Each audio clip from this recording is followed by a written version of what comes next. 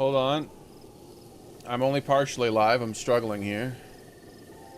Failed to connect. Hold on.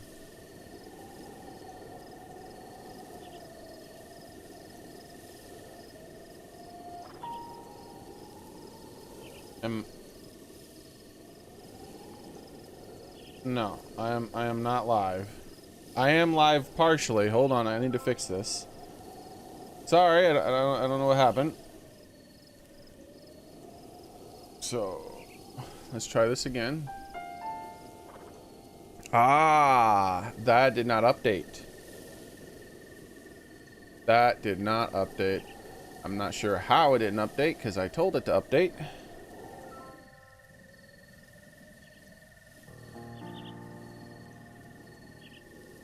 And now I am fully live. Okay.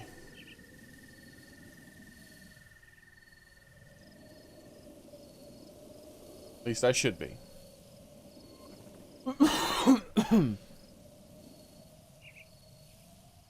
Hey, Soren. Today's definitely a day we're gonna get to Goron City. Oh, that's right. I put this armor on because that thing wouldn't die. It refused to die.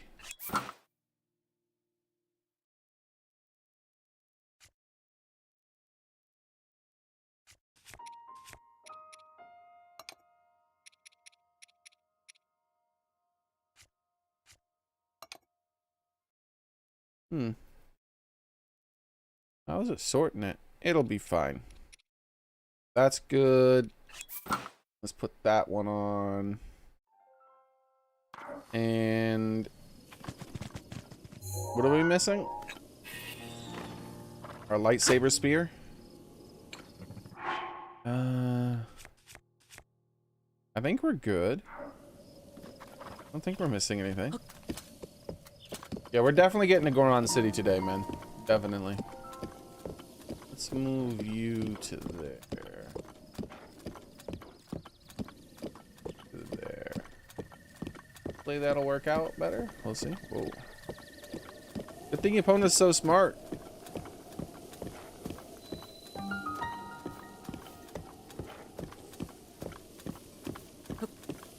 Let me guess.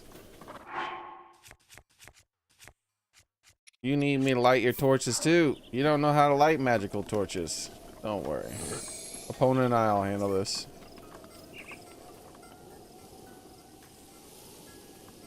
It's a nice telescope you have there, buddy. Too bad you have evil pottery. Stupid R button is getting stuck. Stop getting stuck, R button. I hate the Nintendo Switch controller so much. There, finally. Like, I have to do that every day. Every day I play the controller, I have to bang it until the R button gets unstuck. Or the ZL, one of those two buttons. Or it drifts. Like, it's just such a crummy controller.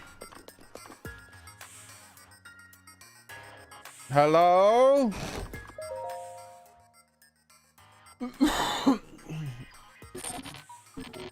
And it's... Oh! Monster!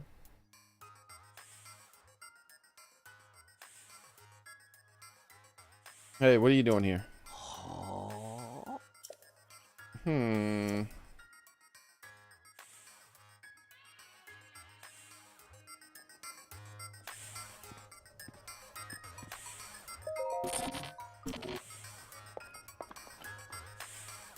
Look at his eyes. Stop doing things, eyeballs. I'm talking to this lady. You're pretty suspicious.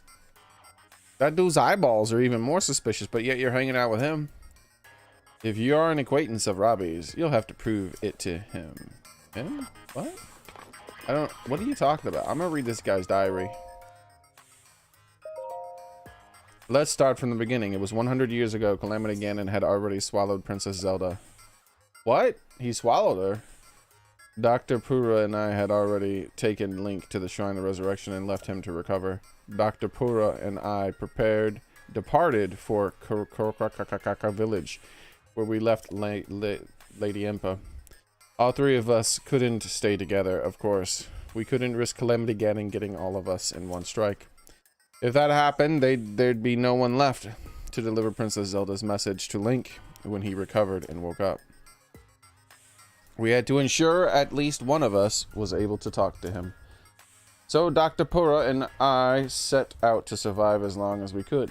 We were lucky. We found large amounts of ancient energy in Nakalda and Akala region. We could continue our research. I feel like in the real world, this technology would have been forbidden by law. After Ganon used it to fight everyone, he just like took it over like it was nothing. I feel like everyone would be technophobic or whatever you call that. There's like a name for people who are actually Luddites, maybe? I can't remember. Just as we had in Castle Hyrule, we could again set ourselves to find ways to seal Calamity Ganon away. We decided we would go where in the only far way, rock, paper, scissors. I set out to Akala soon after. Next page. I was all set up to go to Akala, but first I decided to go with Dr. Purah to the ancient energy source in Nakolda. Actually, that implies I had a choice. Dr. Purah laid on a pretty heavy guilt trip when I suggested her going alone. In a world as dangerous as ours, you were seriously asking me to travel alone? She's so darn pushy. Anyway, Dr. Purah promised Lady Impa that they'd meet again someday. Then, she and I set out to Kakaraka village. But not before loading a cart with the guidance stone Dr. Purah had been using at Hyrule Castle. Boy, this is a long story. We traveled for some time south of the Pillar of Lavadibara, across Lake Silla, and through Blatchery Mount Plain. Then we came upon Fort Hatino. Link had battled an army of guardians there, and it was where he'd been whatevered. A master swordsman such as Link, who'd impressed King Rom enough to be made Princess Zelda's personal knight. Well, even some like that had their limits. I'm sorry, Link, I spent too much time on the life research in the Guardians. Even with all my knowledge, I wasn't able to give you the weapons or power you needed to succeed. Those were thoughts that it looked upon a broken husk of the Guardians strewn through the Fort Hatino. Lost in my thoughts, I didn't notice that Dr. Purah had slipped away. I knew Hatino village wasn't much further along the road, and that the calamity had barely touched the area, so I felt safe letting her continue on her own. We parted ways without even saying goodbye, I suppose. Stirring myself back to action, I set out on my own back towards Kakaraki village. Bro, he won't shut up. He's not really told me anything. With Dr. Purah escorted, like maybe the locations, like if I follow the locations on the map, I'll find something. Other than that, he said nothing. With Dr. Purah escorted safely to the Hatino village, he could have just been like, after the thing, this person went this way, this person went this way, and I went this way. Next page, and we would be where we are now. Like literally no information above that was transmitted. With Dr. Purah escorted safely to the Hatino village, it is time for me to head to my new home in Akala. I returned to Kakaraki village to collect the remaining guidance stones that I immediately set out for Akala. I made my way through the Lenora wetlands and headed towards the... What was that? Why was there a random beep? Hopefully everything's working. Yeah, Typhlosion is coming. I have no clue what to use against it because it's just it could be using any type of move really, so I just haven't I'm not doing anything. I'll just wait till someone else like figures it out because I don't know. Typhlosion has too many moves he could be using. I hope my way through. Why is there beeping sounds, bro? Hold on, I gotta see why there's random beeping sounds over and over again.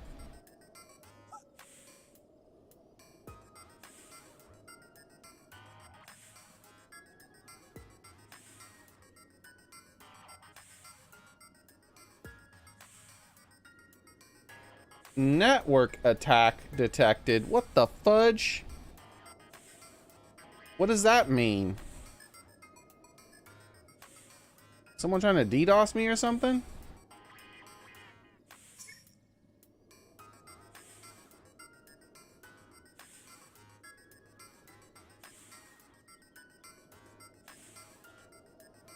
I gotta Google what this means.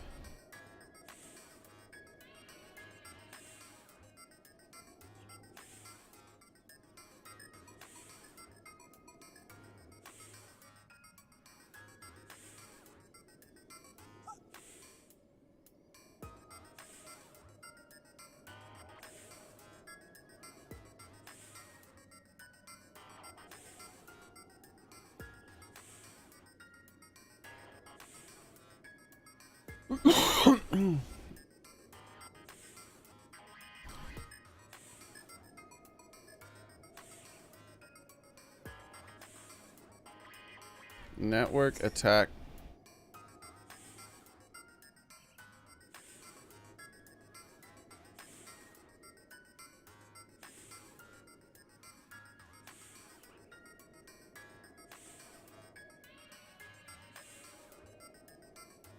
You're gonna remember your hours in case the ding sounds bad. I don't think it has anything to do with that.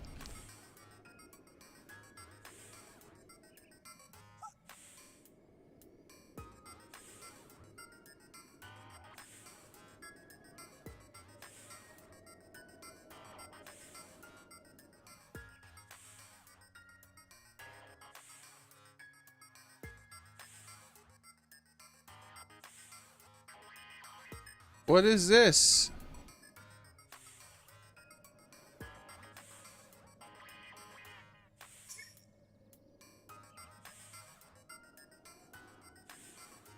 Like, what do I do if this happens?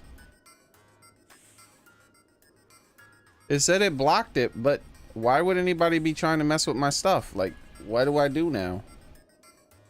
I don't know if I have to end the stream and like look into this.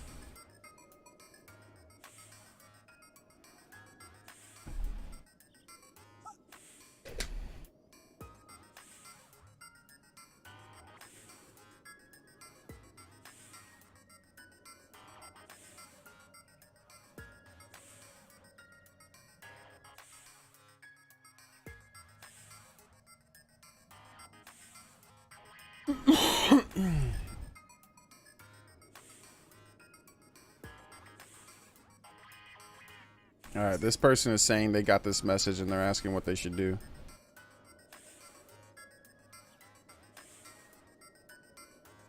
It means some application is scanning the availability of network ports on your system.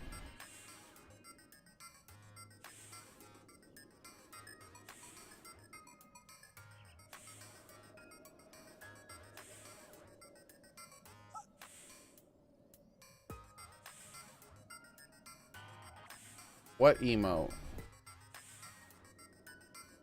No, that doesn't have anything to do with it.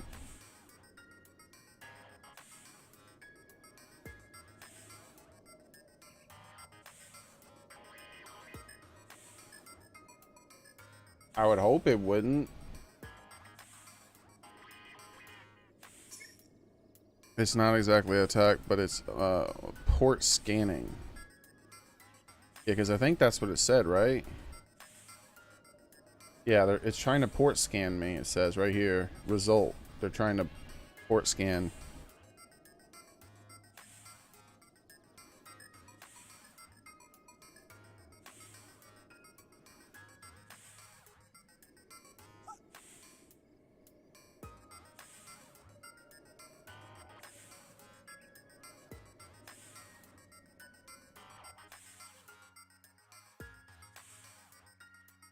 It says I don't need to do anything, that I've been protected. I'd rather like know, like be able to do proactively. Like, whose skull do I crush? Can I crush someone's skull for trying to attack me? I mean, I feel like I should like crush someone's skull if they're trying to attack me, right?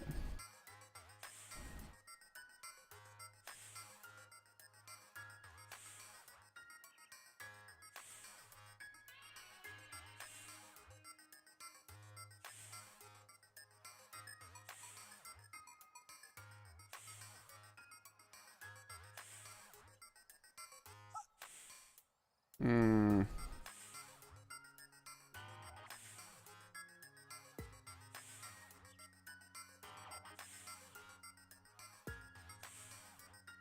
Well, we'll see if it happens again.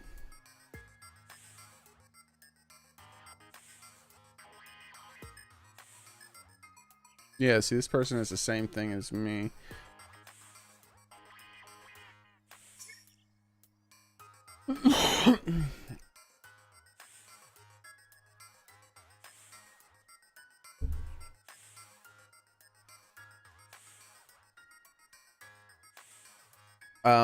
According to this, you can't do it. If it was that, it wouldn't work for you. You've been blocked out, so you can do the emote again. It shouldn't. If it was your emote that's did it, then it wouldn't work anymore. It would have blocked out your access for trying to attack my computer.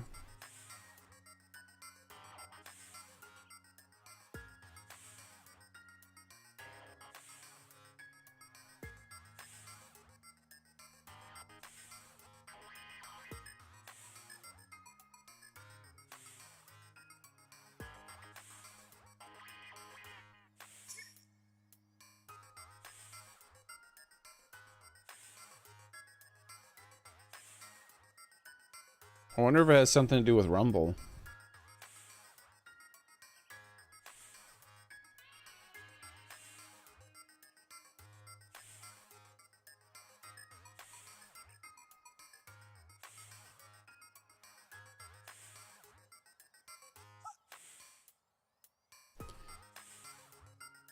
To be notified of the events open. Yeah, I have that turned on. It can be either a real attack or a false positive if the same conditions are present in the traffic that are suitable for the attack.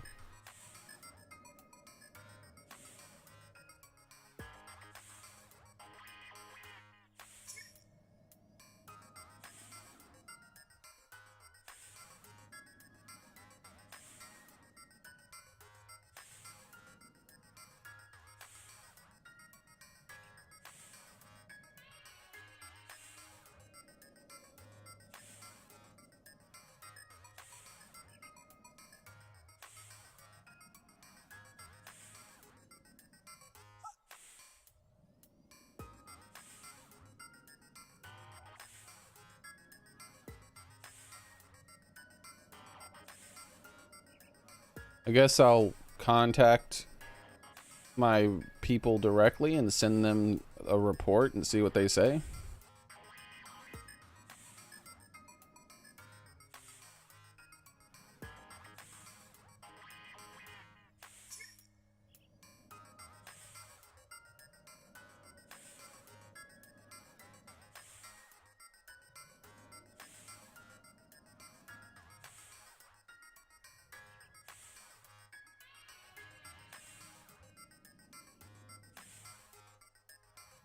Okay.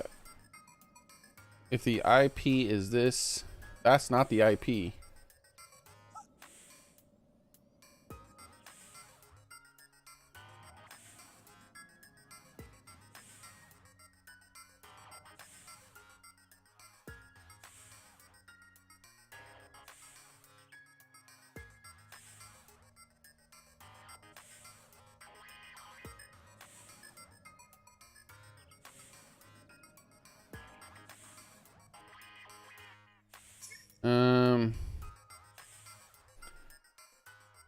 Well, I have the computers.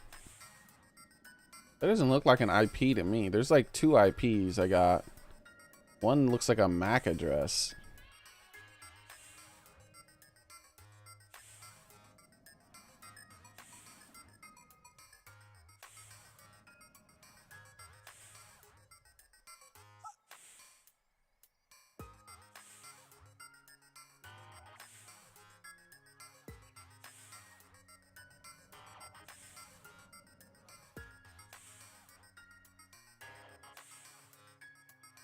Okay. I'll like submit this to...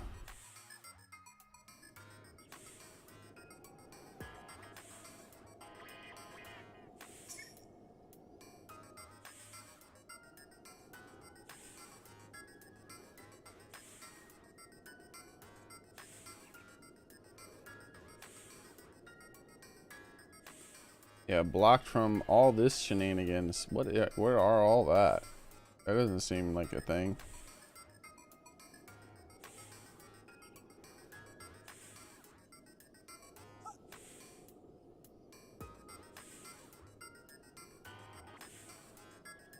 That's a great way to start a stream.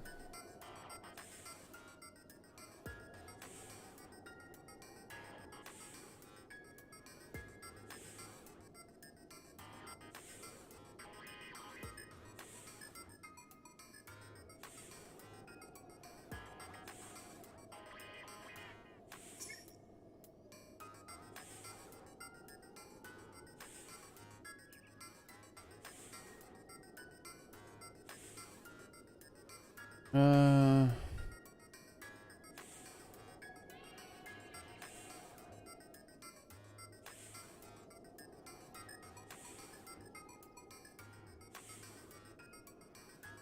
is there anything else I can do besides this text? You copy. I saved the report. What is this talking about here? This is talking about...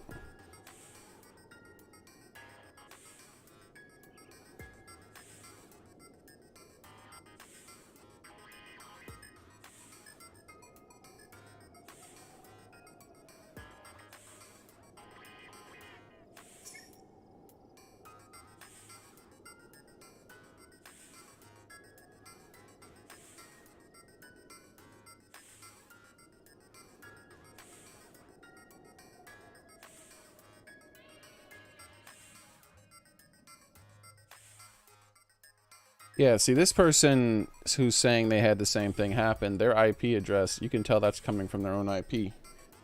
Because that's like a router IP.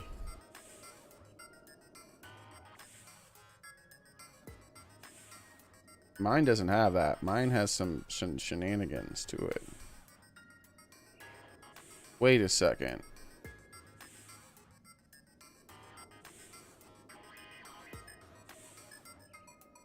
I feel like I've seen, you know what? It might be a false positive. Hold on.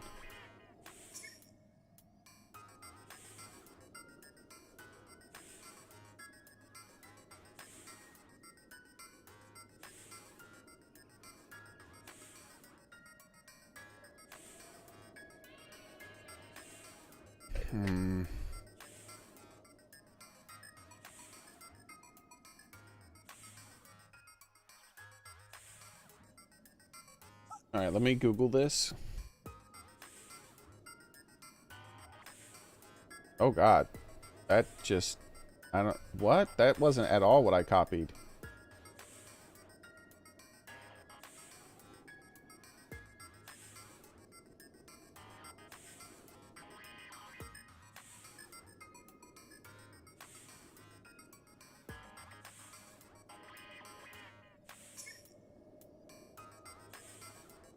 Sorry about this, guys.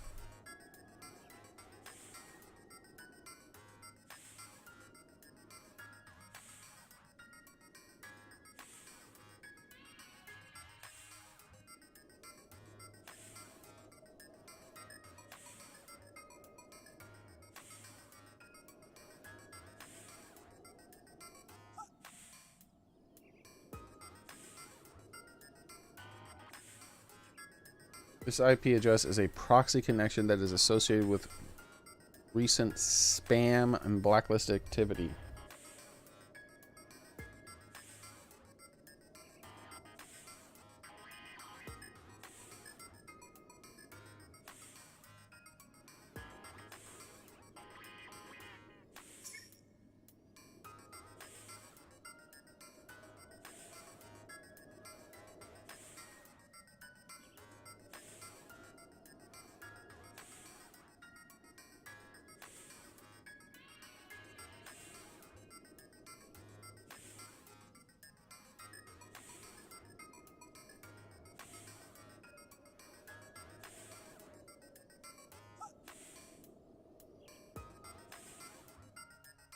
It's a blacklisted IP address.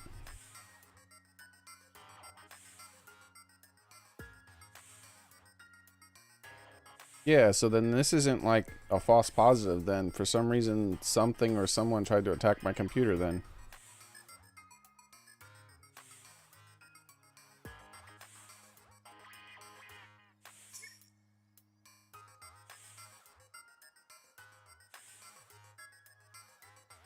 Why?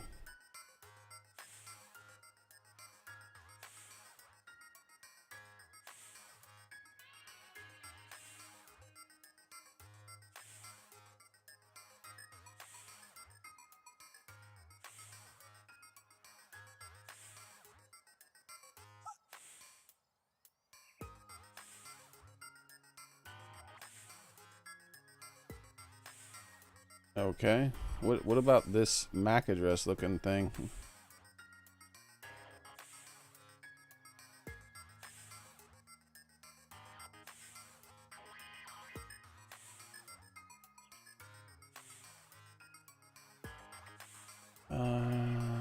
That number there.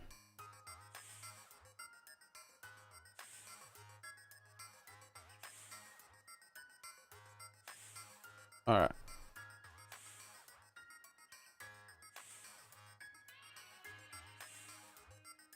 Nothing shows up when I search that.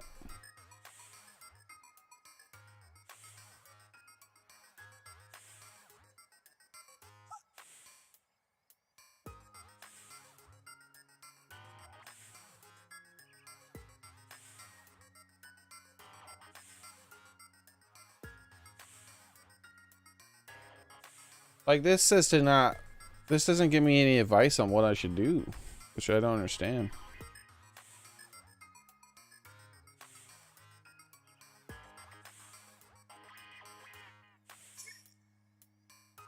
You would think I would get. They would give you some advice on what you should do. Guess I'm just gonna leave this up here and I'll deal with that after the stream.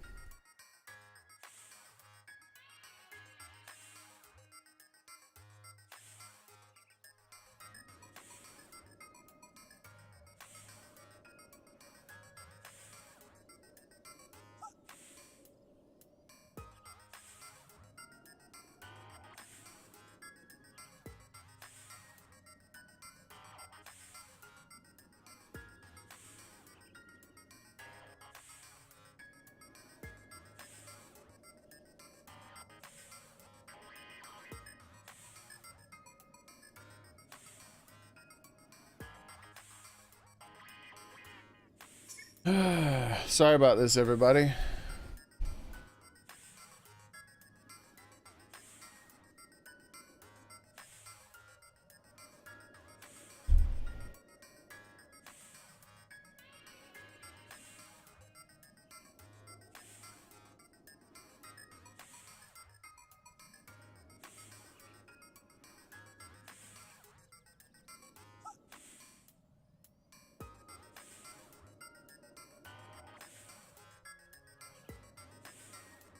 Yeah, I don't know.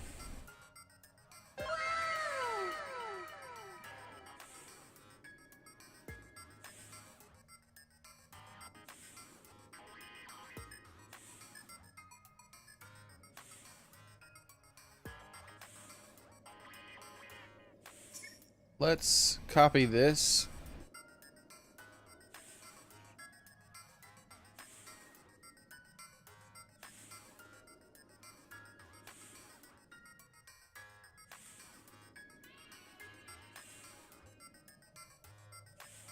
I'm trying to see if there's anything I can do about it.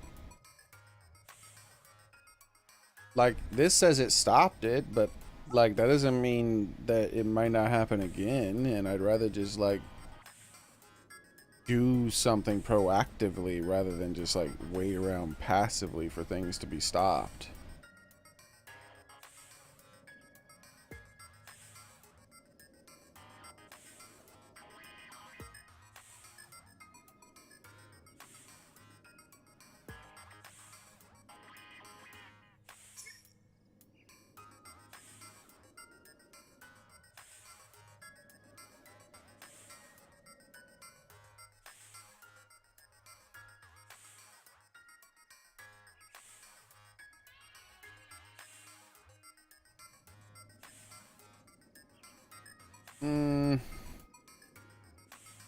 And what was it called one more time?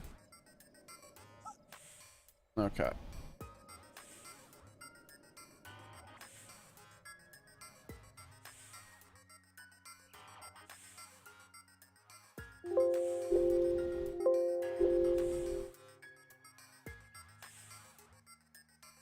Where? Oh, there's. Okay.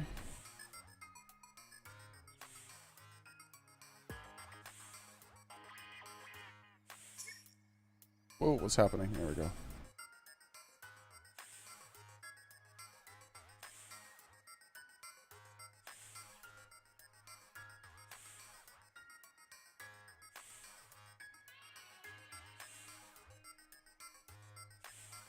Yeah, I mean, I don't see how it would be the cause of it.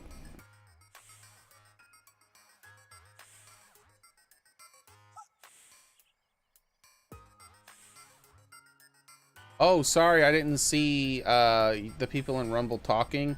So I got this thing happening. I don't know what it is. It said my I got a little blocker thing that popped up and said that network attack detected. Like, is anybody still watching on Rumble?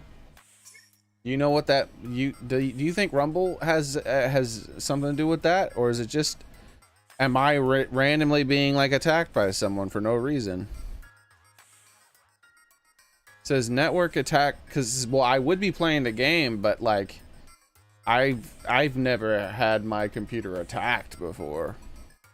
Like I've never even had a virus because I don't do fishy stuff on my computer, and I have protection. So and I'm normally good about updating my stuff and being good with passwords, and like I do all the responsible things. I don't open up suspicious emails. I don't even open up emails for the most part. Like even like even if it looks trustworthy, I suspect it, you know, that I don't, when I download things, like I don't just accept that it's been downloaded. I like look at it. I looked at the file extensions. You know, I'm careful about the way I do stuff.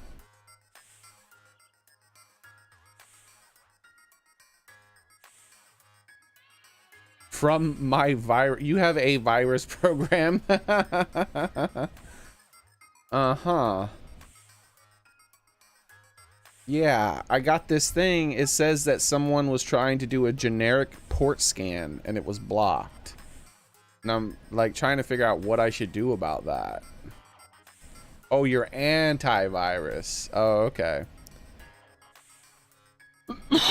All right, so let's see what this thing says about port scanning. Port scanning. This type of network attack is usually performed in preparation for a more dangerous network attack. See, this sounds sus. And introduces scans under these things. Ports that use network services and target's computer and determine the vulnerability of the target computer to other more dangerous types of network attacks. Port scanning also enables the intruder to determine the operating system of the target computer and select appropriate network attacks. So what do I do? It tells me that someone is trying to do something that leads to more dangerous stuff. It says it blocked it, but like, what do I do? Like, is this a local type of thing? Is this a thing someone can do on the other side of the world? It's not really explaining things to me very well.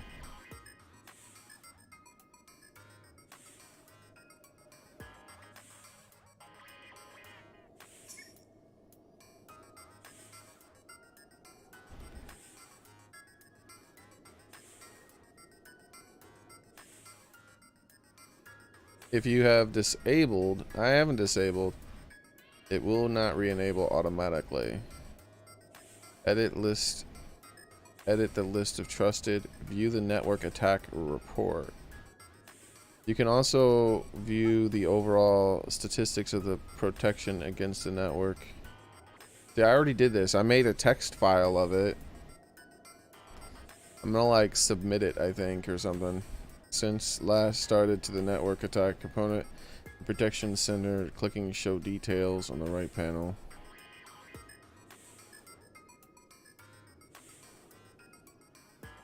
Yeah, this is like super, it doesn't say anything. Like, it's just like, this is basically what happened. I need to know more, right? It maybe if like they could have told me if this was a local thing or not. Like maybe it's someone who needs to be close to your router, right? And they're trying to connect to your wireless of your router. And check the port. In which case I know it's someone near here fucking about. And I could have just been like, oh, hey, let me see if there's like a strange car driving by, trying to scan for open networks or something. Or who knows, right? It could have been a new neighbor whose skull I have to crash. Or maybe it's somewhere, like it could be anywhere in the world. But there's like no information here. Like, it doesn't tell me anything. Like, would resetting my router and doing all that other stuff like have an effect on this, or is it just a thing that happens?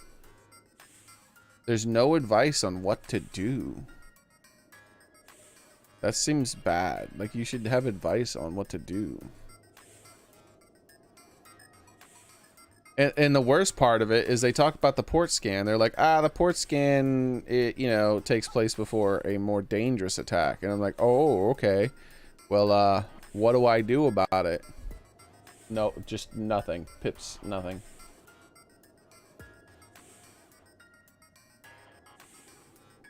You check your history, you might show tons of... No, that's the first time I've ever got a notification like this. It notifies me anytime anything happens. This is the first time I've ever gotten anything like this. Wait, what is a port scan and how to prevent it? Alright, maybe this website. There's a whole ass website about this. It's a common technique they use to try to discover open doors in your network. So that like feels like it is a local thing. Like someone in my neighborhood tried to mess with my computer.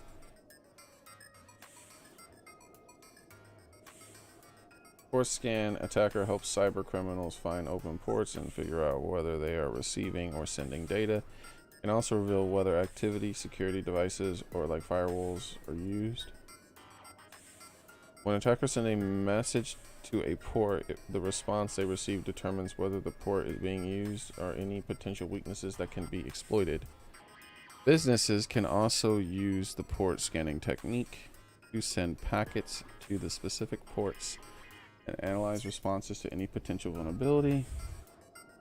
Alright, what is a port? I know what the port is. What are port scanning techniques? Okay, so this might help me. Because it might say like how... Alright, so a ping scan is considered the simplest port, also known as internet control. Ping scans send groups of requests and attempt to get a response. A ping scan can be used as an administrator to troubleshoot issues.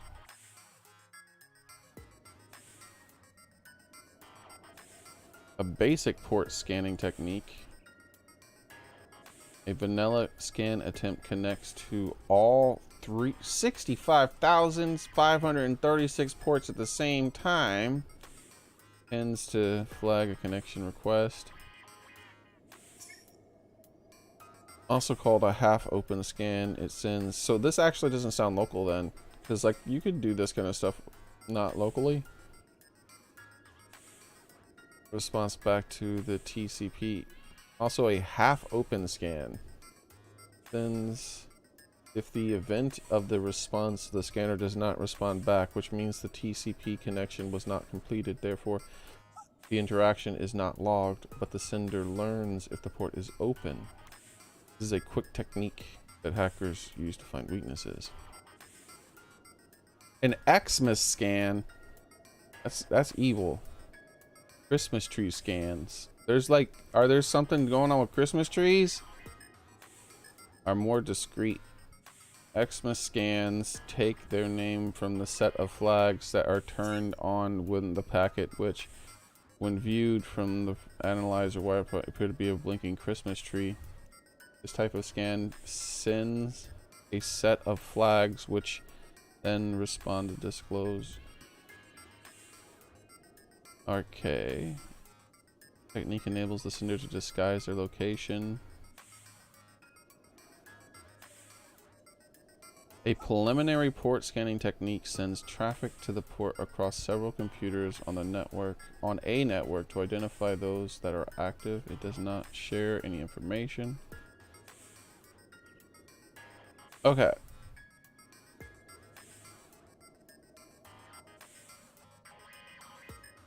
Different types of port checkers and scanners. Yeah, they're going after the Christmas trees, dude. These damn hackers. There are several different port scanning checking techniques. Check whether a network data packet reaches IP without an issue.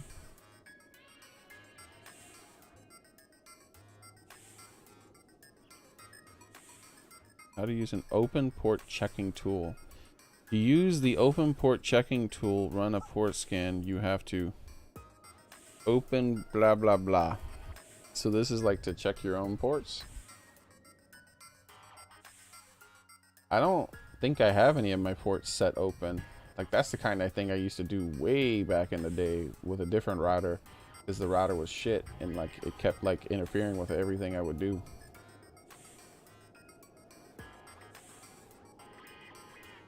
Port scanning and network scanning.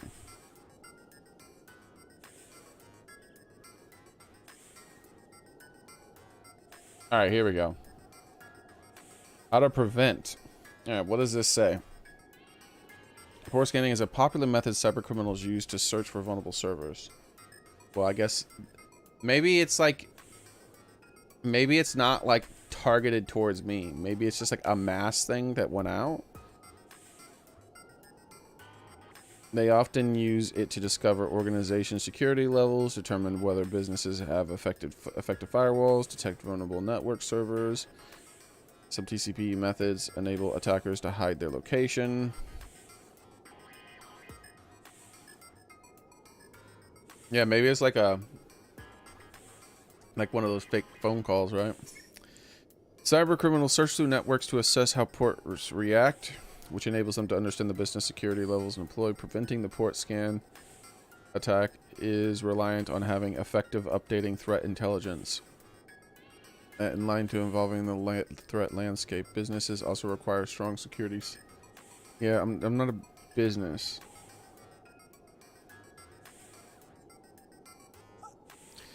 Other defense mechanisms. A strong firewall. Well, yeah, I mean, that's what happened here. I'm just trying to see if it was someone specifically targeting me, right? I don't care anywhere near as much if it was like a mass thing that happened. Because if it's a mass thing that happened, then I feel like to think of that in real world non-internet terms, it would be like someone casing the joint, right? Like they drive down the street, they're like looking around, they're like, oh, this person over here, they look like they're armed and they look like there's always somebody at home, whereas these people over here look like they're on vacation, so I'm gonna mess with them. And because my firewall stopped it, I would think they'd be like, ah, let's not even bother, let's go for something easier. But if it's someone being malicious and specifically targeting me, if they're good enough and they take along and they spend enough time, I don't even think they got to be good. I think they just have to be persistent. Anybody can, no one cannot be hacked. If someone wants to hack you, they will hack you. It's not really that big of a deal for me. It would just be kind of a nuisance, like trying to get my like accounts back. That's what would happen, right? Like they would take my YouTube and all that crap, and I'd be like, oh god, now I gotta contact them. And you know how fun it is to contact them. It's not like I have any money, so I'm not worried about that. I ain't got no money to steal. I'm poor as hell.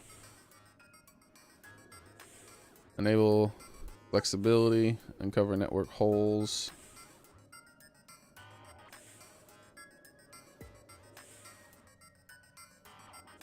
Yeah, so maybe I want to do a port checker just in case after the stream or something.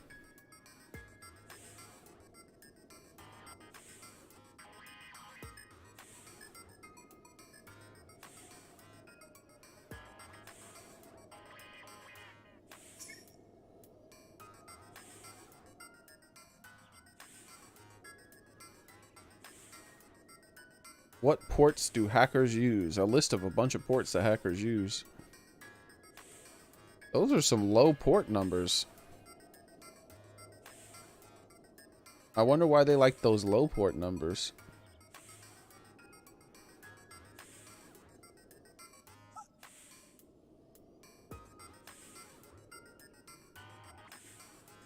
Oh, apparently those are common open port numbers.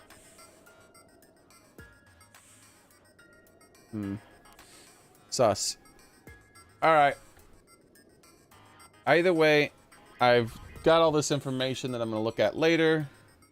Let's move that to there. I have the thing. I'm probably gonna like contact the people directly and like look into this maybe. Database, object, like send them a thing, ask them for advice. Like it also when it looked like after this happened, it automatically like activated a scan for viruses too.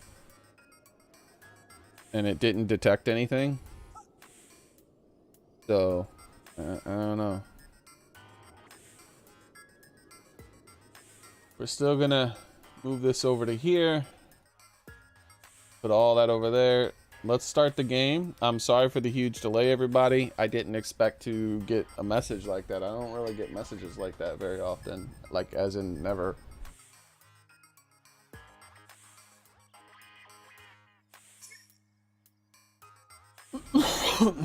Their thirst for Christmas trees can't be quenched.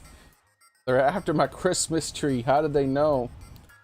I made my way through the Lanaru. Wait, that's my neighbor. My neighbor still has their Christmas tree up. Oh god, maybe I gotta tell my neighbor. It was an they were trying to get my neighbor's Christmas tree, but they accidentally attacked my place instead. I made my way through the Lanara wetlands and headed towards Tenero Trail. Like my neighbor actually still has their Christmas tree up. I knew that once I crossed the Akala span, I would officially be in Akala. And their Christmas lights outside the house. The autumn leaves brought some joy to my spirit as I crossed Shadow Pass, then headed north to Odorak Quarry. Akala is known for its long stretches of nothing.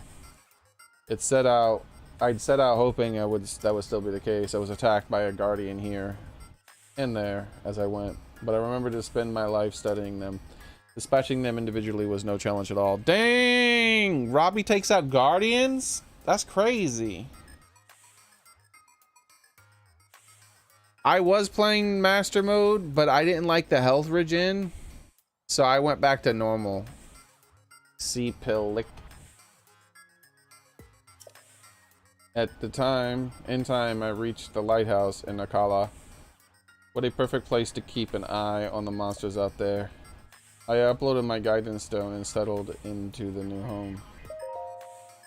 And so began my life in solitary research. I knew I had to continue the research the ancient soldier gear for Link, so he could wake at any time. I quickly settled on a routine. First, I would carry the blue flame from the heights. Next, I would melt the ancient materials, refine the result, and then shape it into a gear. It's difficult to say how much progress I made on my research. The routine demanded so much focus day after day, but then I realized I had a clever thought. I realized I could automate the entire refinement process. It took some significant work, but I was able to successfully remodel the guidance stone. Well, this guy talks a lot. Thanks to my effort, I can refine my ancient material, insert it into it, and offer something in return. I named this machine Cherry, after the first girl I ever loved. Wow. My research didn't end with the creation of Cherry, not at all. Jeez, why are you still talking? You write too much stuff. I realized that she was able to refine the ancient materials. There was no reason she couldn't also manufacture ancient soldier gear too. Anyone could make ancient equipment. I also decided that I wanted to be able to give her a voice so she could speak. I was filled with ambition then, but it was not an easy task to make my dream a reality. Automating the manufacturing process was extremely difficult. It took me decades to figure it out. I'll spare you the details of all things that went wrong. Thank God. But I will say it was complex enough that I had to put my desires to remodel Cherry on the back burner for a while. Days and months came and went. Yeah, that's how long I've been reading this for. Before I realized it, I had reached the ripe age of 90. That's exactly how old I am now. I started reading this when I was 6 years old. I wouldn't be able, I would have been lost in my work. I would have been lost in my work even then. But around that time, a young woman named Jaren arrived. She'd first trained with Dr. Pura, then Lady Impa had sent her to aid me. She quickly proved herself quite capable. She carried the blue flame from the places and reworked the improved my designs for Cherry. The very fact that she had trekked all the way from places that proved that she was no ordinary girl. Her intelligence, her spirit, her insight in any... Is it any surprise that we eventually ended up married? Thanks to Jaren's redesign, Cherry was soon crafting ancient gear perfectly and speaking beautifully. She spoke better than any machine I'd ever heard. It would have been hard to tell she wasn't a native Hylian. How many machines have you heard speak? You know what I would like to speak? This game, so I didn't have to read this for 20 hours. Master mode made bokoblins hard. I didn't know you could do that. You didn't know I could do what? If I hadn't, good morning, she'd responded with a sweet good morning, Robbie. And she was helpful, Cherry. Where'd I leave my book? It's a third book from the right in the second shelf, Robbie. She also knew to ask if she needed something. Robbie, could you increase the furnace heat a little? It always got personal. I'd always go personally to fetch more blue flame for whatever. That someone was Jaren. Perhaps it was due to her namesake, but my exchange with Cherry hurt Jaren. Despite the fact that she knew Cherry was only a machine. Bro, this book is longer than the entire story of this game. She was jealous. Although Jaren had designed Cherry, she was now being hurt by her own creation. We agreed to restore Cherry to her original mechanical way of speaking. I took it upon myself to make the changes. From then on, I was careful to not refer to her as Cherry. Doing so would anger my wife. Instead, I called her Ancient Oven. Oh, well, anything in any video game can be made hard if you like quadruple its health and then like give it health regen if you're not attacking it for 1 second. Like that's just too aggressive. I didn't mind that like having 20,000 times the amount of health of the base game, but also having health regen if you stop attacking it for even 1 second is just unfun. So I just don't want to play that mode. I wouldn't mind playing a modded version of it where there wasn't any health regen. Ancient Oven. Sometime later, Jaren gave birth to a baby boy, a beautiful young one who bore all the features of his mother. We decided to name him Granty, or whatever. So together we passed the time, a happy family. It was unfortunately only a temporary peace. Princess Zelda did her best to contain Calamity Ganon. Around the time whoever something shock received, the last time she'd written it was to talk about the assistant in places. She was writing now to let me know that she completed the research and powering up some runes. Hearing this reinvigorated my interest in researching the ancient soldier armor. He loved to carry blue flame from the places. I could see the curiosity in his eyes, and so I encouraged him to travel the world and see as much as he could.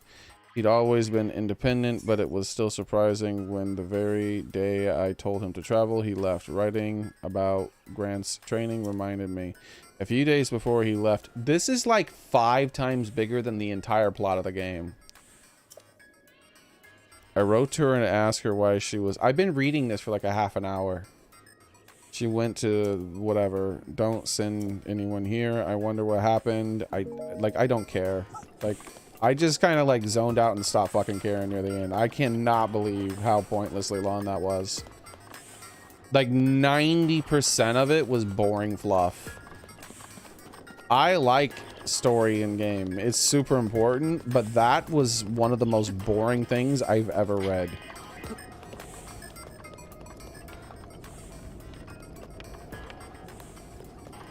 Like, they could have cut that down to legit, like, 2 sentences, and it would have conveyed the same amount of information. That they said so much and so little at the same time.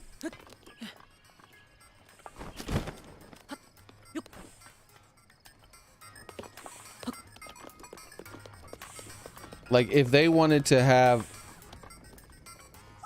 all the fluff, I can convey all that. Even with all the fluff, if I didn't remove any of the fluff, I could still convey all the information that they had in like a tenth of it. It's like, oh, I was there during the calamity when Link fell. I helped put him in stasis. I want to start research on better armor in case he wakes up. Boom. I just summarized like the first 10 pages. I invented this fancy robot to automate the construction of the armor and equipment for Link. I named it after an ex-girlfriend. I met this hot girl, married her. She got jealous of the robot. And so we like, and ha ha ha, I found you, by the way. And so I took, I stopped calling it by my ex-girlfriend's name, and we downgraded the robot so my girlfriend wouldn't be jealous. Wow. Why is she jealous of a robot? My girlfriend really has problems. He didn't say that, but I'm adding that because why? What the hell's wrong with this woman? Though that's not untrue. I've seen women jealous of computers, all right? This just happens. People get jealous of stupid things.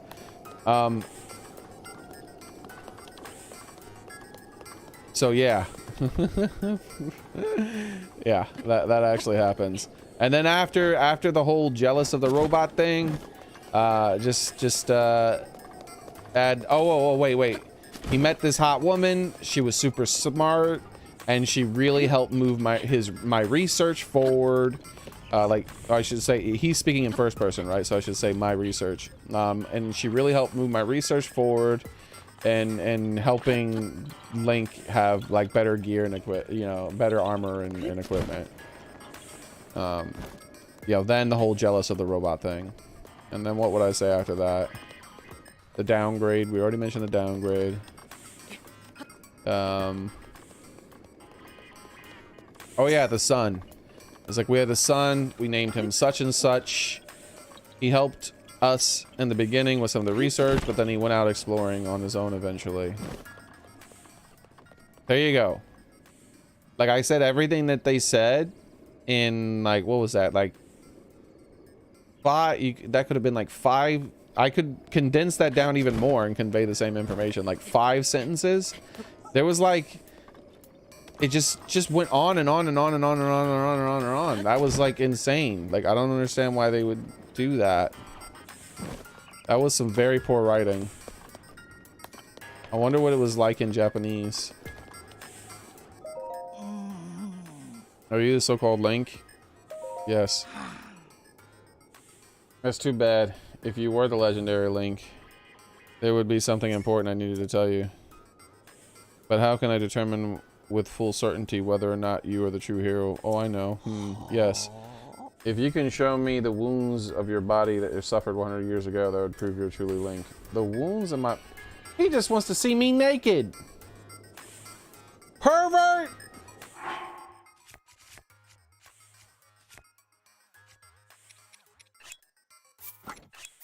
I'm leaving the hat on. Yes, the number of scars on your body, just as I remembered. I acknowledge you as the real Link. Set up to begin here. I'm the lead guardian searcher, director of the lab. Doctor. Writes a lot in a book person. In any case, I really am impressed that you made it all the way out of this rather remote location. To this remote location. Did you, perchance, meet Peru? I met a child.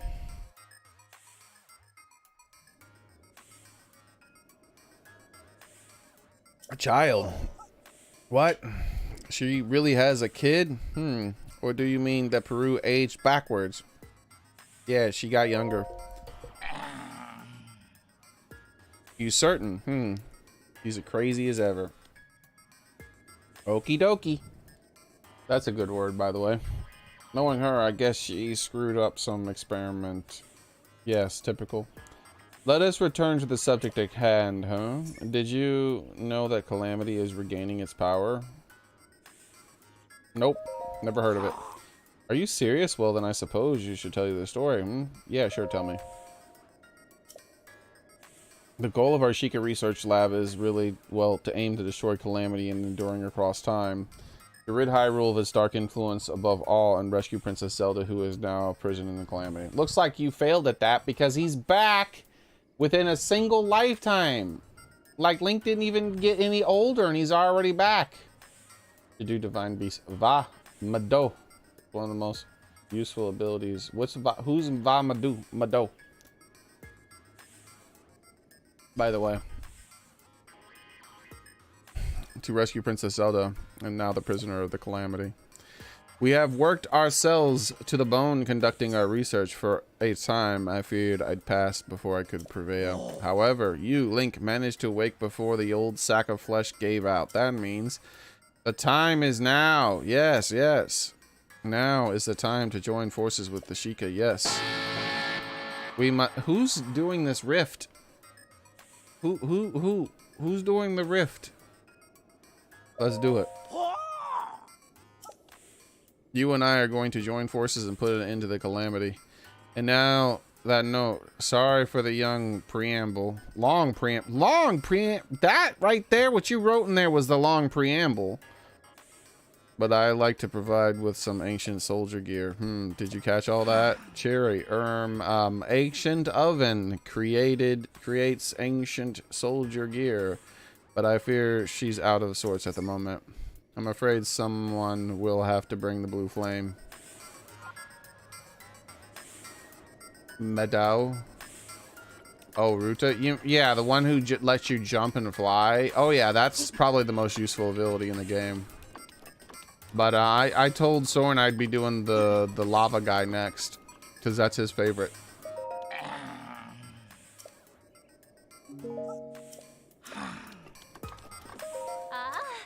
You look good, and check it out. How was that? I figured I'd give an impression of a Hatino Ancient Tech Labs director. Maybe it's a bit much for the first time meeting you, though. No, it's fine. Oh, Link, you really glad you're such a friendly guy. So, what do you need from me? About this Robbie guy. Robbie is one of the researchers of the ancient civilizations. He was to study guardians in the Hyrule 100 years ago. Oh, Robbie, we're half a century apart age-wise, but we never let that get in the way. He and I are married. You're married? Yes, indeed. Together we run the lab. Have you got any questions? About your son. That's right. I've got a son. His name is Grand. Have you seen him in your travels? Did I see a Grant? I don't remember if I saw a Grant. Let me Google him. Zelda Breath of Wild Grant.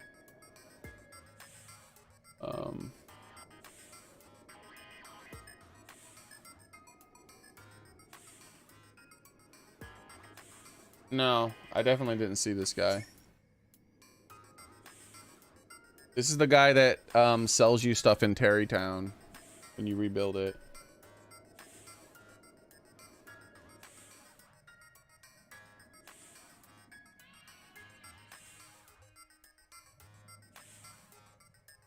I'm trying to see if he shows up anywhere else, and it doesn't appear as if he does. Trivia.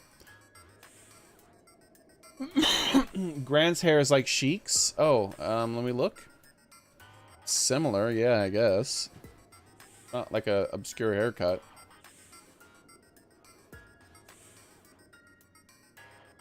Wait, hold on. What does this say?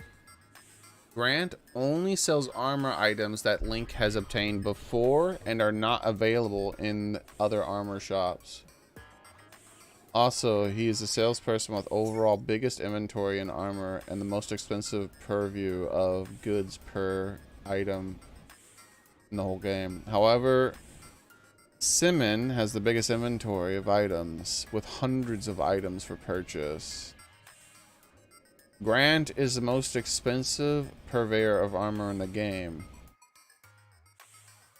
Grant does not sell amiibo armor items or weapons due to the fact that they can be obtained multiple times by rescanning the amiibo. Wait, I can get new armor? Like if I delete the armor, I can get it again? Because this... Okay, I guess. That's pretty cool. So I'm going to say no. I did not see him because that's the truth. Really? Well, if you see him, be nice to him, okay? Who are you? I'm Jaren. Hey. Check it out. I'm an amateur scholar, ancient history. Half a century apart. You're at least like 70 years old, probably. How are you an amateur? I've been focusing on a lot of my research in shrines. That reminds me, Link, there's somewhere you need to go. The left eye of the Skull Lake. There's a shrine there, but it's a challenge to get to it. The left eye of Skull Lake is higher up than the right one and lower down. If you run into Kilton, you're on the wrong eye. Alright. Let's go.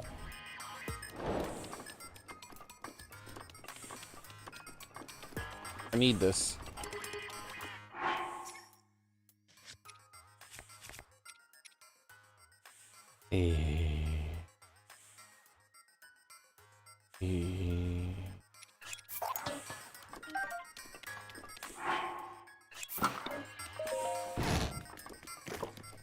Blue fire, I summoned thee.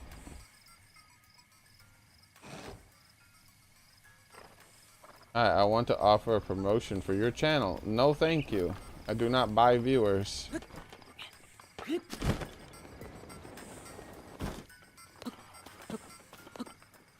There we go. Give me my apples.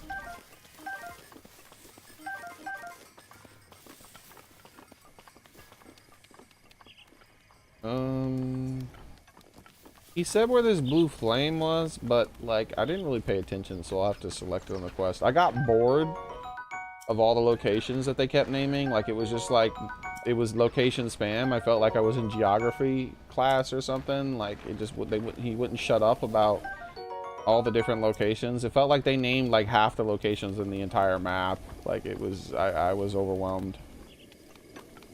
Like Christopher Columbus went to less fucking places, dude.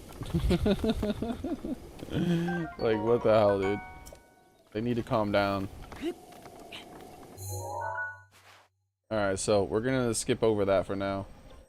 And we can I teleport back to here? Oh, I'll be able to tell back to here when I get the thing. So yeah, I guess I will do this. That way it's a teleport point for me.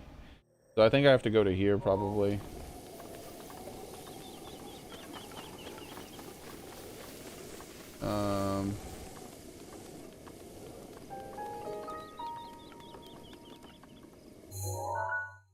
That's not looking the correct direction.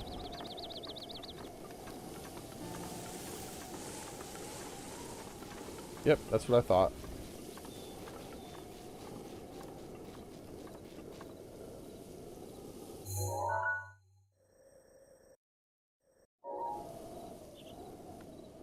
Alrighty, Epona. Let's get this potty started. What do you mean? Keep sliding. Whee! Oh, I should put on my clothes. Freaking pervert.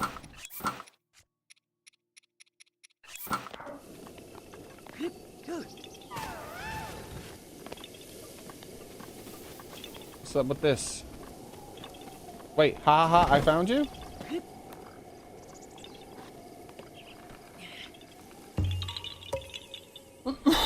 So useful, dude. Inventory slots come for me. I need more inventory.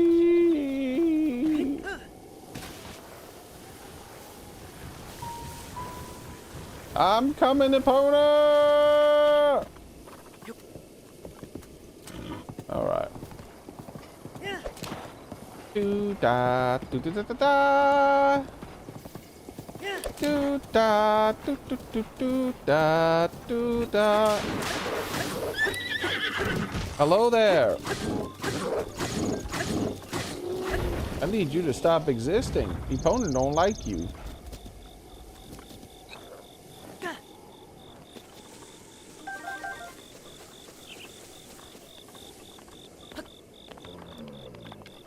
Peekaboo.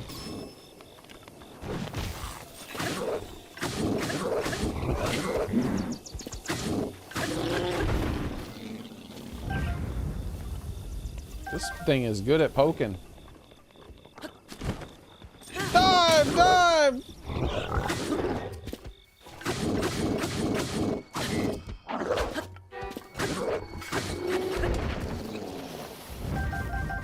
All right. That's a good poker, man. There's a lot of bad guys around here, too. What the heck? Can you get the travel medallion at the maze up to the right? Yeah, I know about that. Hey!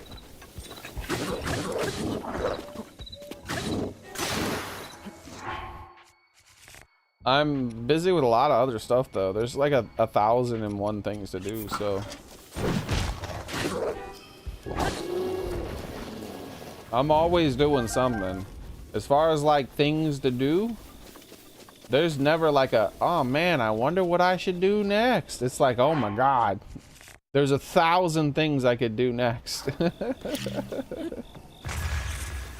This game, it has no lack of like interesting things. Like, oh look, I want to go over here and do that. No wait, I want to go over here and do that. No wait, I want to go over here and do that. Hey, calm down now, horsey. You don't need to mess with that right now. Hopefully the blood moon doesn't come. I spent all the time killing these monsters, so I have a nice clean trip back, not having to worry about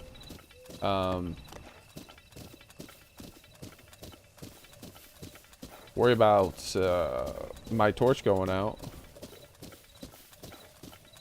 I got my big boy sword now. I'm done playing games with these guys.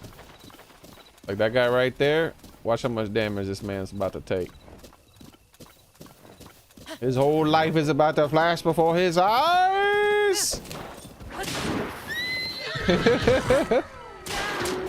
Dude, I almost one-shotted him. Get wrecked.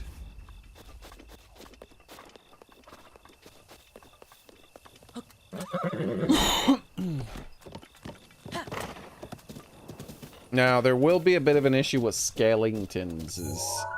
The Skeletons will try to bother me.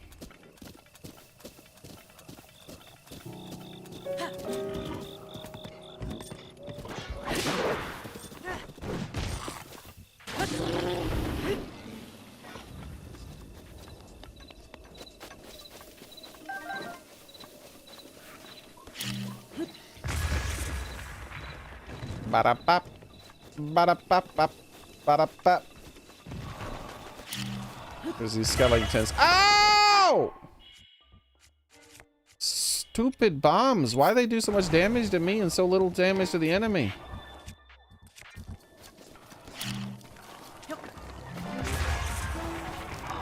Bro, calm down with that big old thing.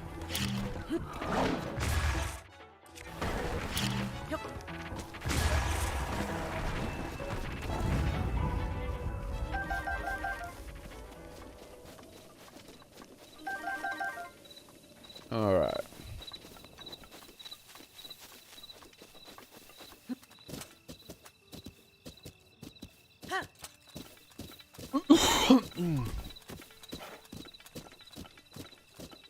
Yeah, those are the guys I'm worried about on the way back, but we can make the journey back in the daytime, which will make it less of a problem for us. What's going on with this over here? Let's go this way a little bit before we go up. I just want to check. Yeah, there's lamps on that side too. You can go both sides. There's like 3 different paths at least that you can go to do it. There's this path here.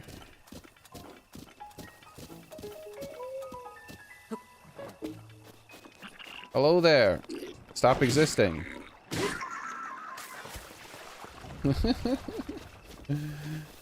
With this path here, it looks like I'll have to... Oh, there's like even more paths actually. Look, there's a path over here too. Oh my god, there's like a million paths you can take. This one though, I would have to throw my torch over this. Or maybe not. It looks like I can get up that without... Nah, I can't risk it. I would have to throw my torch over. So I think it would be best to just, like, not bother with this. But, see, I could come down from that path over there, I think is why there's some over there, too. I feel like it would probably be better to go straight up that direction, though.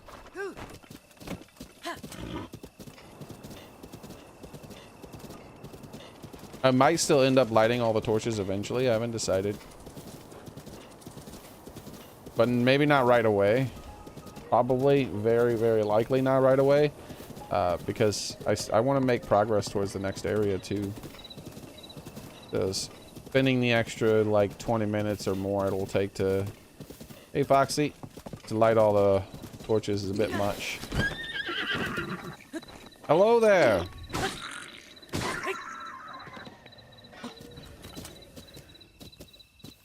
What's that big sound? There's a big boy sound.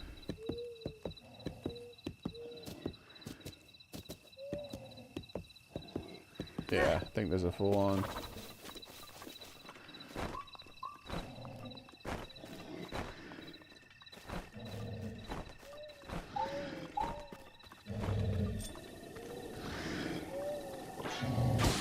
Dead.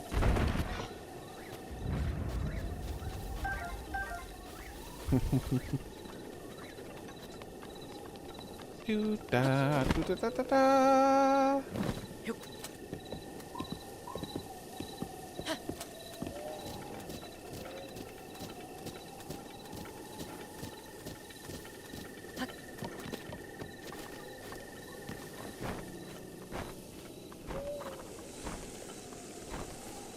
Do da do do do do da. This is the guy with the most health, so sneak striking him and getting him done right away. Excuse me. Don't be rude. Oh, there goes my super edge of duality. It was amazing while it lasted.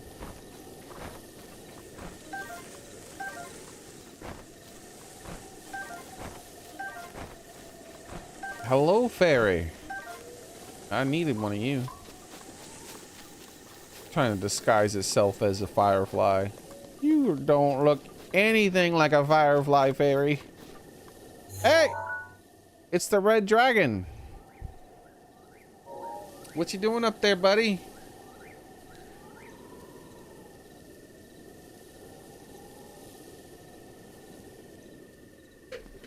All right.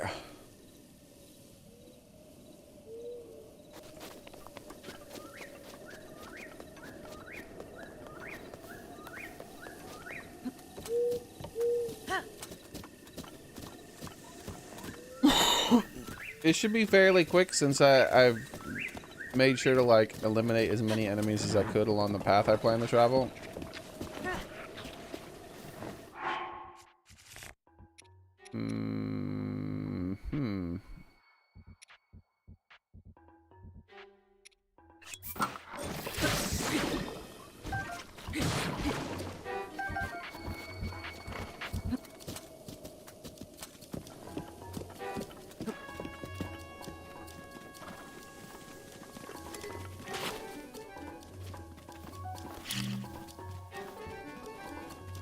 Don't do it. Alright, the other one should run off now. That one, I don't think I'll have to worry about the other one on my way back too. I think that they just like despawn themselves.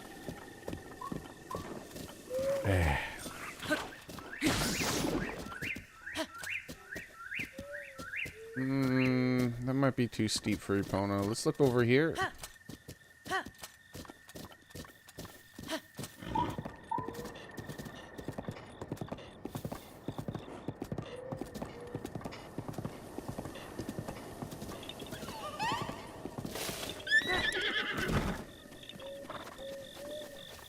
What's all this noise about?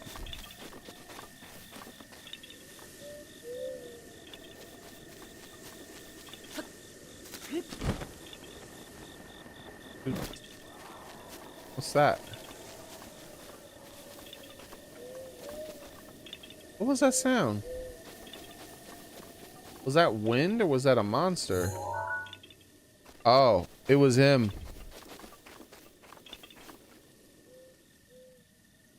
Those guys just randomly scream sometimes, don't they?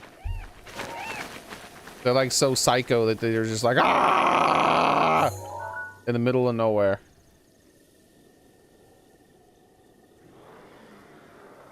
See what I mean? Anger management, bro. You're in the middle of a grassy field. Why are you pacing and screaming at the sky?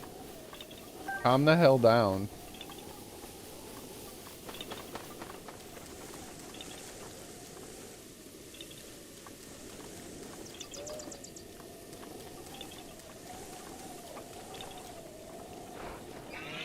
Bro! Damn thing tried to charge me.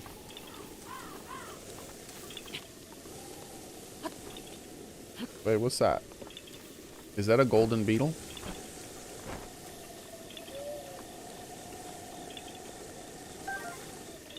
Energetic rhino beetle. Bro, I don't know. I don't see anything. It's raining now too, so if it involves like climbing a thing, I can't do that anymore.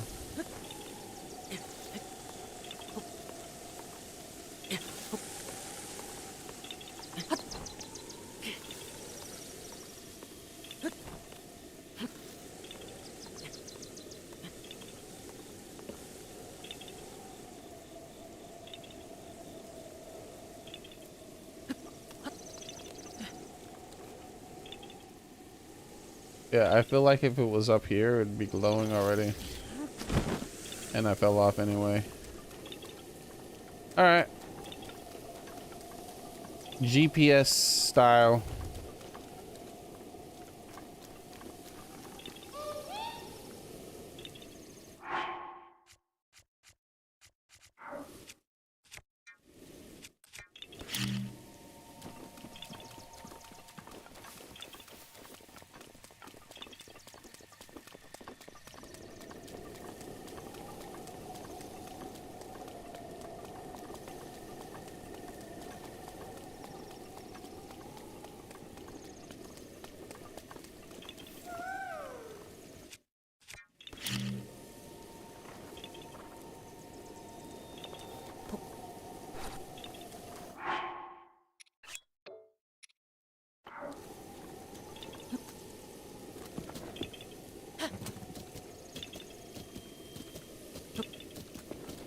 Alright. See you later, Helix.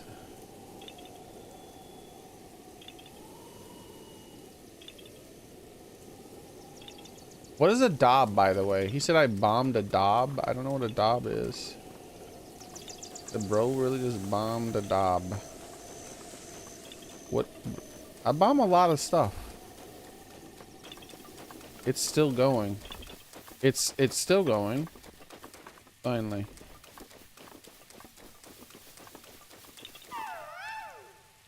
Way over here, huh? Alright, so that tells me that it's like somewhere around here.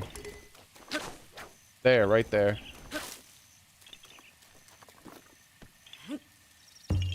A dog. Oh, that wasn't a dog, that was a wolf. Those things try to kill you. They circle you and then they attack you from behind. They're not friendly. But after you get one of them, the others run away. Yeah, they're very aggressive. They're just annoying about it, right? They don't...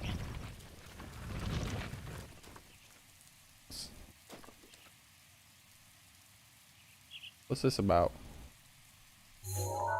Probably something over there I could push this rock into or something. I'm pushing it down just because I can. You think maybe it's to lure that guy? Look how far it rolls. Yeah, it might have something with him. Like you lure him all the way over here. Because those things roll forever. They're rolling.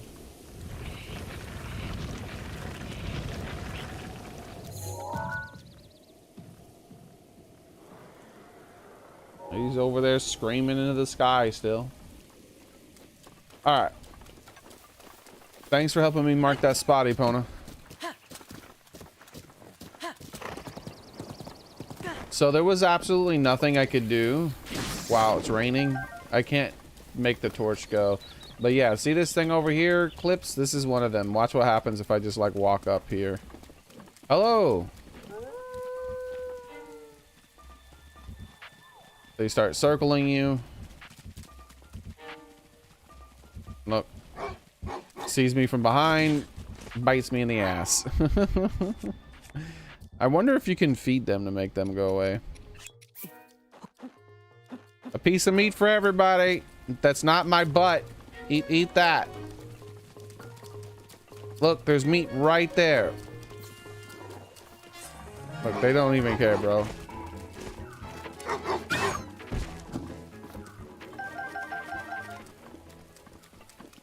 Yeah, see, they're aggressive little bastards. They like to bite your butt. He's just playing. Yeah, he's just playing. He just bit me so hard that I was half dead. just a friendly wolf that bites you to the point where you're half dead. Seems pretty standard to me. Hello there. This is how I say hello. What? I said hello. What? Stop evasive maneuvering me.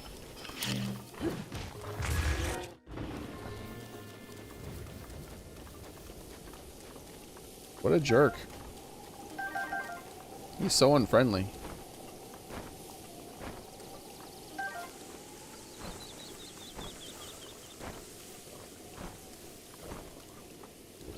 Hello. Oh, I killed him with kindness.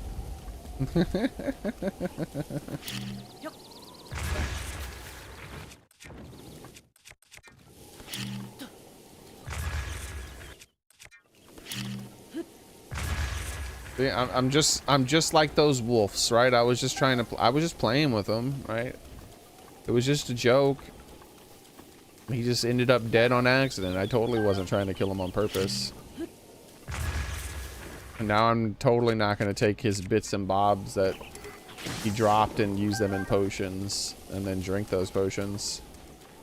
So essentially consuming his flesh. I'm not going to do that at all.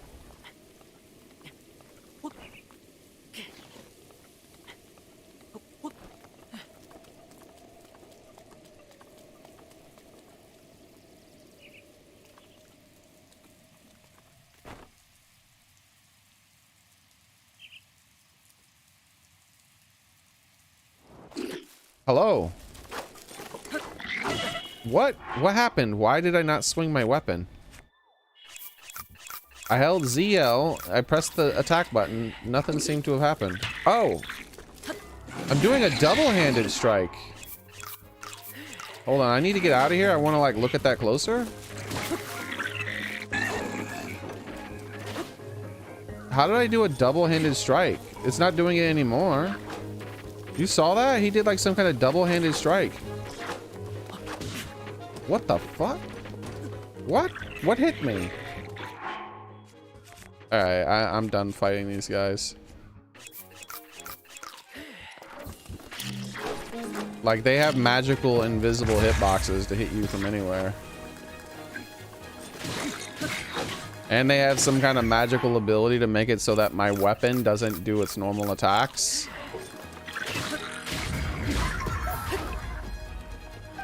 Like, these are very magical monsters that do not follow the same rules as every other monster. Hello?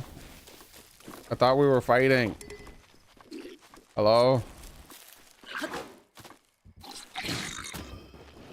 No jumping.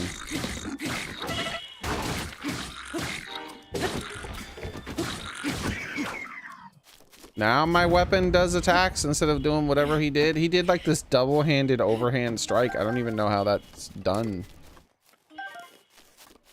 Like, I've never seen that before.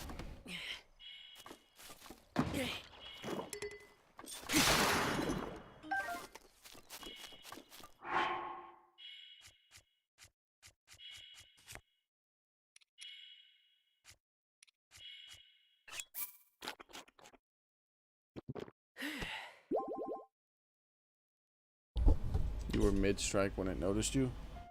I mean, I'm not talking about whatever you're talking about, I think. I'm talking about, I've seen, I did an attack with that weapon that I've never seen before, ever. Like, this is, I've never seen that. I'm rewinding the stream so I can see this again.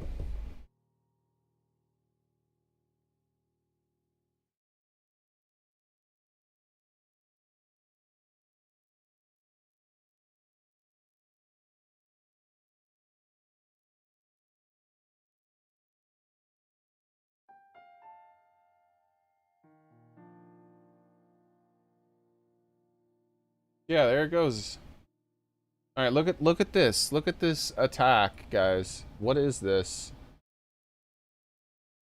All right. So here it comes. What is this animation? I've never seen this before. I didn't even know you could do this. So I pull out my weapon. I'm not doing...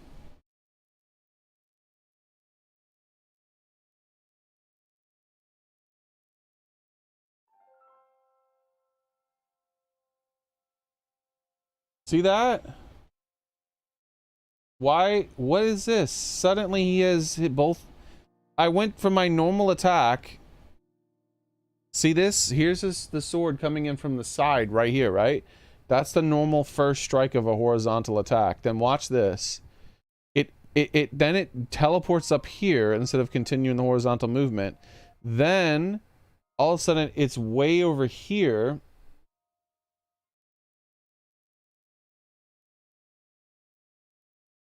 And it's doing this overhanded thing.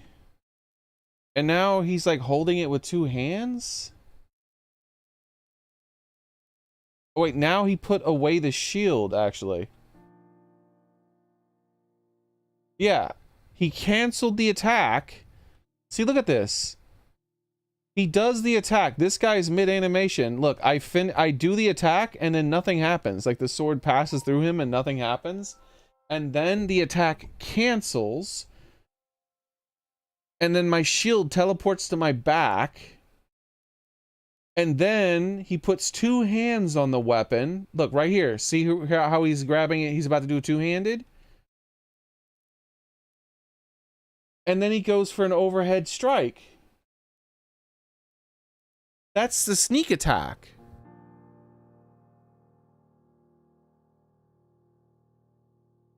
How do you sneak attack something that's looking at you? Do you think I was sneak attacking this back monster? Yeah, sneak strike. Right here, it says sneak strike. Yeah, I click it is right. This is the sneak strike. Do you think I was sneak striking this monster here? I definitely wasn't sneak striking the monster that's looking directly at me, holding its weapon above its head, about to club me in the face. But if you look at the sneak strike, it's not turning towards him. Next time I get a chance to sneak strike, I'm going to try to like turn away from the enemy and see if I can just do it in the wrong direction. Because maybe that's what happened. I wonder if the sneak strike would have hit him, would it had killed him?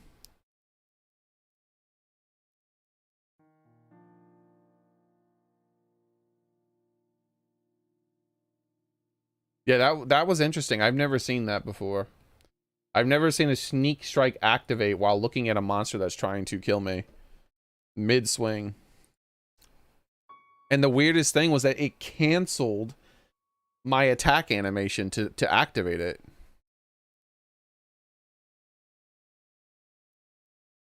Yeah, that was weird. Alright, let's get back to the game.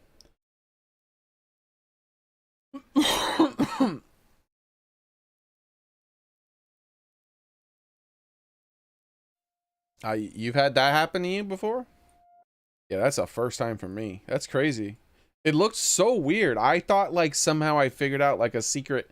I was like, I played through the entirety of Breath of the Wild a long time ago, and I have no memory of discovering this weird secret attack that that is like an overhand two-handed grip. Like it felt like it was a Dark Souls attack, because like in Dark Souls, oh sorry, in Dark Souls you can change whether you're wielding a weapon two-handed or one-handed in the middle of combat. Okay. There we go.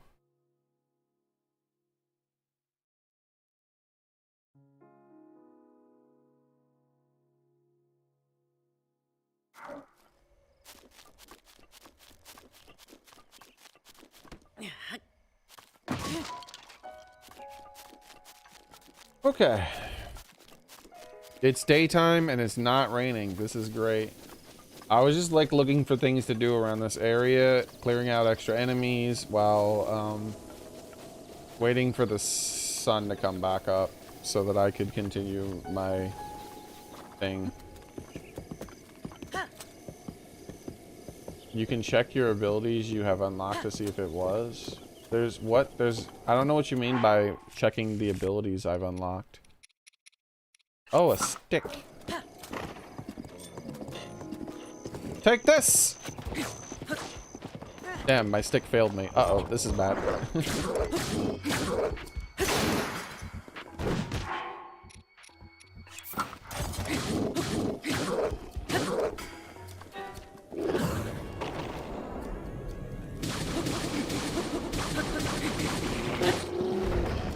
Goodbye. I don't like you walking close to my horse. You better watch it, son.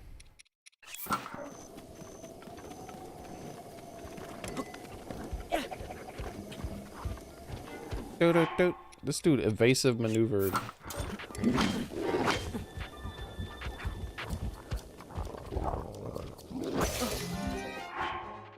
Huh. Thought I pressed the dodge.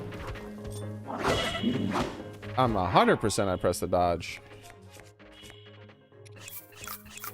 There's no thinking involved that time.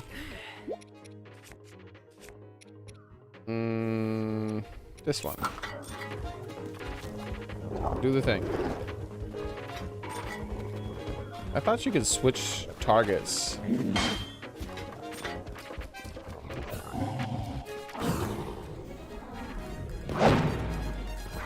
That was some attack I did. When did I unequip this weapon?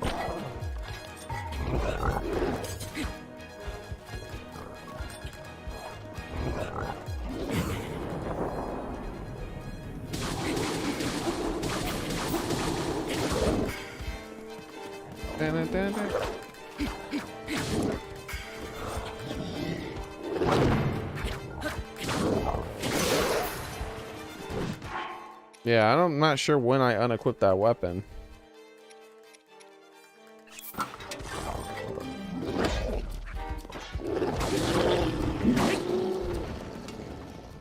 Do-do-dat.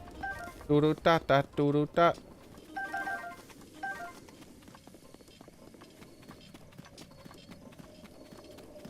And to make sure we didn't fight near Epona. Epona's too precious.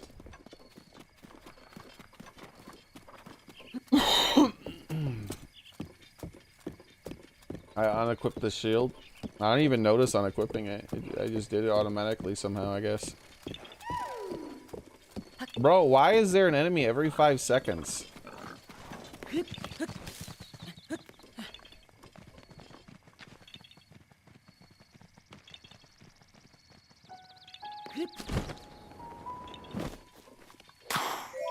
You are out your damn mind.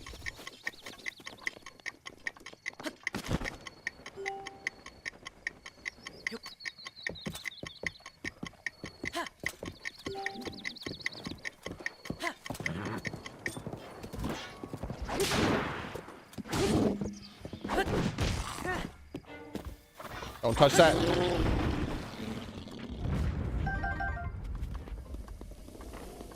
So many enemies. Give me this. Let's see if he does some evasive maneuvers this time. Hello there. I won't lock on to him. Ah, when I didn't lock on to him, he didn't try to evade.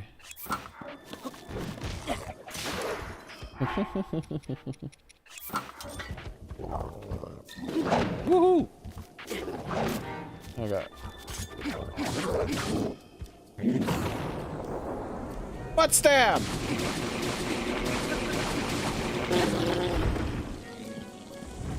Those booty cheeks were thoroughly clapped. All right.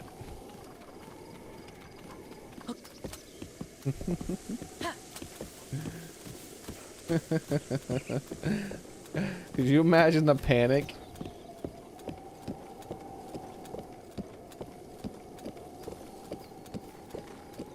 You go to fight someone, they move faster than you can almost see, and then from behind you, you hear them shout, "Butt stab!" Like, oh no.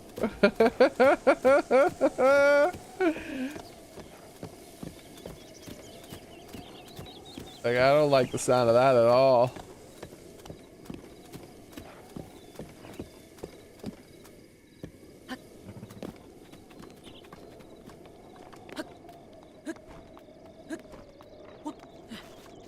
All right. Let's begin.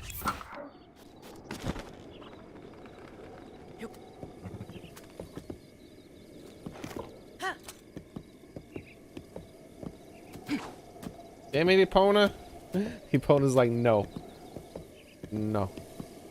Epona won't get close enough for me to do it this way. Oh, never mind. Alright.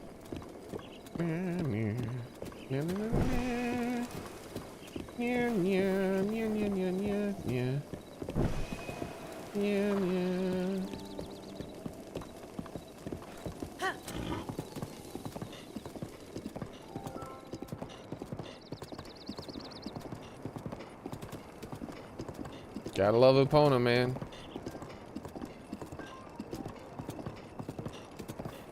Whoa. I noticed a distinct lack of turning the way I wanted there, Epona, but it must have had something to do with the rock that was coming up too. I definitely don't think it likes to get too close to these things here too. But I figured. Nah, we're not bothering with that beep.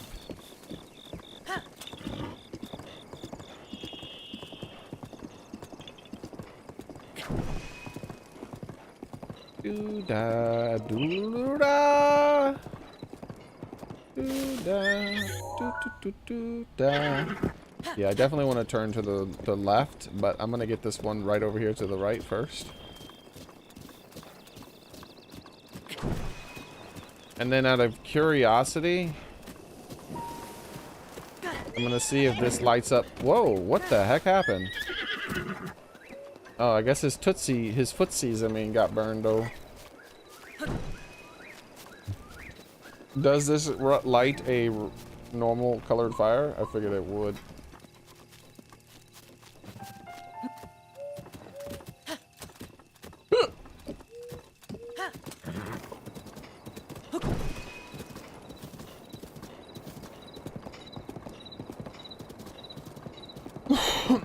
Nice try. Epona don't care about your slow booties. It's been a while since I've seen a lamp. I would have had to fight my way through 1,000 monsters without seeing a lamp. There we go.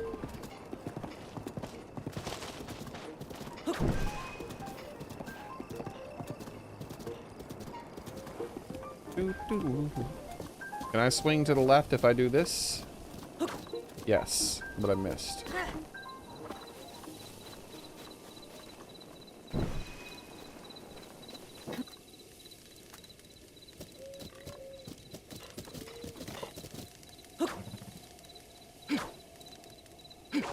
Not doing it this time.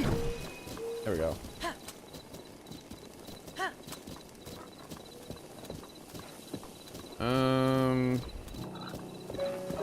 There's the path I'm looking for.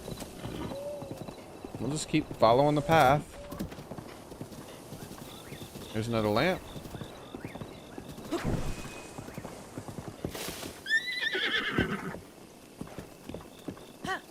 There's so many more lamps that I can light for than this. I saw there was like at least 3 paths that also had little branching paths among them. This seems like it's probably the most straightforward path, but it also seemed like it had the most monsters. I had to fight a crazy amount of monsters to clear this path. And it's not technically fully clear still because monsters, it's nighttime, which means skeletons can spawn and try to murder me.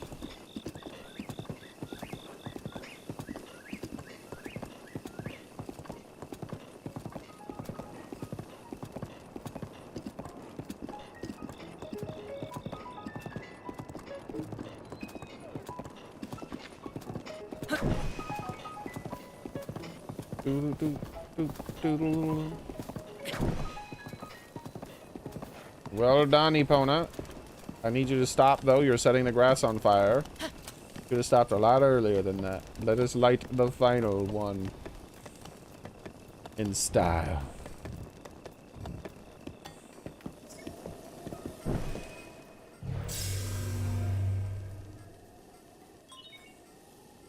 Kala Ancient Tech Lab has been added to your map as a travel gate. Oh no, not Epona's butt! Oof, that was close. Alright, Epona, wait here. I will return.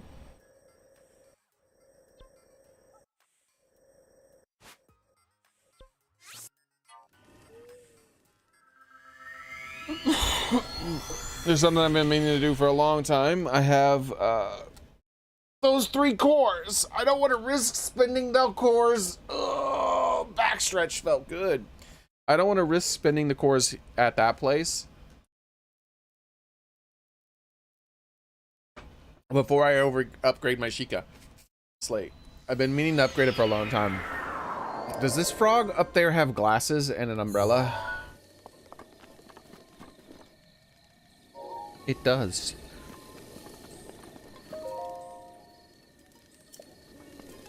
You're not my dad. I'll touch it if I won't.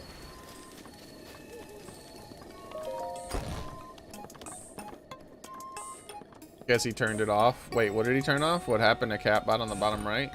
Oh, my bad. I didn't even know. There you go. Back in action.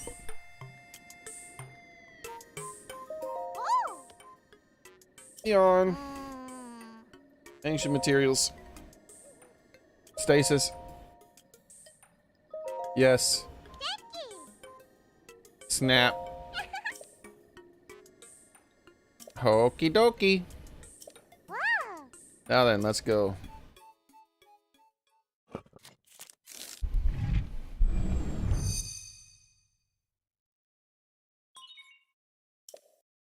Let's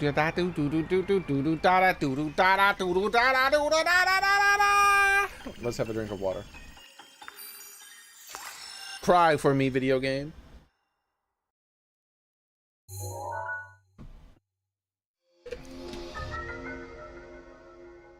This power-up stasis rune can now stop evil creatures.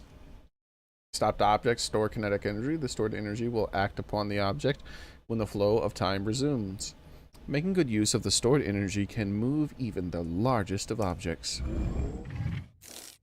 Wow, that sounds fancy.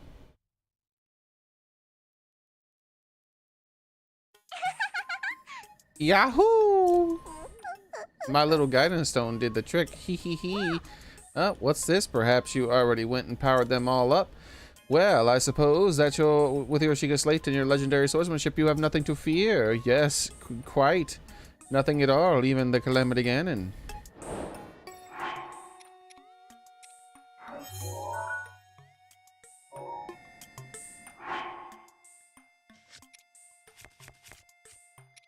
Let's put on my proper hat. There's nothing more I can do for you unless you want to chat. Input is, you may already know this, but Although Impa looks a lot older than me, she's actually my little sister. She's incredibly responsible, but at what cost? She's wound up way too tight. If you ask me, I love her though. That's crazy. People have always noted how we're nothing alike, even though we're sisters. I'm the type that charges ahead once I'm inspired. Impa prefers to wait and see, but mostly wait and wait and wait. In any case, this research facility was founded by the Order of the Hyrule Castle Big Wigs. Despite her frail appearance, Impa was a valued and distinguished advisor to the royals of the Hyrule Castle. You see where I'm going with this, I assume? Basically, she's one who put a stop to some of my crazier antics, and that's the story of me and my little sis. I never knew. But with Hyrule Castle in the state it is in, well, needless to say, there hasn't been any funding in a while. My funding means no fun. No funding means no fun. I've already exhausted my personal funds, barely allowing us to continue my research. If we only had a few 100 million rupees. If only I had a few 100 million rupees, I could do more research on new items. That's enough money to live for the rest of your life. With, like, you know, semi safe investments and whatnot. Or like no investments. She said 100 million? Or did she say a million? I think she said a few million. Yeah, that's still enough money for me to live the rest of my life. She crazy, bro. She want a lot of money. Ain't no damn way you need that much money, lady. Like, what are you what are you spending the money on? Alright, so.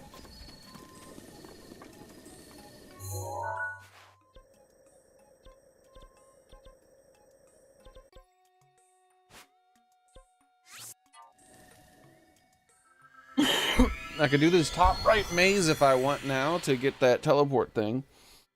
But I'd rather make some progress than the other thingy. I will do the first amiibo of the day, though. I haven't been doing any of the amiibos. Thanks for waiting patiently, Pona.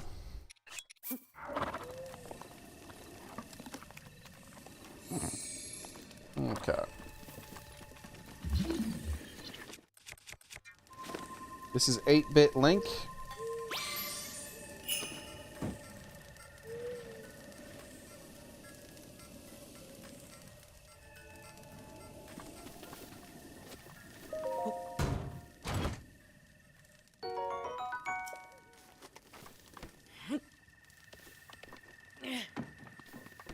Okay. Getting all these things in position. Could do some wall throws. I don't want to bomb the barrels. I don't have a good thing to break them. That's why I should like be using the amiibos near my place.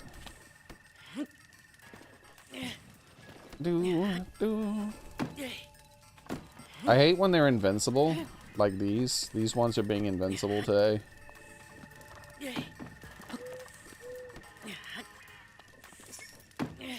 Like complete horse shit that's not breaking. Absolute horse shit. I give up. I'll just break a fucking weapon on them. Like sometimes the game's physics are just 0 out of 10.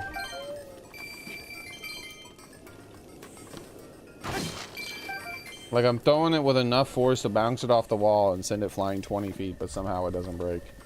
But then other times I throw it with enough force to go 2 feet and it breaks. It doesn't make any damn sense.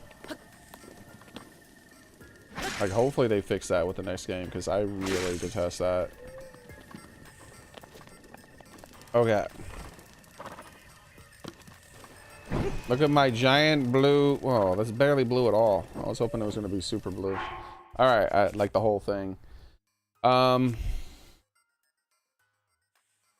what we're gonna do before I was rudely denied the barrel breaking. I lit your stupid fire. Link, listen up. My darling Cherry is back to normal, such is the power of love. My love made Cherry well again. The furnace is lit. Oh, well, thank you, yes. Well then, please take this as a gift, as gratitude for fixing Cherry. 3 ancient arrows, baby! That's a good reward.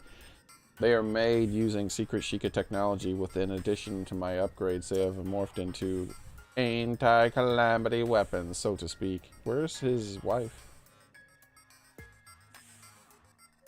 Incredibly powerful type of ancient soldier gear. I call them ancient arrows. In addition to ancient arrows, Cherry can make all kinds of ancient soldier gear. If you're looking to acquire some, give your ancient materials and rupees to Cherry. Rupees. Did you hear that? Oh, forgive me, Link. Ever since the fall of Hyrule Castle, we haven't had much in the way of funds for our research. Bro, they're just constantly asking for my money. That's why I thought you might be willing to help us out with rupees. Lots of them, I beg of you. And let's do it then. The two of us, as soon as possible, yes. What do you even spend all this money on? Oh, greedy booty. Where's your wife at? Why don't you have a roof? I feel like that's not going to be good when it rains. Like, did he kill his wife? I think he murdered his wife when I wasn't there, so he could keep calling the robot by its original name. He's a monster. He's a wife murderer. He's dead, Jim.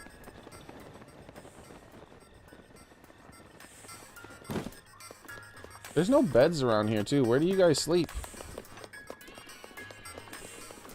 Oh, never mind. Hello, non-murdered wife. You saw me before I had a chance to put my face on. Oh, how embarrassing. Your face looks identical. Do not disturb me. What a drag. I disturbed your mama. Oh!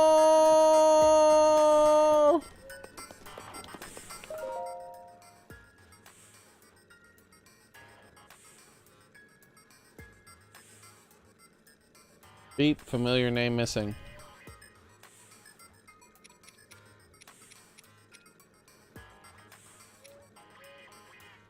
This man wants all my money. Look at this chainsaw. Ridiculous. Thank you for your time. Come again, Bwop. Familiar name missing.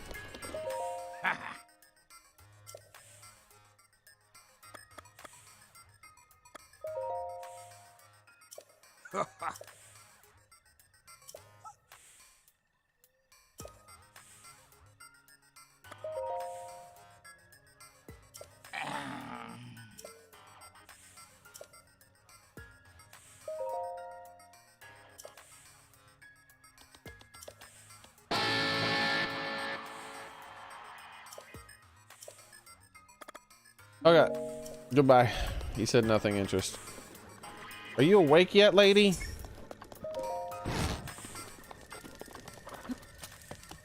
Let's get out of here.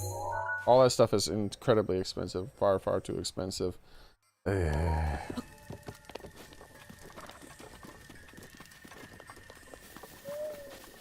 didn't want to have to do this, but I forgot, and I'm gonna keep forgetting if I don't do it. Not raining right now. Now is the best time to do this real quick.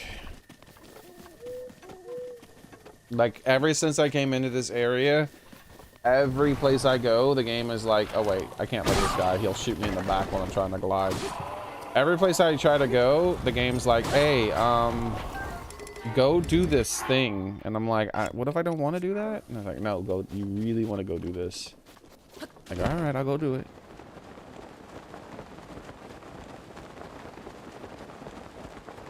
Like, they even put it like really high up to make you see it from super far away. They really, really want you, hey Foxy, to go to that shrine, to go around Skull Lake, and to find that guy too. It is nighttime currently, so I hope to just find him as soon as I arrive.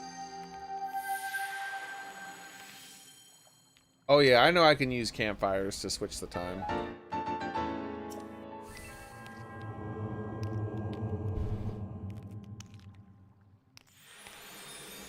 I mostly don't play with the time stuff too much unless it's like important to me, or there's like weather that's really annoying me or something like that. This I can do anytime. It's not urgent. Now that I have the teleport spot unlocked, I can just bloop right down onto that other spot.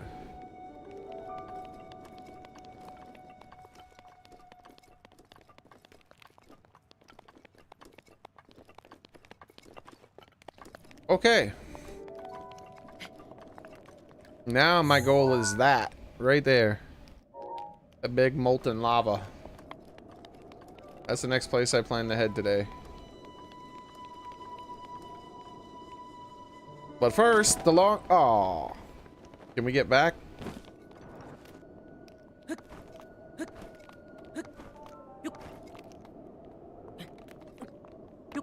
Okay. Let me do my butt first and not, like, slide off instead when I jump. I clearly jumped, but the game was like, no, you slid. Like, no, I jumped. Now, but first... Aw, it didn't do it. I guess I'm too high for it to register that there's water. But first... Yeah, I'm just too high for the game to register there's water. Maybe from here? No. Like, how high can I be before it finally registers there's water? But first... Damn it! But first... Damn it! There's clearly water down there. Or is there? It looks like water to me. But first... No! First! But first! Damn it! Just dive into the water, you fool! Why couldn't I do a high dive? That was glitchy as heck. I definitely was high enough to do a high dive. Or low enough to do a high dive on that final jump. I've done high dives from like twice that height. So that was just a lie. I guess the high diving is like a weirdly programmed thing that just doesn't let it do it on its own, maybe. I was hoping the high dive was just programmed to be like, it was like programmed to be like, you jump, does it detect that there's water directly below you? If answer yes, it turns into dive. Because there was definitely water directly below me on like all of those jumps.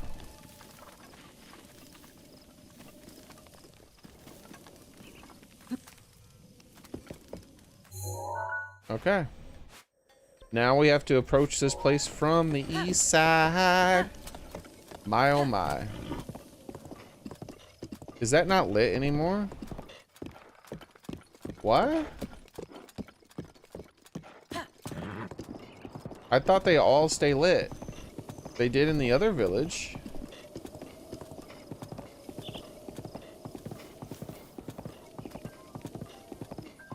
Yeah, that's weird. Well, that one's lit down there. Why isn't that other one lit? Eh, doesn't matter. I will light them at some point, but I figured I wasn't going to bother lighting them if they unlit themselves, so maybe... Look, there's even one that you can light way over here. Holy crap. Two! There's two that you could light way over here. Do you have something to say about these torches? Yeah. Hello. Something wrong? The blue flame, huh? Oh, I'm sorry. I guess I was just daydreaming.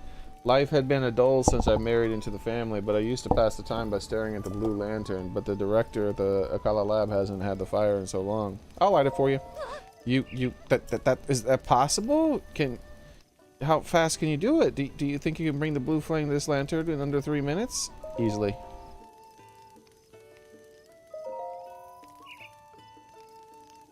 You're gonna use a horse, right? I don't see any other way to do it so fast. So, all right, I'm gonna mark, set, go. 3, 2, 1, go. I'll say that, and then you'll start.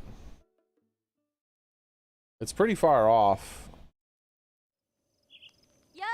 All right, on mark 2, set, go. Wait, what?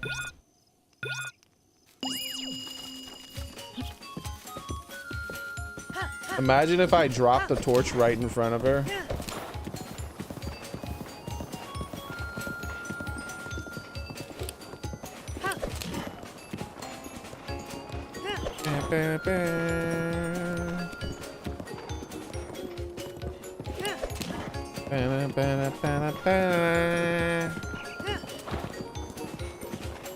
It's weird that that one isn't lit. I'm almost 100% I lit that.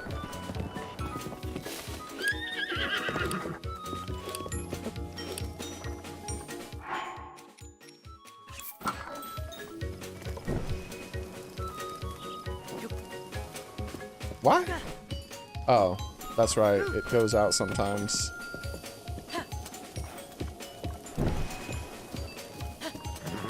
Go, Epona!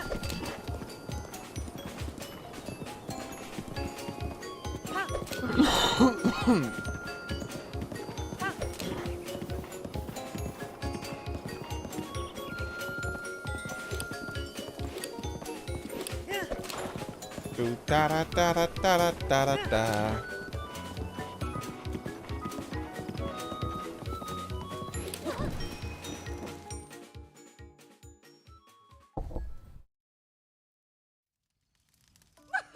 Unbelievable, it's back. The blue flame is really back. I ought to do something to thank you, huh? 50 rupees, thank you. See you later. Bye. Let's look this up. I wonder if I did it in better time, would she give me more? So let's see. Breath of the Wild, Aya Blue Flame. Alright, let's see what we come up with. No, not IGN, an authoritative source. They don't know what the hell they're talking about. Let's do a real website made by fans.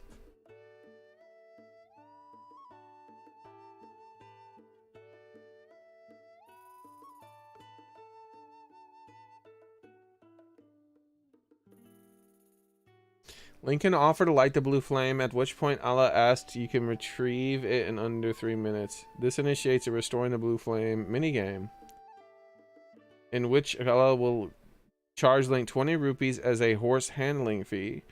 She does this because she does not see how else you could complete the challenge within the time limit. She also makes a joke before sending Link out, pretending to count down and then tell Link that this is what she will say before he leaves. Yeah, I thought that's what happened. I thought it was a bug maybe. If Link returns the blue flame, it will be excited and give you a purple reward. The next time the blue flame goes out, Aya will ask Link to bring it back in 1 minute. After this is done, Aya will reward Link with a silver rupee. When the blue flame goes out a third time, Aya asks Link to relight the pedestal in under 20 seconds. The reward for doing it is a gold rupee. Gold rupees, holy crap, that's 300. On subsequent visits, however, she will only be able to give Link 20 rupees. I guess she ran out of money. It's just like seeing me riding around on a horse with a blue flame. If the blue flame is extinguished while raining, I will remark that Link should not retrieve it due to the poor weather. Aya is happier while the blue flame is lit. She asks Link if there's anything prettier than the blue. Okay, this is just story stuff. We'll get that by talking to her myself. In Japanese, her name is Miho. And then in every other language, it's Aya. Except for French and French. French Canadian and French EU, it's Borella. And in Italian, it's also Miho. Why would they change it? Look, we need to play games in Italian or Japanese. Those seem to be the original ones where they respect the game. But why change the NPC? She's Miho. Just leave her being Miho.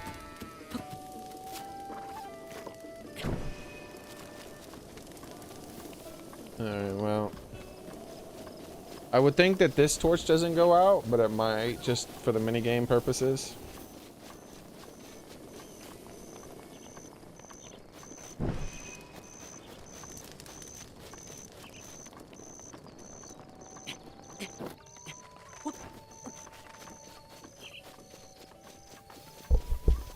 Did I like this? Oh yeah, I did like this. Ah, I didn't even need a horse. I had this one lit right here. I could just did this.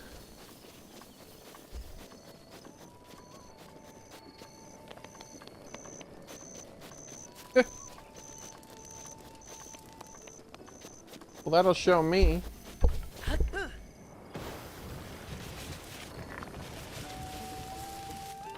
Okay, what do we got going on here? The spring of power.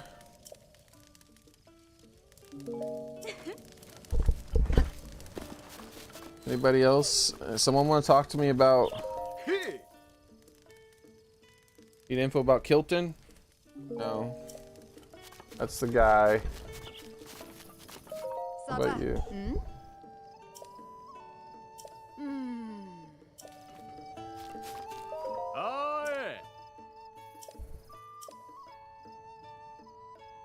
Right.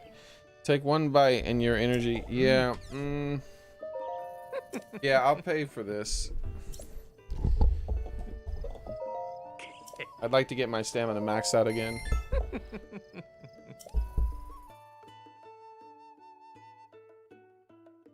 I guess all the other languages translate from English. Like Dutch, German, Dutch, German, Spanish, and Spanish. They all seem to translate the English version into their language. Otherwise, why would they all have coincidentally come up with the name Aya?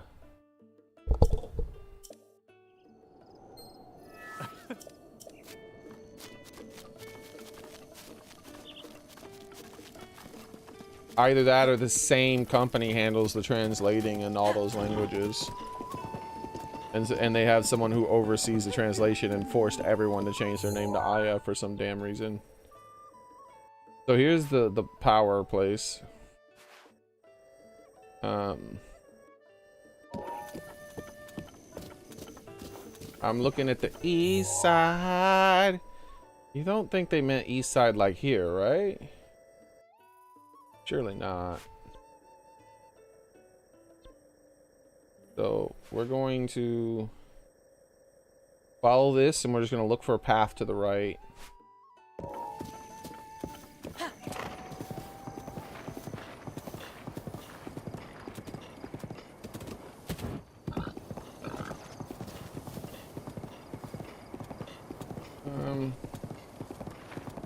This is a path to that, but it's not exactly to the right.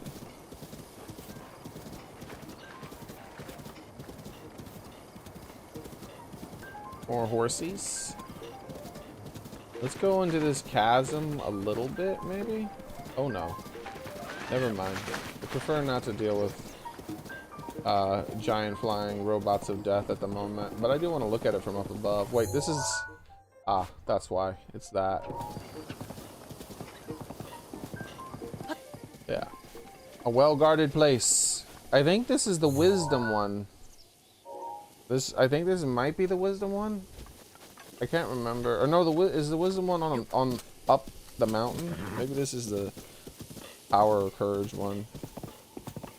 If you find out, you will use climbing headband for Death Mountain, or will you not use it? I don't know. We'll see. It depends on how much I have to climb.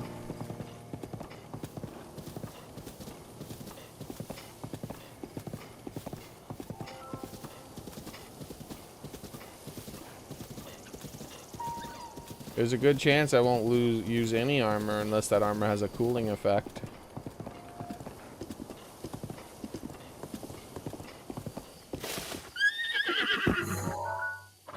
I see you up there.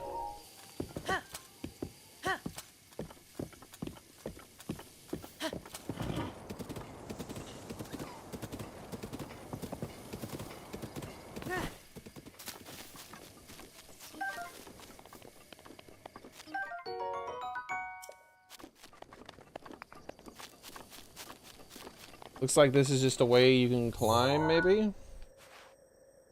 And bypass some stuff? That's a fairly easy slope to climb. Like, a lot of it wouldn't even involve climbing. A lot of it would just be walking. Like I would climb, like here, I'll show you a little bit. So, and then I could let go and start walking again. Then I let go, start walking again. Climb, let go, walk. Like most of this would just be walking.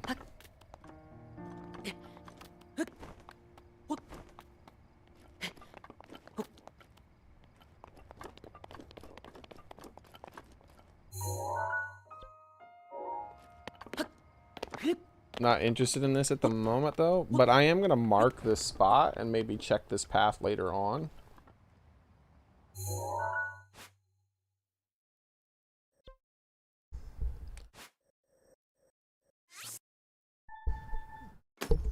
Like check that path later on as a spot and see what kind of like journey it would have ended up being.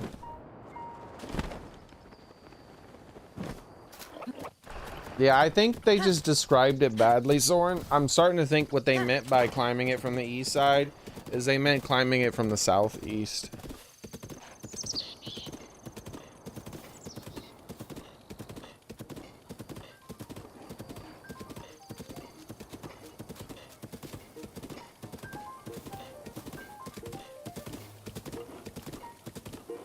I like how it's raining, but there's no rain effect on the forecast. The heck is up with that?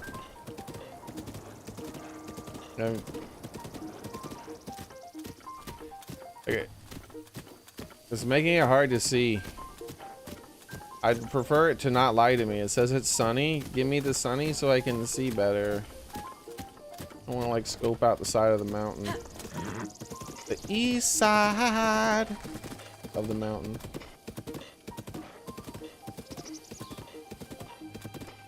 Yeah, I feel like if I climb up at that way, at some point it's gonna get really hot really fast.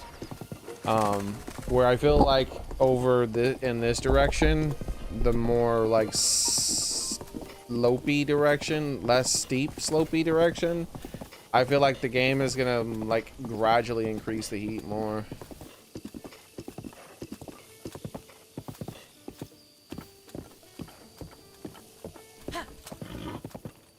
Yeah, I've made it all the way here. Yeah, I think that what they intend is for you to take the like I think like was it down here or something? There's like a path. Yeah, I think it was like around here. There's a path that goes up this way.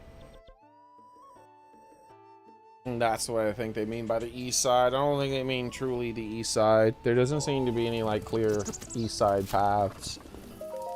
Ooh. Oh, it's you. I take it you're looking for the Sabled Sword of Legend? Nope, don't care.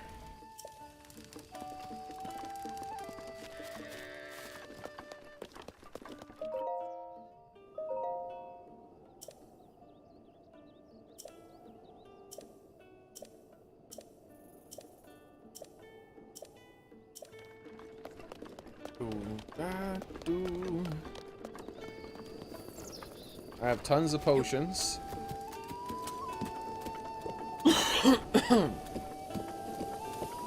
Yeah, see this looks like basically I can get up this way, and I want to like later on maybe take some of the alternate paths just to see how the devs might have planned for you to do it, and like put little like ingredients for cooking in random places and all kinds of stuff like that, you know. But at the moment I'm not gonna bother with that. And I'm gonna head towards the most chill looking path.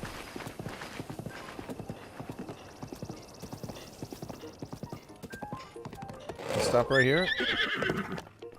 I want to see what this is about up here.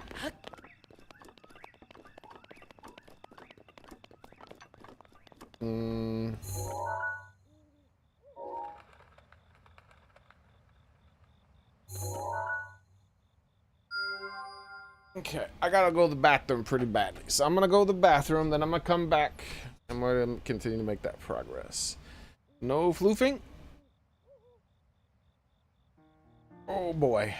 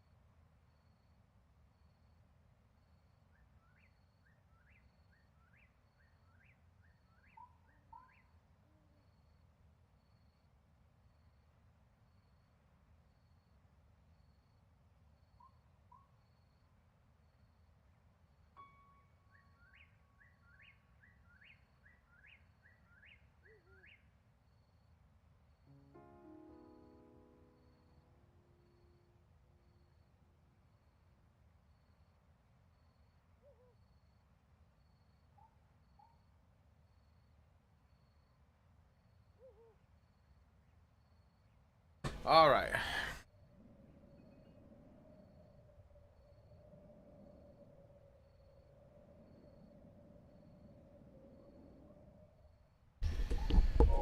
So we have that. The red one.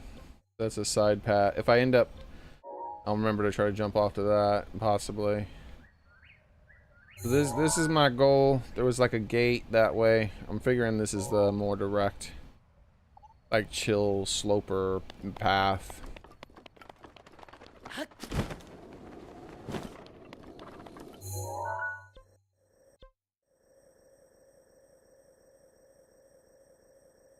I also want to like try to come from this direction too. At some point in the future.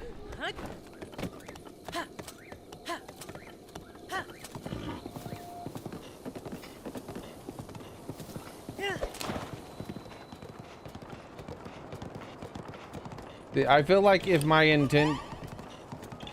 the intended way to get up there was, I knew it. I knew there was something in there. Like right up in that side, inside that thing there.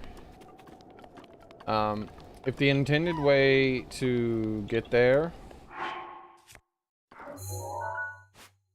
as far as like, hey, we're offering advice, this is probably one of the easiest ways, was from where we were, the NPCs would have been talking about it, like at least one. There was no NPCs that mentioned it at all. None of them seemed to have cared about that place at all. However, when we get closer to where I'm heading now, the NPCs were mentioning approaching from well, not now, but way further down south. They were mentioning approaching from the east. So yeah, I think it's just not well translated or well thought out in the description or something, but I mean, you technically are going up the east side of the mountain, but you're also going up the south side of the mountain, right? So I feel like they should have called it the southeast. And I would say it's more southern than eastern, personally.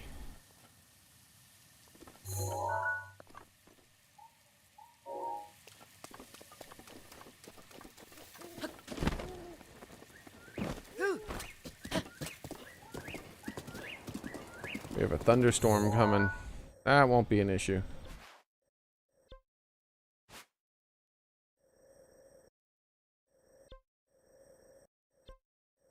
Wait a minute. How'd I even get over there other than gliding? There doesn't seem to be any legitimate paths. Maybe from down below? Trying to see if there's any legitimate paths. I gotta go a long way to get down below.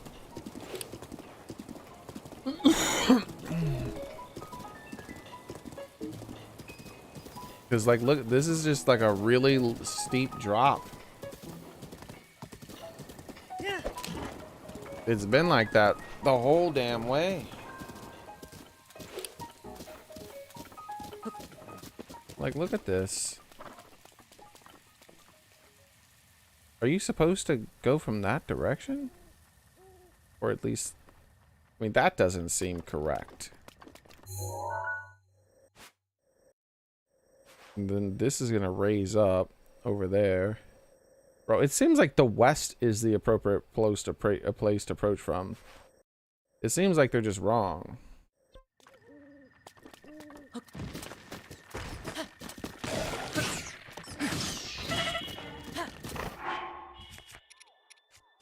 Yeah.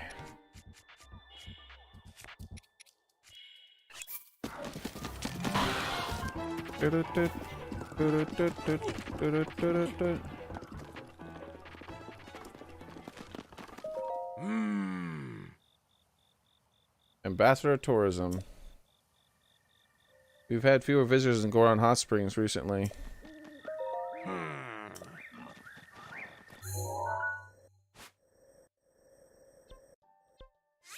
Like, I'm just gonna go here and see what's going on here.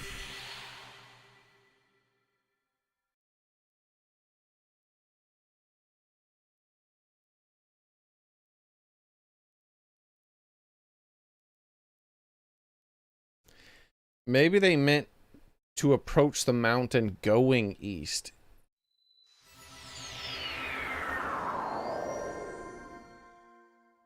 Right? Like if I say approach the right side, what I mean is the right side, like this. But if I say approach going right, I mean like this. Because that doesn't make any damn sense.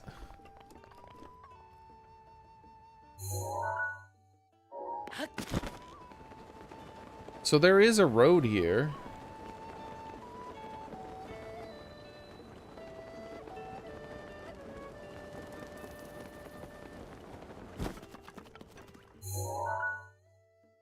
Where the hell does this road end? Because like I was like way up there or some shit.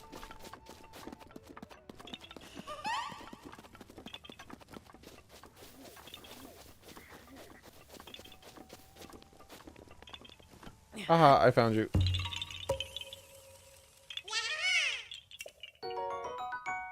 Bye-bye.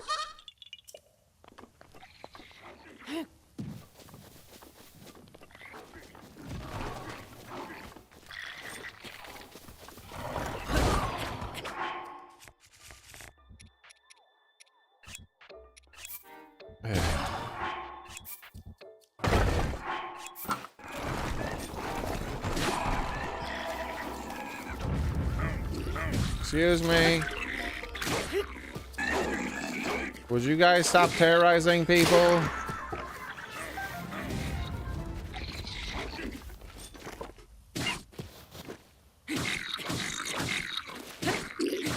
Bro, this guy won't die. That was a sneak attack and 1,000 attacks after the sneak attack, and he's still alive.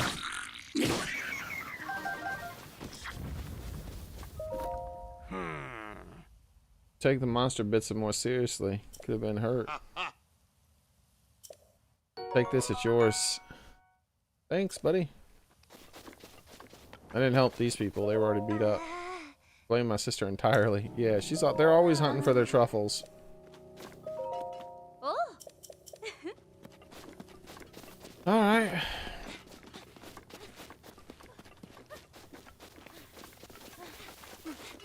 Where in the heck does this path lead? Because I was walking all the way up here and I didn't see any of this damn path. A way to it. I mean, a legitimate way to it.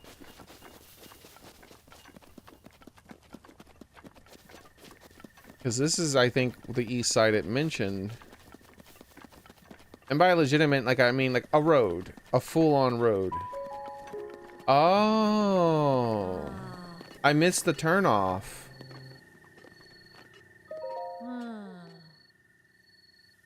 What's that word? The tip of my tongue. Ugh, we're just going with Link right away. It's Link. Yeah, we meet again, Link. Hurry up.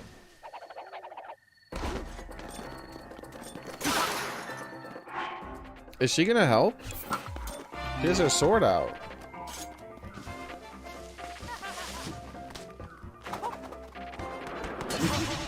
I don't think she's gonna help.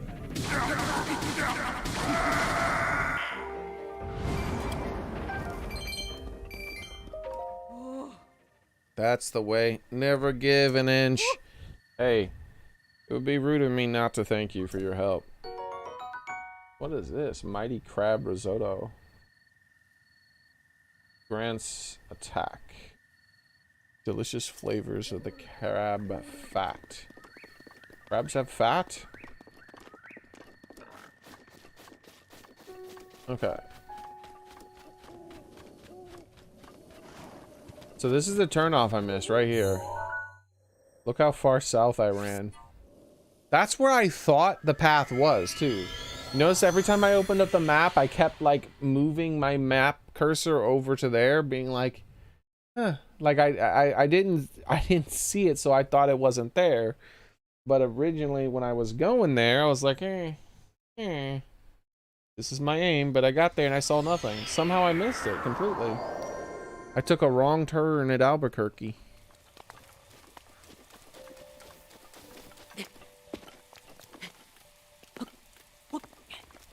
All right. Let's do another amiibo. This is the Ocarina of Time Link with a actual ocarina.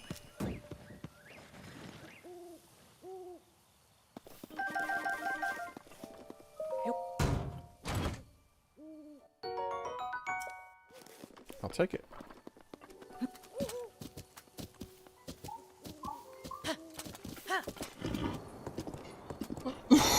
I definitely want to approach from this angle too at some point in the future.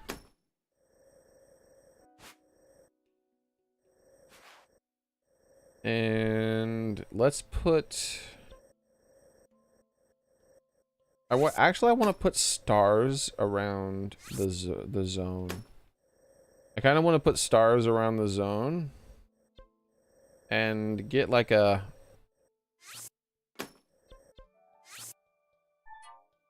get like an idea of like maybe the different approaches I might have decided to take. I really, because Death Mountain is big. I feel like they had to have come up with lots of different paths that the player may take, including just climbing random sections and stuff.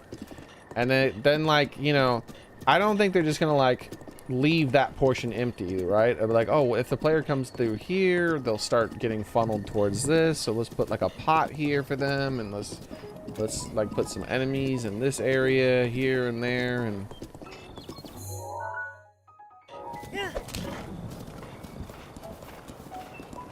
because that's one thing I'm very interested in this when it comes to the way I'm playing it. Hello there, who came, guy from nowhere. That was some Pokemon. That was some Pokemon freaking stuff right there. How close that guy popped into me.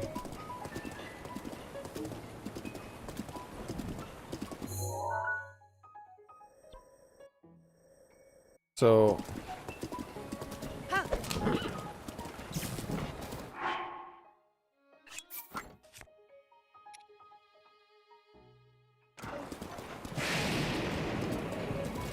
let's see how I missed it. So we went past it on purpose here.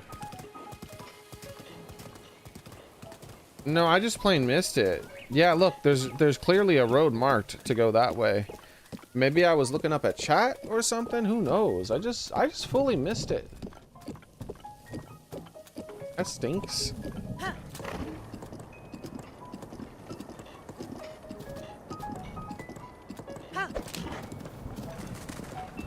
At least we're finally making our way. We don't have to worry about this lightning. It won't be lasting too much longer.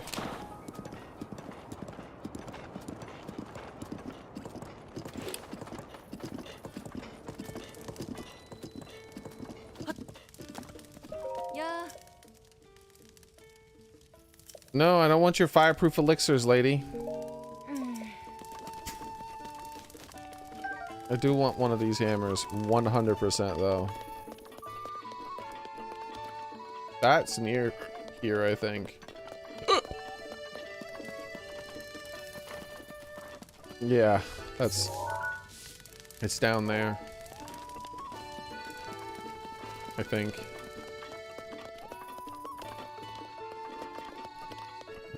Look, fireproof elixir.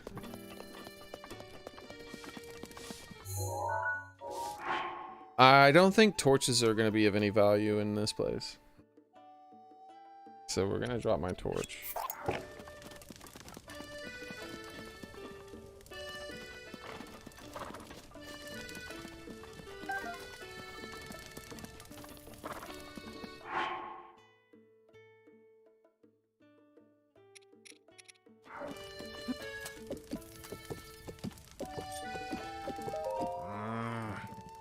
Should I check my map? Or should I go on intuition, the original Trailblazer dilemma? Now that I think about it, this is a volcanic road. I better check my map. Hint, hint, hint, hint. Wait. Is that Robin Williams? This is the Robin Williams NPC, guys.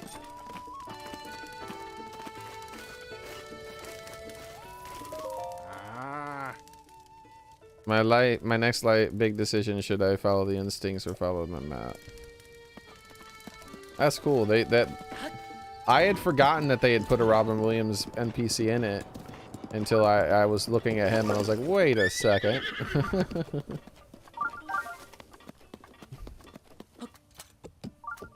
Oh, is it Robbie that's Robin Williams? Oh, I don't think so. Because Robbie was like a voiced character type of guy. Unless there's a, nah, hold on, let me check. I'll Google it. I'm pretty sure the guy I just talked to was the one.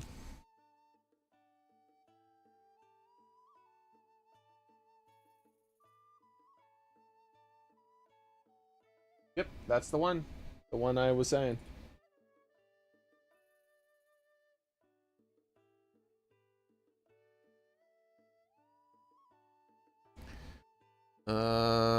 Here we go. Like, his face looked familiar. That's what did it. Like, he was just talking about exploring, and then I saw his face, and I was like, hold on, that face looks familiar. And then when that happened, I was like, wait a second. Yeah, that's right. I forgot Robin Williams was in this.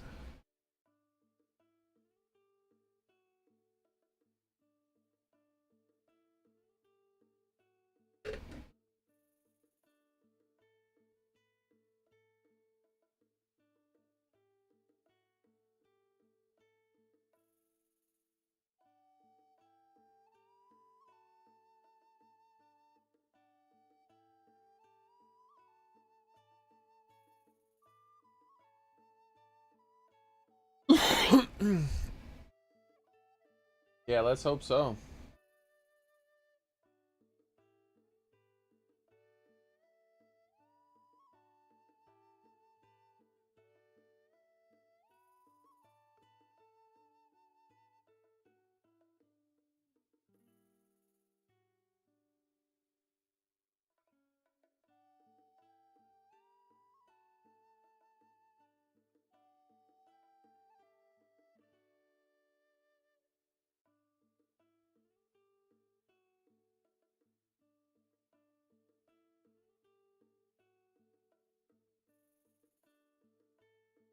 All right. Let's do this. Here we go. Here's the real authoritative source talking about a traveler who can be found the mountain road from all these places. Before heading back at Foothill Stable, he sits at this table inside where he asserts that he does not need to make a choice about whether he goes east or west. He carries a hunter's shield and a traveler's sword. Dayton is an indecisive man who cannot decide on what he wants to do. He struggles whether he should check on his map or what method of travel, whether he should obtain fire elixirs. He looks back on his past choices occasionally and wonders whether he made the right decisions. One of Dayton's worries is whether he should travel Death Mountain and if there are other people up there, and he believes that he could sell to them. He's unsure he should try to withstand unsure if he should try to withstand the heat. Since he will end up sweating either way. Dayton also is unsure to end his journey. At the end of the Mall of the Death Mountain, he thinks to himself whether he should fight the enemy ahead or flee. He also debates whether he should continue to quit or take a nap. See, all of these debates he's having is basically, hey, player, think about doing these things if you want. During the night, Dayton struggles on whether or not he should sleep.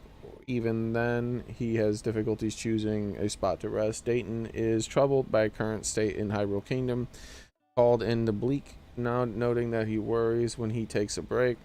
He can also be found in respite when it's raining, and he also asks not to be bothered during this time.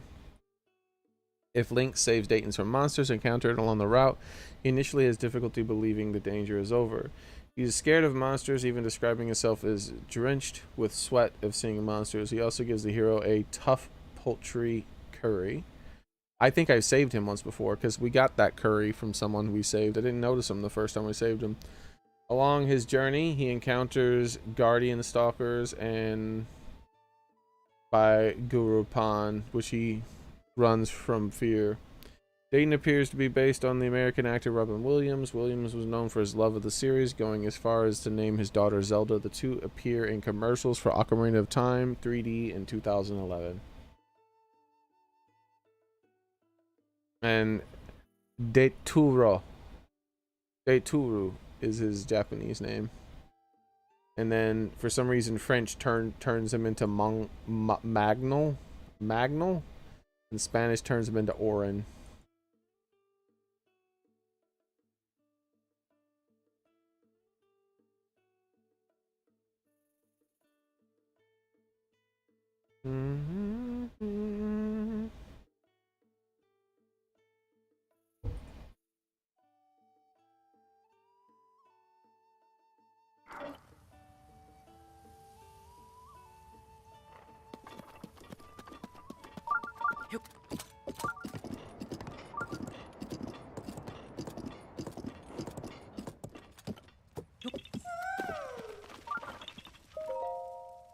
Death Mountain Marker 1, climb path trailhead.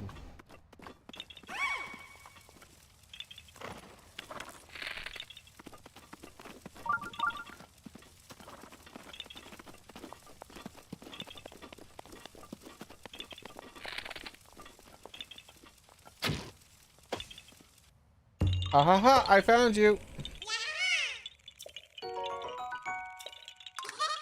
Bye bye. There's more? Come here, hot-footed lizard. Meow! Fireproof lizard. This rare lizard can only be found in the Elden regions. Its scales have heat-resistant properties, and when cooked, the monster parts reduce the heat.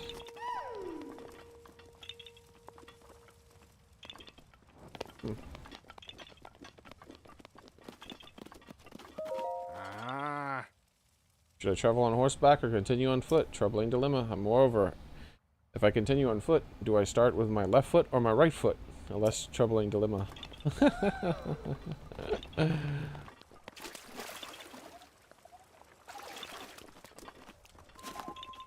Bro, what is going on? Like, I'm sensing shakalaka-lakas everywhere. Like, this whole region is a shakalaka-laka-laka.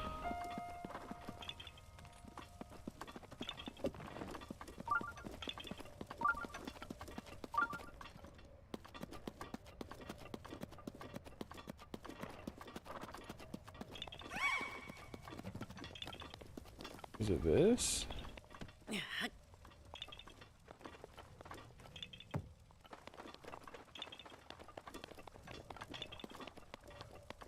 I think we're gonna have to use the road up the volcano is so hot it's dangerous for non-Gorons to travel. If your heart is really set to go into Goron City, you should bring some fire protection. Don't say I didn't warn you. Alright, let's go down the brass tacks. Feel free to browse my wares. I have rare ore burning a hole in my pack. Take your time and look it over. No, thank you.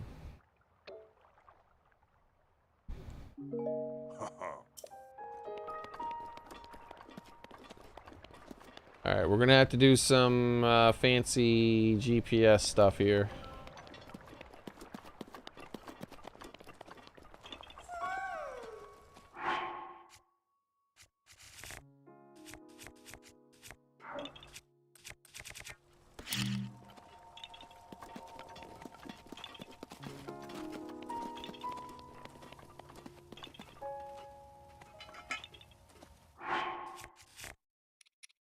Alright.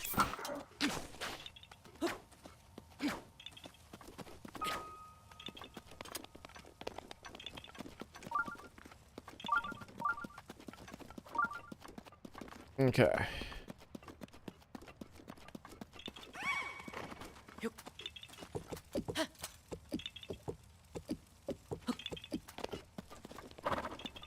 Alright, that's a pretty wide area. Now we just need to triangulate this position by a third direction.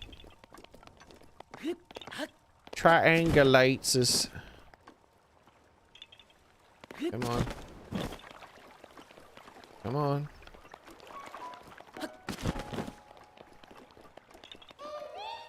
Here?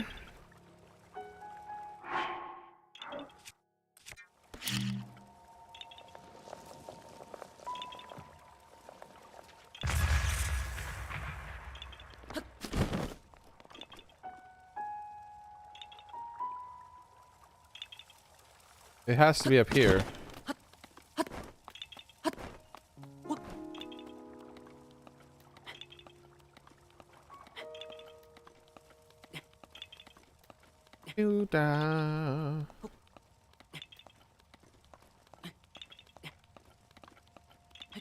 There it is. You gotta love GPS. Ah, I found you. Bye-bye. Yeah, when it was so far over, I was surprised when it was so far back, like over here. Like it confused me with it being so far back over here, because I was like, well, that pushes it way to the further to the left than I thought it would be.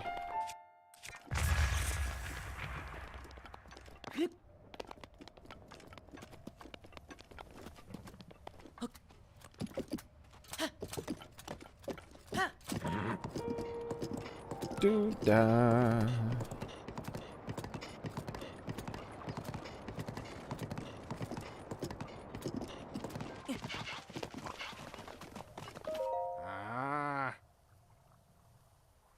Should I try to reach the volcano or take it easy out of just making a trip? A troubling dilemma. There's a lot of tourists hanging around up there. There could be some good selling to be had. Wait a second. Did I just see what I thought I saw?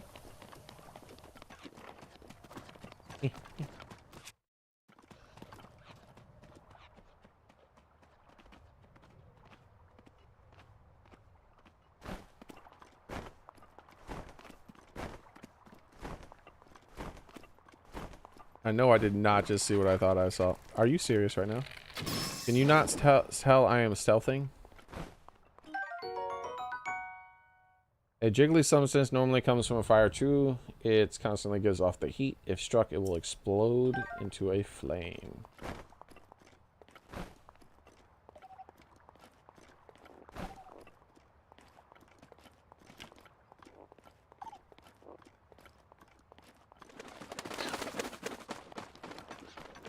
There's no way to catch that unless it hits a wall or something.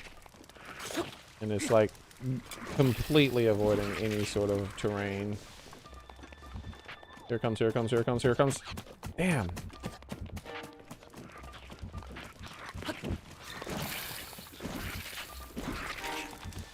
Where'd it go? I think it despawned. There's a new one though. This one, maybe I can get stuck on terrain. Are you serious, dude? How many of you assholes are there? What?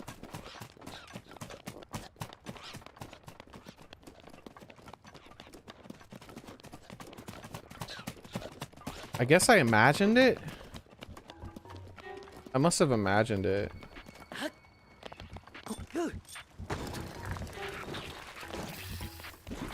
Yeah, I guess I just had to have imagined it. I could have, like, I'm gonna rewatch the stream. If I see this shit on my stream, I'm gonna be very mad because it cheated me.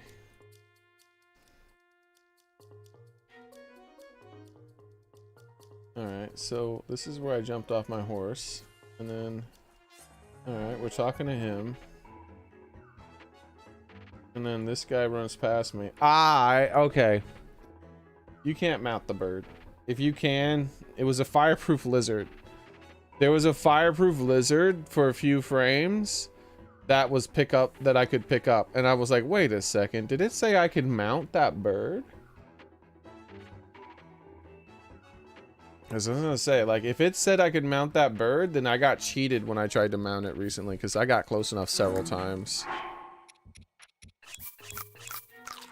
There's entirely too many fire jellies, by the way. What are you doing, game? There's no need for all these fire jellies.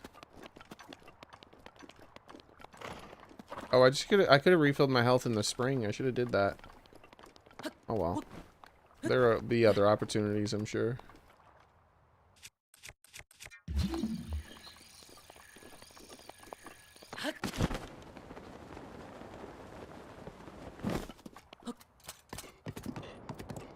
Ba, ba, ba, ba, ba, ba.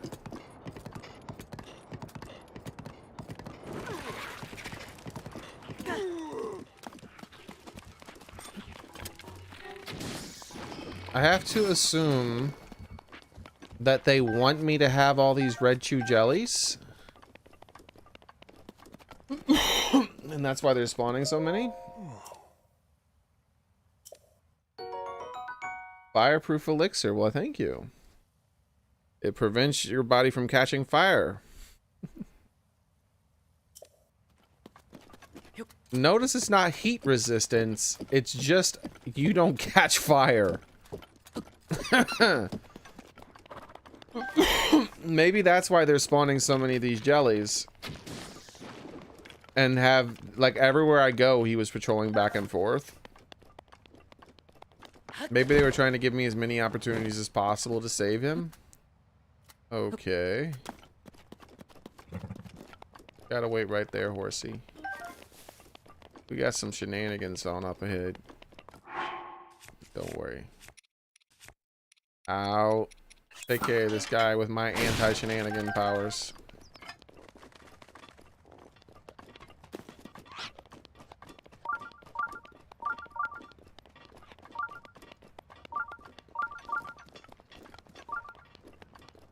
Doo-doo-doo. Doo-doo-doo-doo. Doo-doo-doo.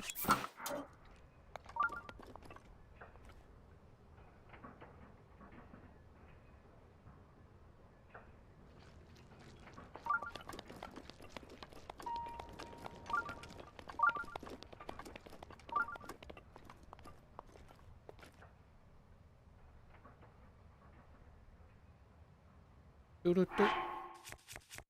Doo-doo-doo-doo. Doo-doo-doo.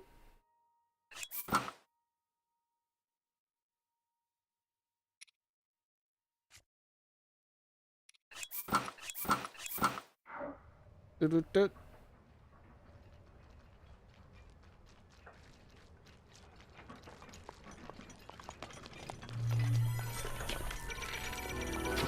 What?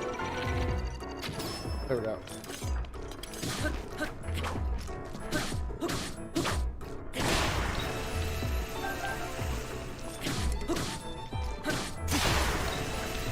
Yeah. I see you over there looking at me and thinking about it.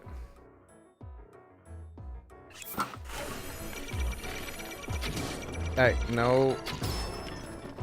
No aiming properly.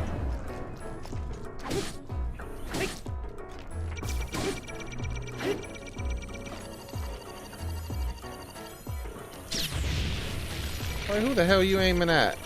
I can't see anything! Shenanigans, I can't see! Stupid ass game. You can't play a game where you can't see.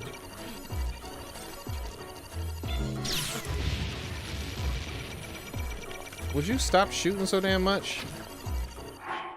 I'm just gonna let myself get hit. Like, I'm done trying to block that shit. Like, this is bullshit.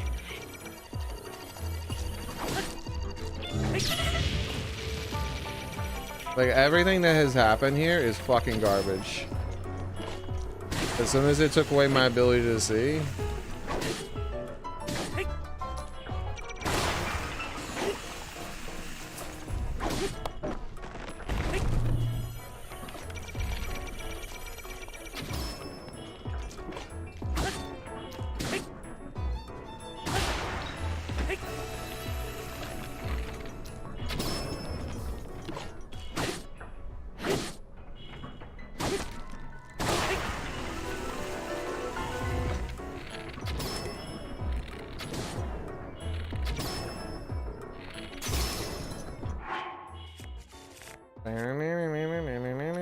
You're a cheater.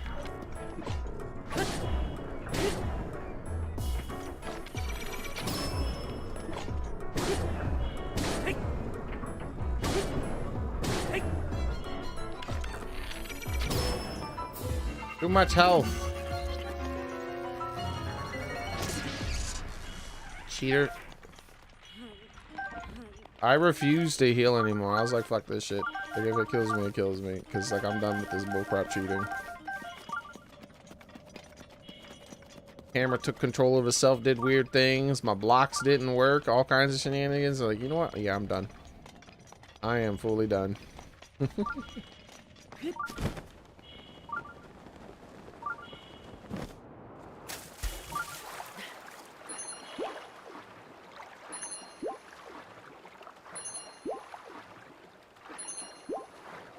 Ah, so refreshing.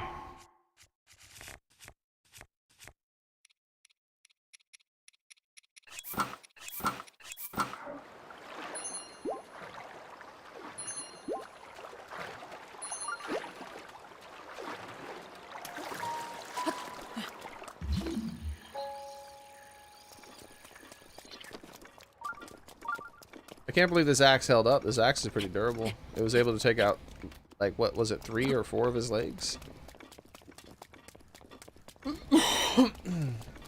Very durable axe. Try to remember that. I saved you, Epona. But boy, this game was pulling some shenanigans. That shield wasn't important to me though, like, cause it was gonna catch fire anyways. But still, was very salty.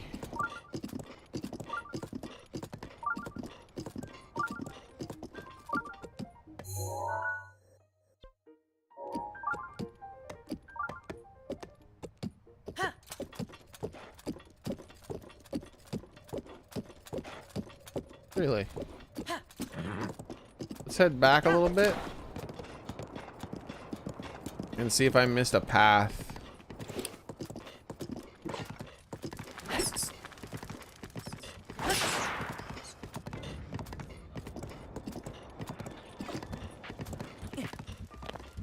I did indeed. Whoa! Calm down now. Oh, put himself out. No explosion, I bet. There you go.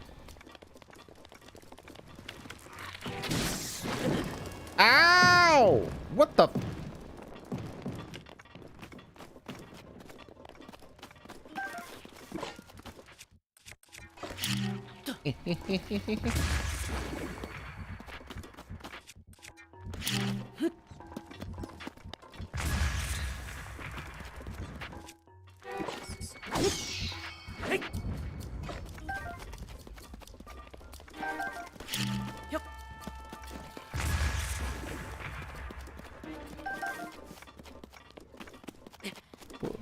Interesting little side path. Woo! That was close. Hold up. You know what I need? I need I need me some of this action right here. You need to calm down.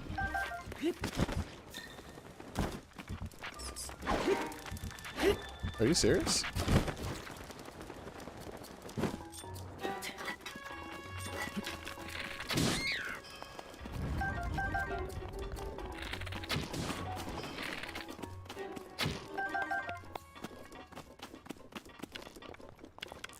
Dude, there's a lot of burning dudes around here.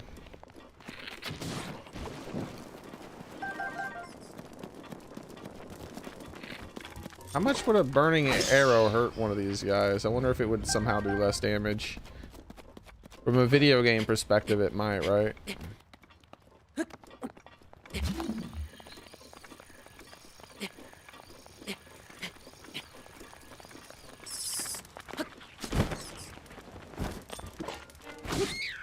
Bro, came right at me.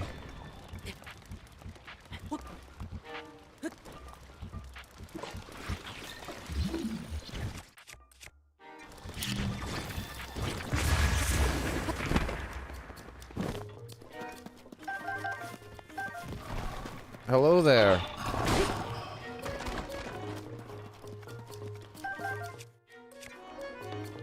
Bombs away.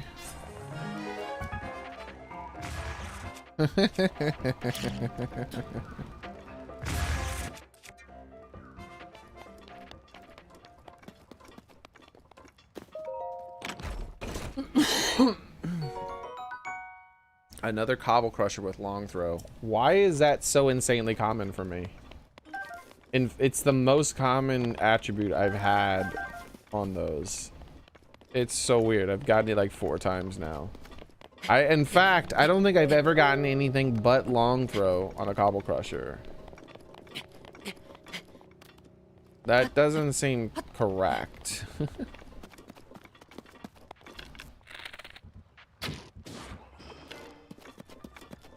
There they are.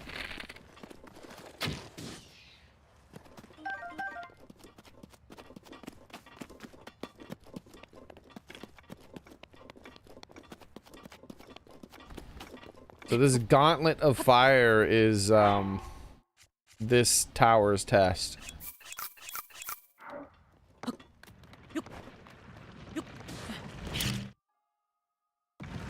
Woohoo! This barely got to the right.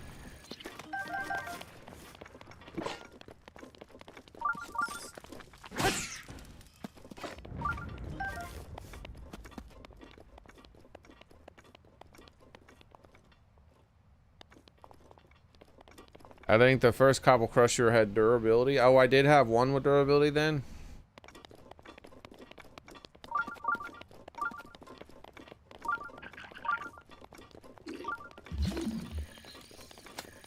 No.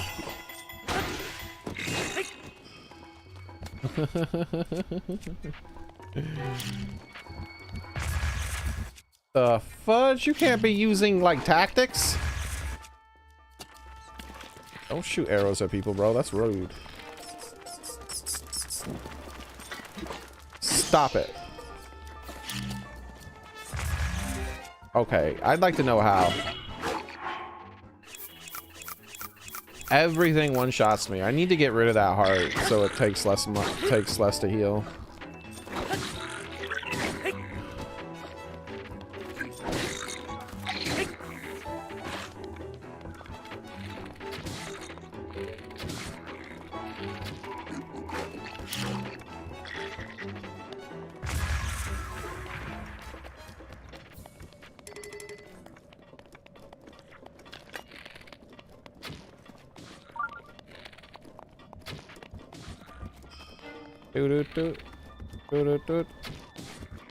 When I'm gonna start hitting you in your head, because I've been aiming at your head the whole time. Stupid arrow drops at the perfect angle, no matter how close I get. This guy has too much damn health. Stop having so much health! Ah.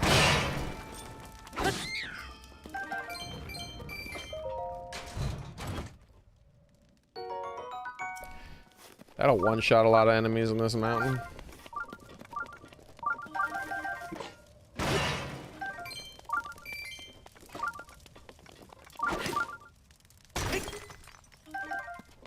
Looks like it's not designed for rocks. I think it's met its match. Alright, well, good thing we have a few extra things that are good at breaking rocks.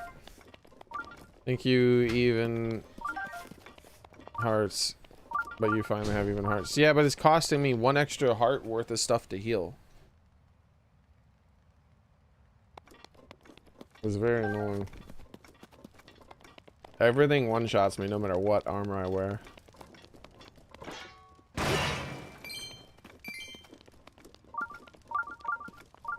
Optimum would be if I could somehow have 1 heart. Then everything that hits me would take me down to a quarter of a heart. And then I could just use like 2 apples or less to heal depending on what hit me.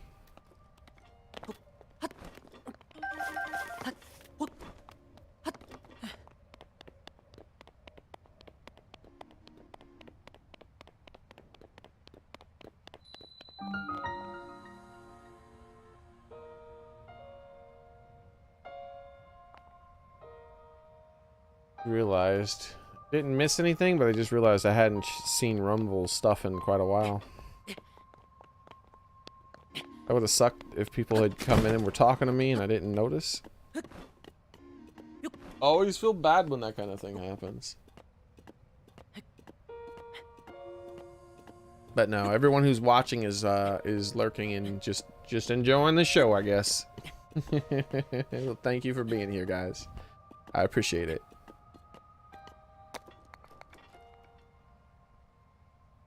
I think it's probably Zelda more than it is me, though. Zelda's such a good game.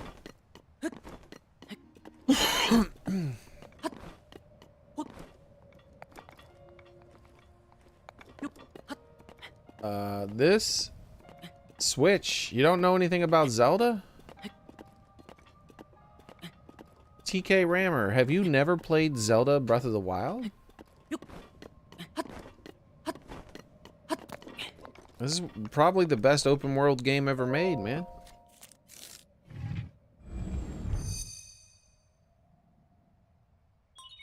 The best way to put it is that other open world games just they feel like they're there and there's a lot of crap you can do. But it's all like kind of meaningless and like it's everything you kind of do the exact same way. You know, there's not really the freedom is more of an illusion. Sometimes it's so much of an illusion that the open world is just simply like a loading screen, right? Where it's like you have to travel from point A to point B. There's nothing really of interest along the way, just maybe a few enemies. Then you arrive at point B, and now you're in corridors doing your job. That's how some open world games are. Those are like the least open world of open world games. But this game here, I'm gonna take a quick detour from what I'm currently doing.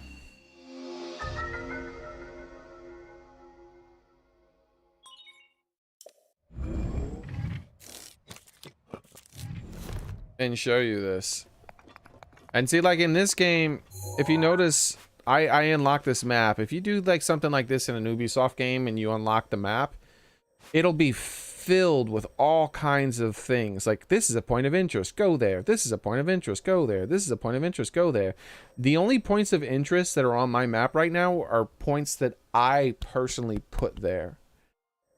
I went here and completed a shrine, therefore it's a point of interest. I went here and found the stable, therefore it's a point of interest. But I already found it. The way you find it before it's marked on your map is you get to a high place and you look, you go, hey, look, that maybe that big giant guy climbing on the side of the mountain, maybe that's a place I want to go. If I put a marker there, I see this is a place I can go. Though, obviously, that would be a difficult place to get to. And, like, here we go. Like, you get to a high place, you scout things out, you look at stuff, you see, like, okay, there looks like there's, like, a path going this way.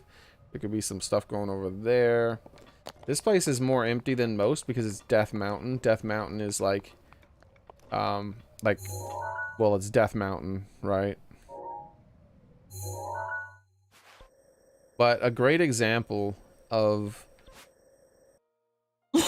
this game and how people approach these issues is that early in the game, you're given a task. Yeah, there's not many points of interest early on Death Mountain. You're just kind of fighting lots of enemies, right? It's Death Mountain. But if I go all the way over here, and I can show you what I mean by the amount of thought that people have in doing their like how this is more open world filling than any open world game I've played. So the first ability you unlock after you wake up is you go over here into this little place over here and you unlock a magnetism ability. Hold on, I need to prevent lightning. See, like, also, like, this is just another example of like the million different ways I could use to combat people. There's a lightning storm going on now, right?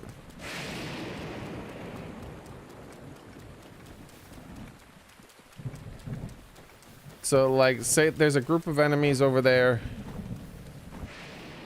Like, say I'm, like, not really strong enough, or I'm scared, I don't want to really deal with them. There's a lightning storm going on, right?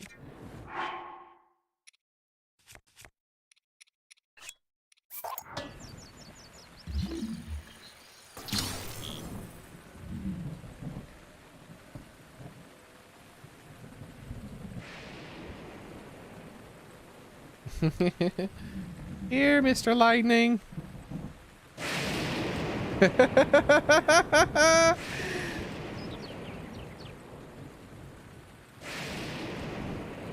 Here, Mr. Lightning.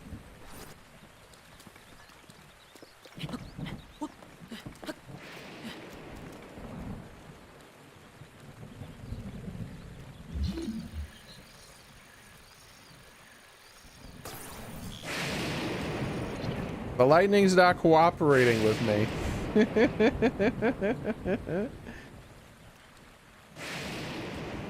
But like yeah, the lightning isn't cooperating with me right now. Ah, crap. Oh, crap. Oh, wait, hold on. Ah! Just as I went to pick it up, the lightning started cooperating with me. Thanks. Good timing, lightning. Thanks. Trying to get me killed. Yeah, metal objects attract the lightning, so during lightning storms, you want to start using wooden stuff or just put your things away. And it's always so fun that just the physics of the game, you just roll bombs downhill. You know, you don't always have to throw it. You play things. Like, sometimes I'll be running uphill, and I just drop the bomb behind me and just let it roll at the enemy who's chasing me. But, like, there's a million and one different ways that you approach combat. And the primary reason for that is that your weapons have really low durability compared to the average video game. Most video games, like, say, Dark Souls or something, weapon durability is pretty much meaningless. It's just a mechanic that kind of gets in your way. You're going to use the same weapon the entire game anyways. Once you find the most powerful weapon that you like, you're just going to keep upgrading it. And the weapon durability is just something that kind of every now and then inconveniences you. In this game, because the weapon durability is so low, it's actually something that affects the gameplay, and it makes it so that combat flows in a different way. Like, you break your weapon, and then and then they drop their weapon, and you pick up their weapon, and you try to knock their weapon out of their hands so you could use it that way. Or you're constantly like switching up weapons mid-fight and trying all kinds of different things. So let me head over towards the good example of a trial here. And also, I think I'm gonna take a nap so that it's not raining, because the weather, it's thunderstorming right now, and it's gonna continue storming. So yeah,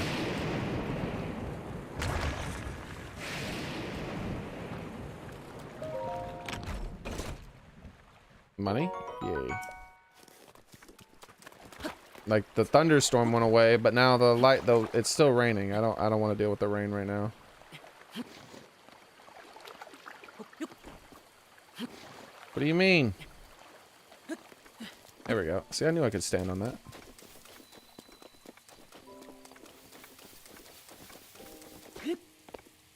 So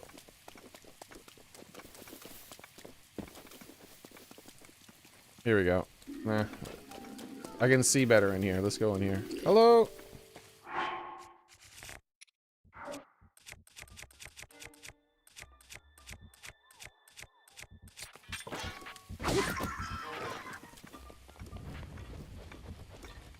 So,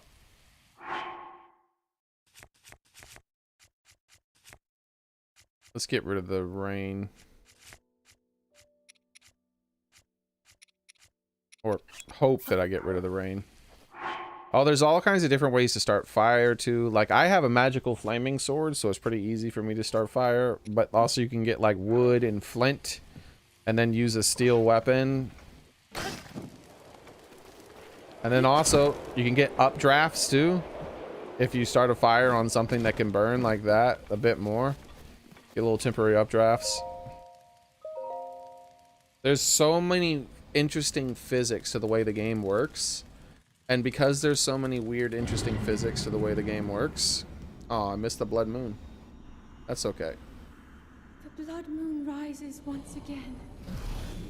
I don't mind. It's not that important. I actually have pretty much almost full meals.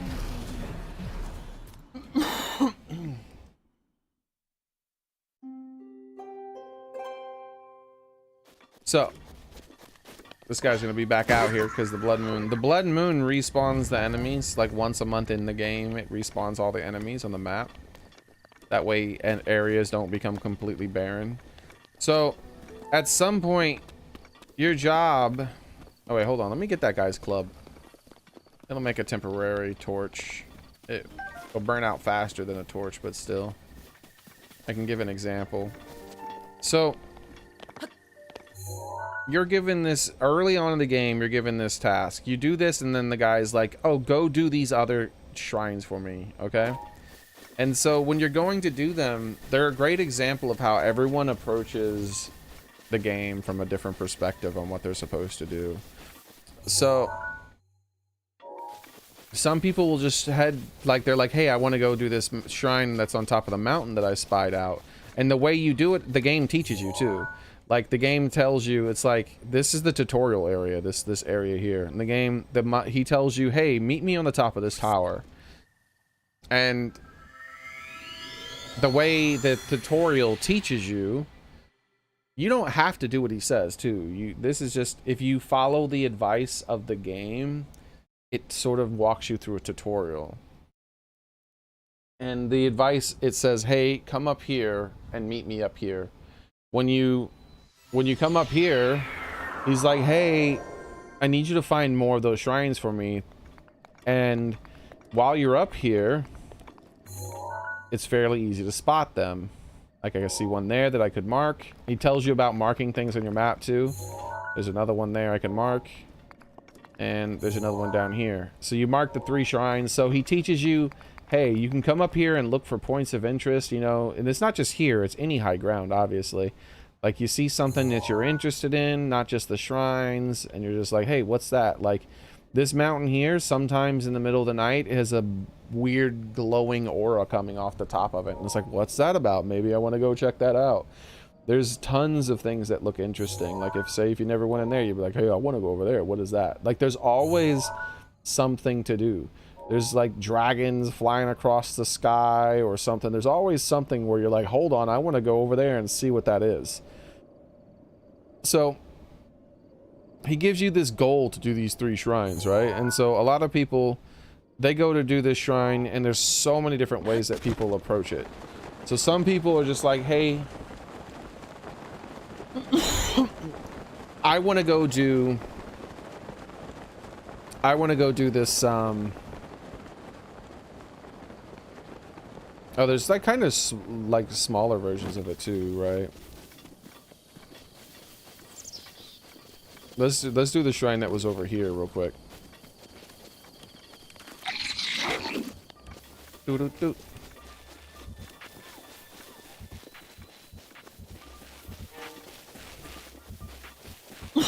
Excuse me. I wish I had Epona up here.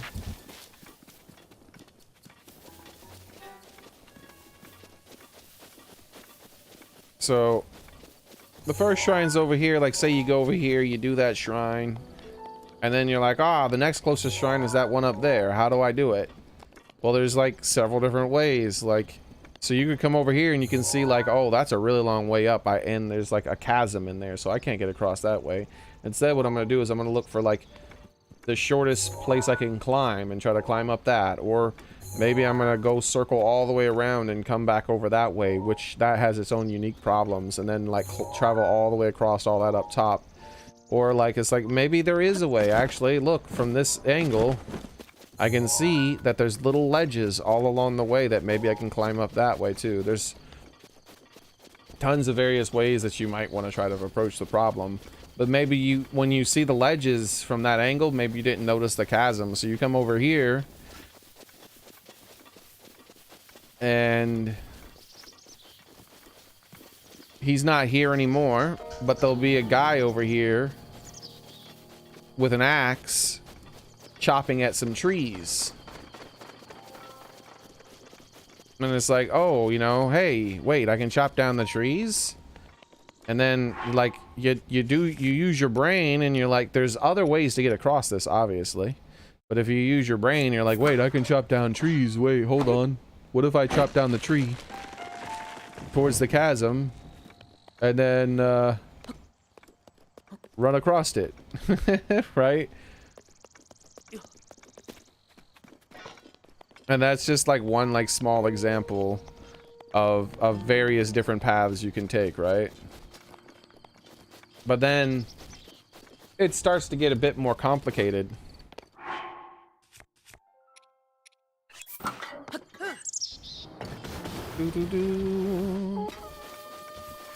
As you approach this other shrine over here, and this is where I'll give you a really good example of how there's the beauty of Breath of the Wild is that it feels like one of the first real open world games since like the old school open world games, where there's no real right way to do anything. Sometimes you'll come up with this crazy thanks for following the channel, by the way. How's it going, Destro and Sumvik? So there's no real right way to do anything. Like, notice here, right here next to this place going in this direction, there's all these peppers. And you look at the spicy peppers, and it says if you cook them in a dish, it'll help raise your body temperature. But if you come over here too, there's even more spicy peppers. Alright, don't touch that, that's mine. Dun, dun, dun. Dun, dun, dun, dun, dun, dun. Alright. Wait, where'd the torch go? There it is. I want this torch.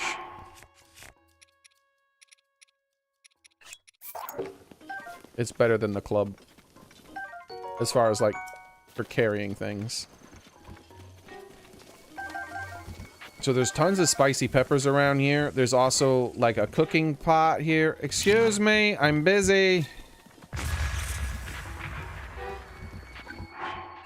This guy is being a real jerk.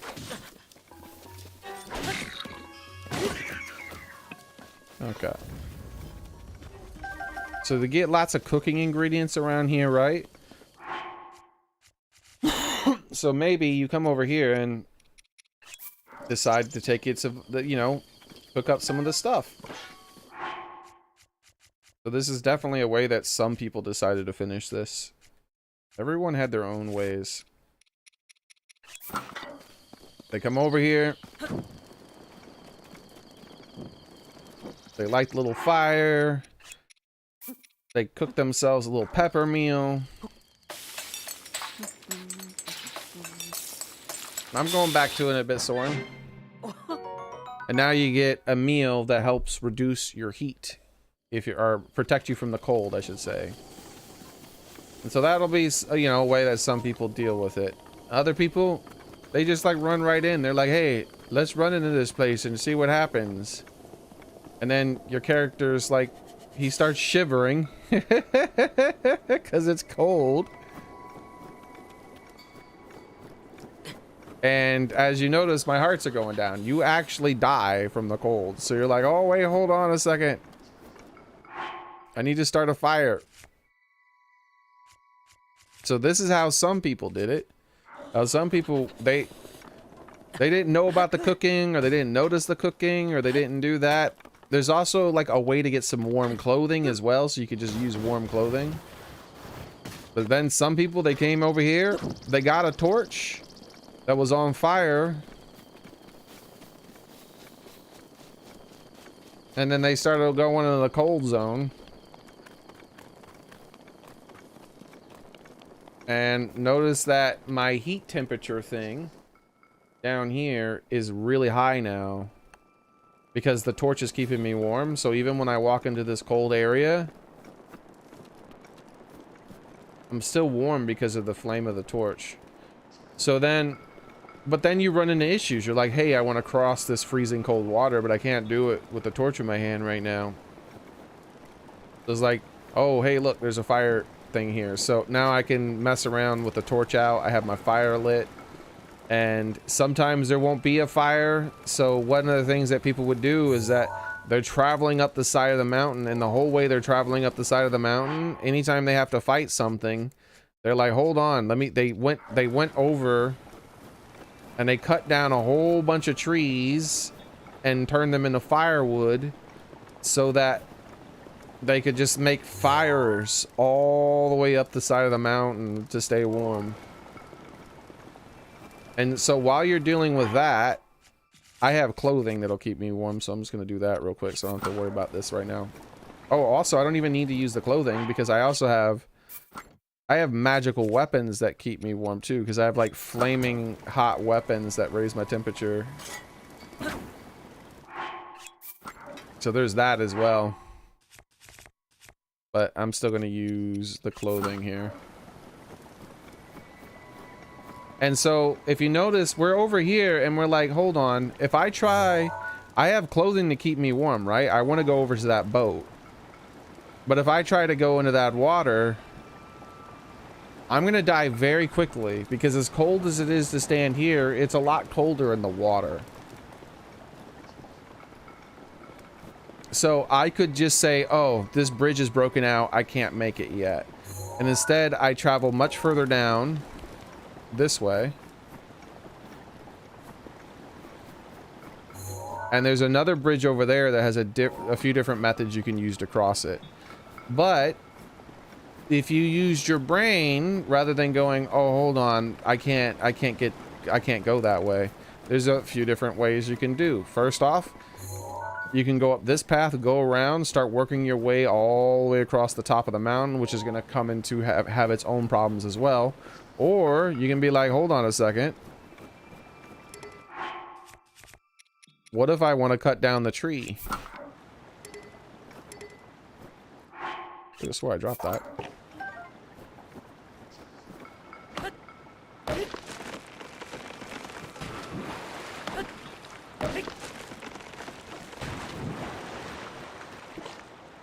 So even if you come over here and maybe cut down a tree to get some firewood or something, or maybe you're doing something else, you notice what's happening? There's a current.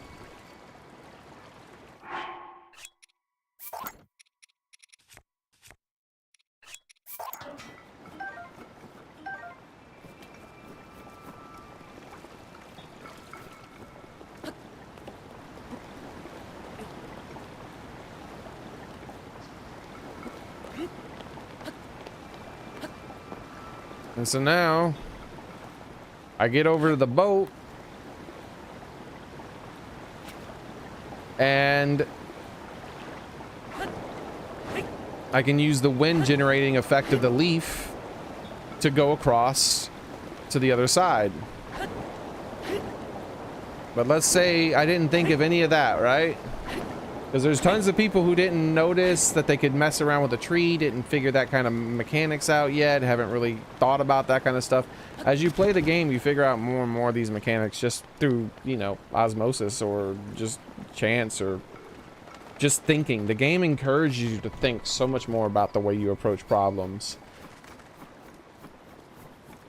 So, also, it's early game, so they're generous. They give you a little fire stuff on your own. Like I could light that on fire and help me carry the fire.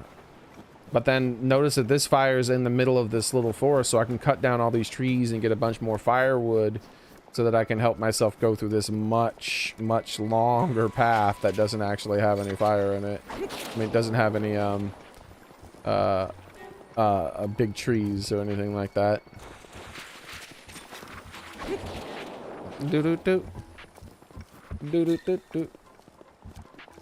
So say you didn't notice any of that and instead you run all the way past here because you're like, hey, this side is closer to that anyways, I'm gonna run all the way here, and what am I gonna do here?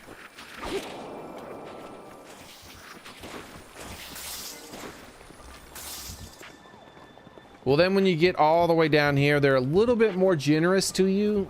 They figure, hey, this person isn't that observant, they missed a crap ton of stuff. Let's make it really obvious that there's a way that they can cross here. So they give you a big metal door, and they just recently gave you the magnetism ability. And then they put the another big metal door right there, just to let you know, like, hey, dummy who didn't figure out all that other stuff. Hey, look, you can just make a bridge there. But like, rather than going, hey, dummy, you haven't figured it out at all yet, and then saying, look, here's a perfectly straight, normal bridge for you to cross since you couldn't figure it out, they still make you think. They still go, even if they only activate that brain cell just a tiny bit, they activated it, right? And you're like, okay, now let me build this. And that right there, that little extra thing is gonna, they keep doing that all throughout the game, and it just encourages you to think more and more and more about what's happening and what you should do. And then if you're looking and you're paying attention, you might notice, hey, look, there's a log stuck on that right there, and that maybe is a hint to your brain too that, oh wait, hold on a second, what if I cut down those trees and let them come all the way down here? I could have made one of those bridges. And like, this is just like one little system that involves getting to one shrine that's up there. All these different ways to approach this single problem. Like, they give you a goal. They put like little problems, I mean, in obstacles in your way. And unlike the vast majority of open world games out there, there's like infinite, it feels like, ways to approach the problem. It's not just do this, that's how you do it. And there's so much of that kind of stuff in the game. It's crazy.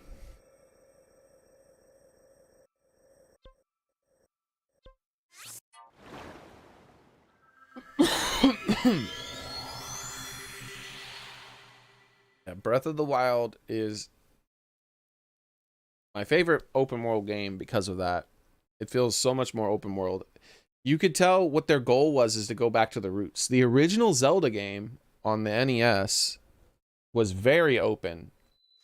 And once they got off the NES, or like even like Zelda 2, they immediately started to go to a more structured form of gameplay. You still could explore just about anywhere you wanted, and not anywhere, but you could still explore a lot, but you couldn't go anywhere near all the places that you were able to go before.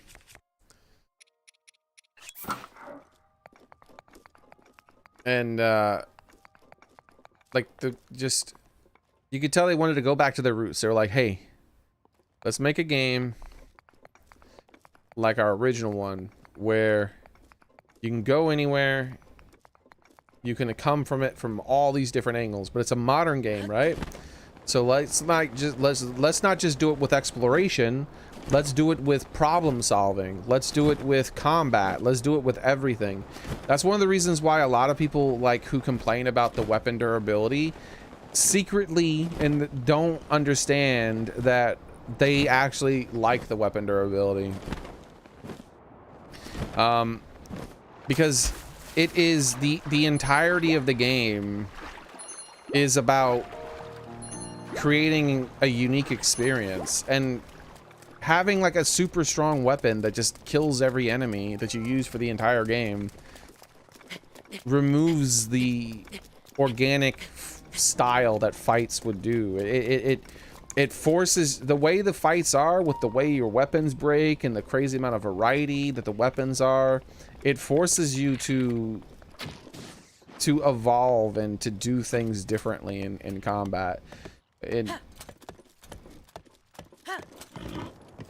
Not just, hey, I'm gonna do the exact same thing because it's the most efficient, easy thing to do. Do.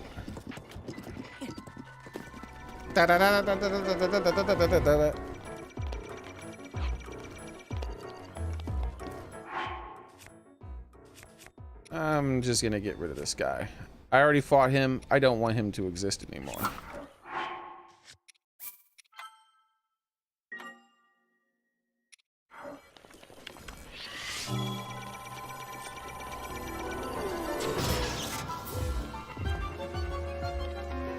Goodbye.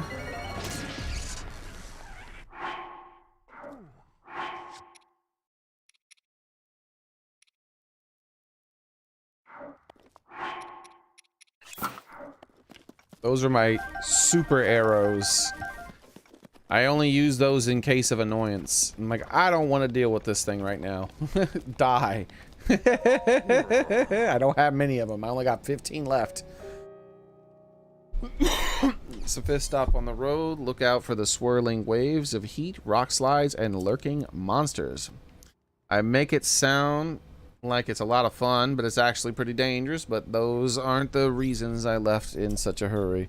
I left home to start my new life in a traveling sales rock. I'm gonna see the world and sell ore to everyone I meet. That's the other thing too, is like people will tell me, or I've heard people say that this isn't a real Zelda game, and I'm like, I guess you're not like an old school Zelda fan, because if you played the original Zelda, then this is like the closest a game has ever gotten to the original Zelda. Like this is, there's so much freedom, dude.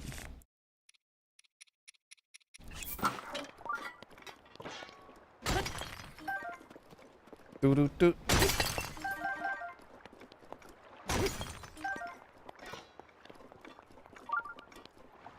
They give you so many tools to be able to. I wonder, can I create ice blocks on? No. I thought I wouldn't be able to create ice blocks on the heated water.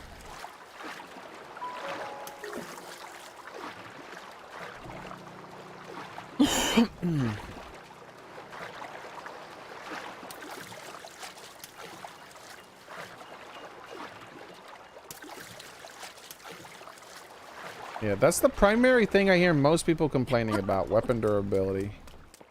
But then I'll ask them, did you enjoy the combat? And I'm like, yeah, except for the weapon durability. I'm like, did you enjoy like how you had to approach every problem from a different angle? Like, it's like, yeah.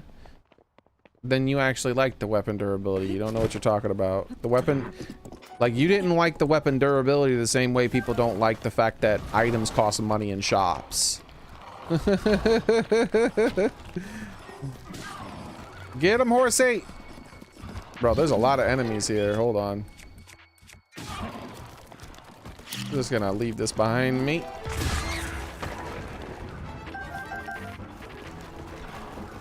At least one of them. It's my head now. What's she gonna do?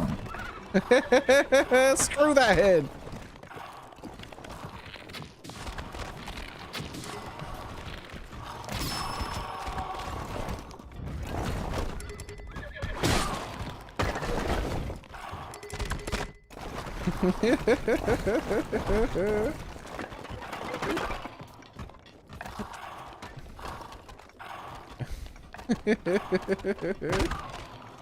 Kick the head.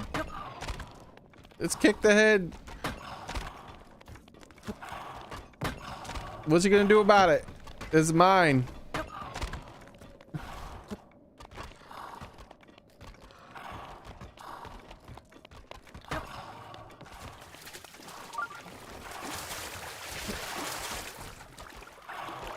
Yeah, you don't want to come down here, do you? Look at him throwing a tantrum. You can't have it. You're dead now.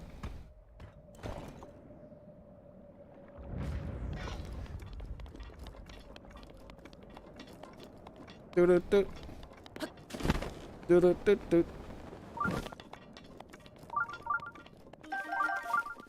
Good job, Epona. You kicked their butt, didn't you? You want an apple? There you go.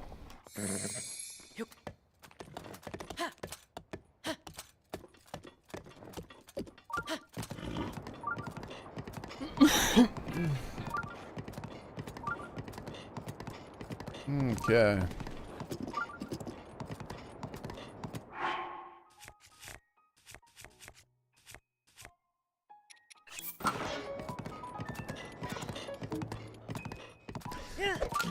Hold on, let's go back this way. Good thing about getting the blood moon is that I don't have to worry about any other respawn.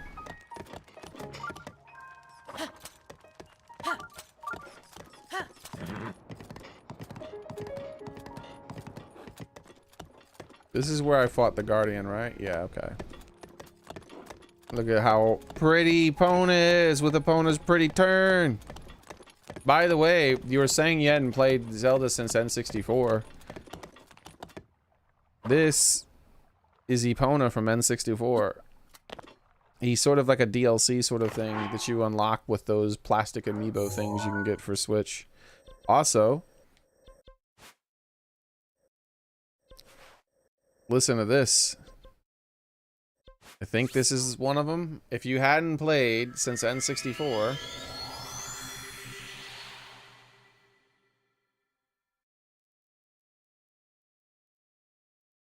this might sound familiar to you.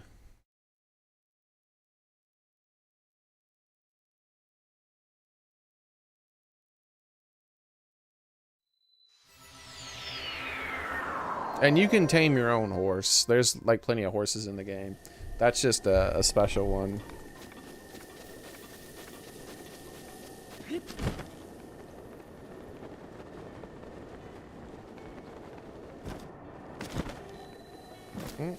Nope, not this one. Was it actually the shrine? Was it really the one that was right here? I specifically didn't go to that one because I felt like it wasn't, but maybe it was. I feel like it maybe. No, it wasn't this one either. Which one was it?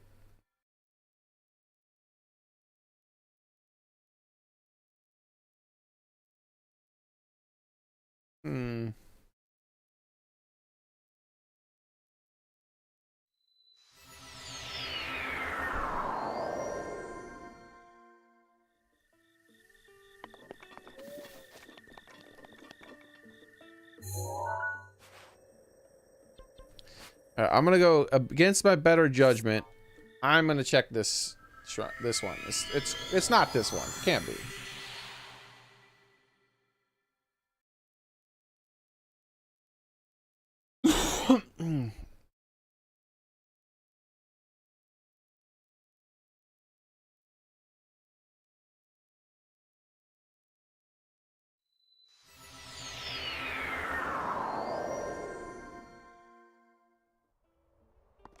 Yeah, eventually your map starts to get fully covered with markers because of the stuff that you're doing in the game.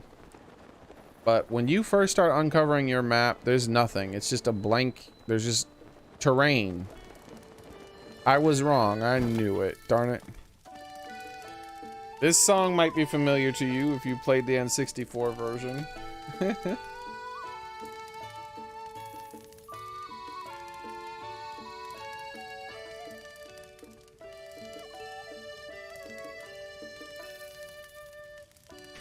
When I heard this, I was actually writing Epona at the time, and I was like, "Ah, it's Epona's song! It's Epona's song!" This is the song that plays at Lon Lon Ranch in N64 Zelda.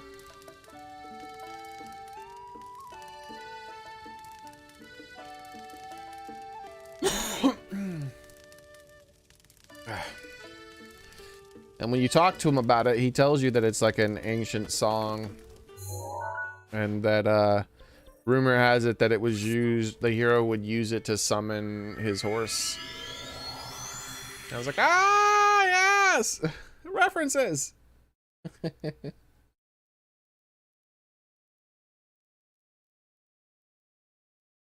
think that personally is the thing I like least about this game. It's my biggest criticism of the game. Like, people will say weapon durability, but I view weapon durability as a catalyst to encourage more interesting gameplay. And I saw one person tried to say, well, that's just bad game design. If you have to make something, if you have to like make something like that in order to encourage someone to do something that's fun rather than them just thinking to do the fun thing on their own, then that's not good design. I'm like, okay, well then games should just be a straight path with no obstacles. Like, that's part of it. Like, I'm going the wrong way! Whew. This is the way I need to go. Like, shop. Every item inside of a shop should be free because it's in your way. Like, it's just wasting your time. Why do I have to go get all this money? Like, there shouldn't be any death in the game. Enemies shouldn't do damage to you or anything because that's just frustrating. Why would I? There's no point in death. I'm like, if you believe that, like you'll say, oh, hey, I like weapon durability in this game. And the games that you talk about liking weapon durability, the weapon durability, nice, I got a diamond. The weapon durability has no impact on the quality of the game or in any such way, like Dark Souls weapon durability. Then you didn't like the weapon durability. You just liked the fact that it wasn't something that inconvenienced you.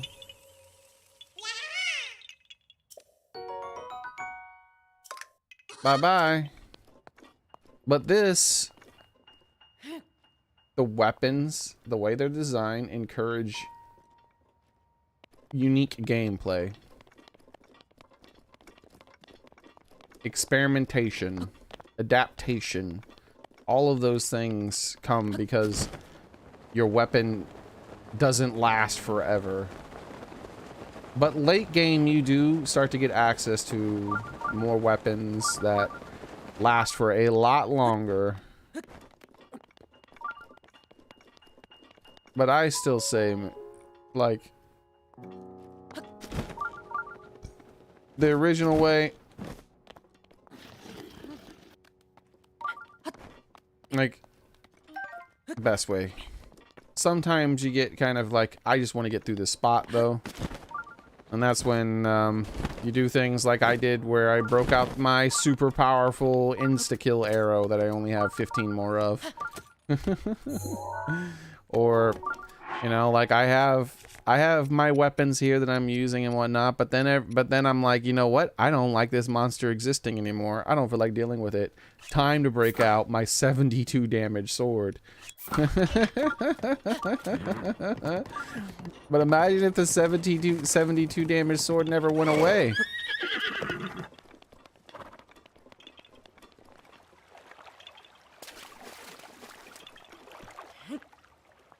Ahaha, I found you.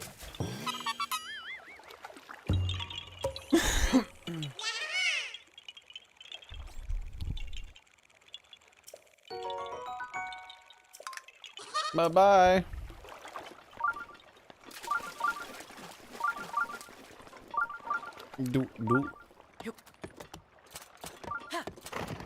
But yeah. And I think when they designed this game, you can tell that, like, people were trying to say, like, this is like a Ubisoft Breath of the Wild or something. I mean, Ubisoft Zelda or something. It's like, it's nothing like that. You could tell that they were going out of the way to avoid that sort of thing. Like I said, when you notice when I uncovered this map, this is the new section of the map I uncovered. There were basically no markers anywhere on this map. Because in the normal open world game, what happens is you unlock a section of the map and that section of the map is just covered with markers. And it's like, hey, go here, do that, go here, do that, go here, do that.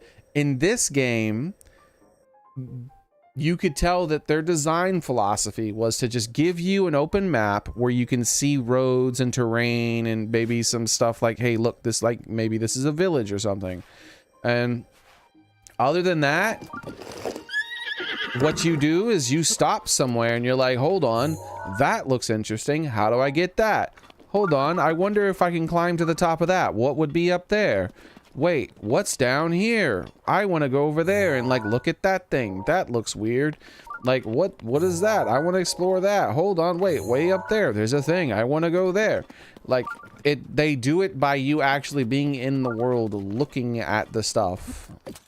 They encourage you to explore that way.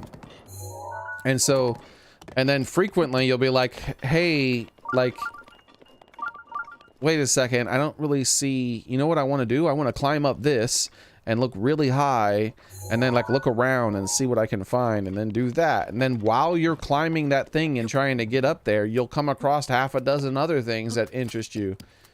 The one thing that's hard to do in this game, the hardest thing to do about this game is to stay focused. It's so easy to get distracted and just do something else.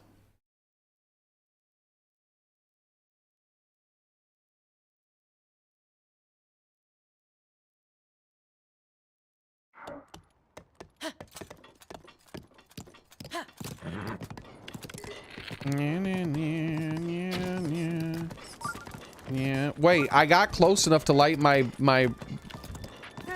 thing on fire, but I didn't actually hit him. My arrow passed through the flame, but it still didn't hit him. Take this. Yeah, actually, the funny thing is that that's almost what Tears of the Kingdom is. So Tears of the Kingdom was originally going to be DLC for this game. And that was like something fairly new for them for a Zelda. Like literally they've never made DLC like that for a Zelda game. And so they're like, hey, let's make a big expansion like DLC for Zelda. And their concept was, hey, we'll just make it so that like big, huge sections of the map, we're going to use the same map, obviously, because it's DLC, but we're going to take big, huge sections of the map and then we're going to rip it up, and they're going to be floating in the sky, and there's going to be completely different when it's in the sky, and then there's going to be stuff underground as well, and so we're going to like do that. And then 5 years later, they're like, yeah, we kind of got carried away and we just made a whole new game.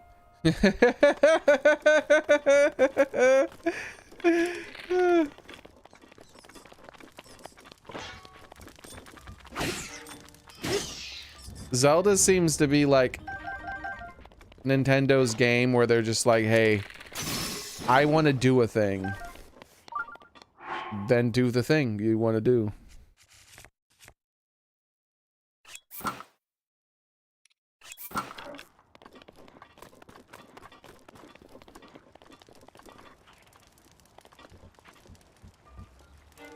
There's a lot of flaming baddies here. Let's see if I can group them up.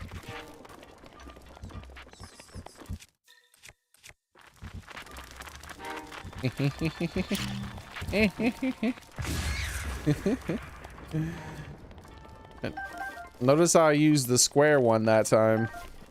I don't always do that, but I'm trying to like pay a little bit more attention because I'm telling you about stuff too. But sometimes you'll be running behind, you know, rather than wanting to throw the bomb at something, you'll be running and you're running downhill and you want to drop the bomb behind you, but the bomb starts chasing you down. So you're not really gonna blow up the thing behind you as much. So you got a square bomb. You can tell the game devs when they were testing the game that like the square bomb, ow, the square bomb wasn't a thing that they initially thought of. I guarantee it was like a, oh, here's the bomb, here's the magnetism, here's the ice, here's the, you know, they're unlocking all these powers, and then they're like doing like this kind of thing, and they're like, they blow themselves up. They're like, you know what, I want a bomb that doesn't roll as easily.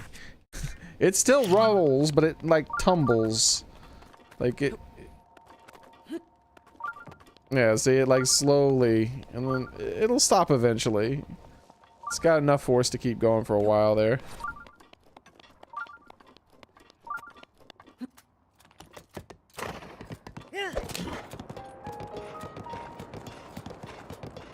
Doo-da, doo-da.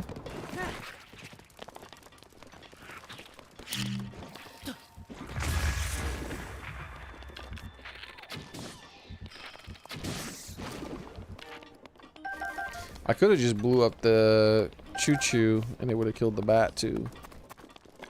What I should have did. Save myself an arrow.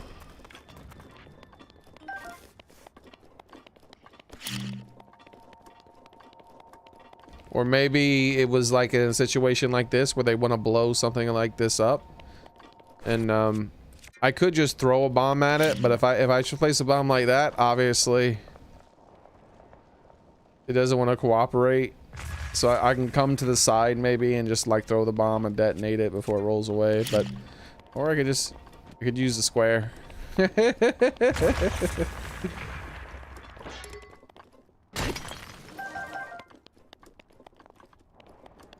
Another diamond, heck yeah, dude.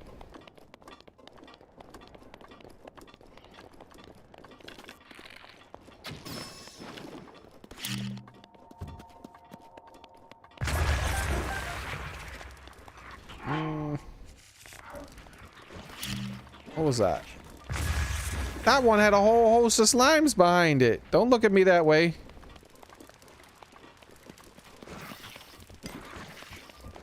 Interesting. You heard it hit the it hit the rock.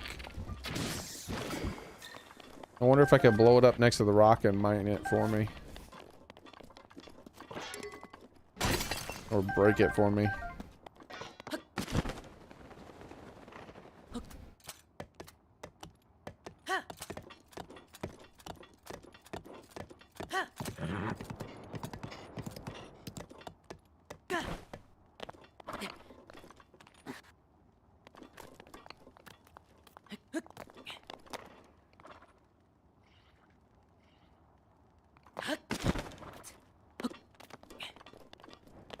Doo-doo-da, doo-da. There's way too many of you slimes on this mountain. Stop existing.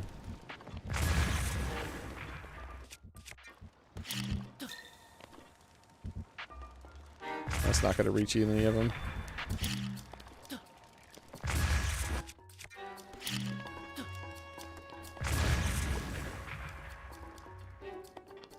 All right.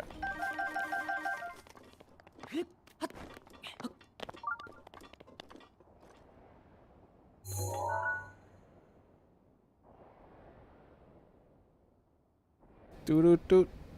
Doo-doo-doot-doot. Doo-doo-doot.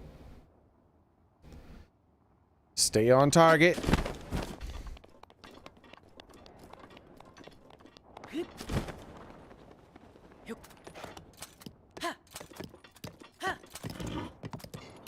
Soren's counting on me.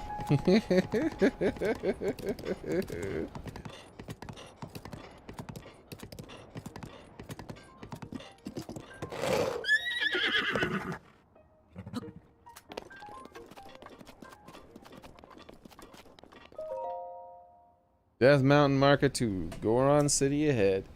Heat level 1. No Gorons use extreme caution. Non-Gorons use extreme caution. This is heat level 1 coming up, huh? Up there?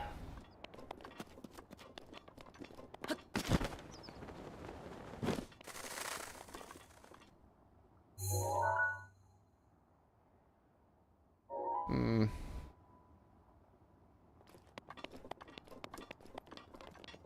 Epona's gonna have a hard time getting through all this. Alright, Epona. What's this? Thank you. Here's an apple. I'll be back for you later.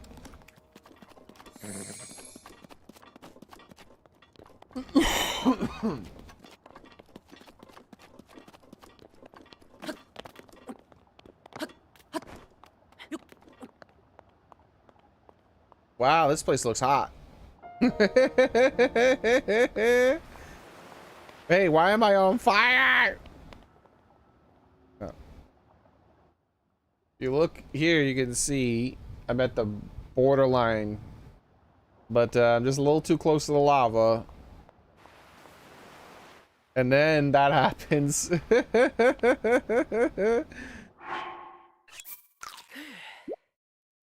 Where if I stand in there for long enough, I'll literally burst into flame. So, there's many different ways to deal with this. One way is that I have a magical wand of ice. Ah, it's still too hot. Still too hot.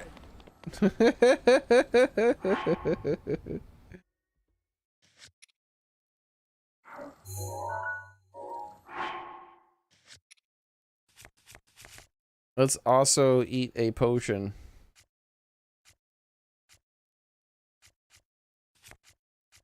I guess you don't eat potions.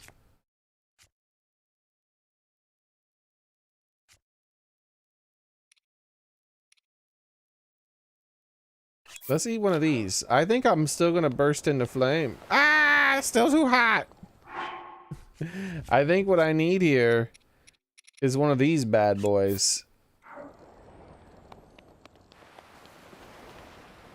There we go.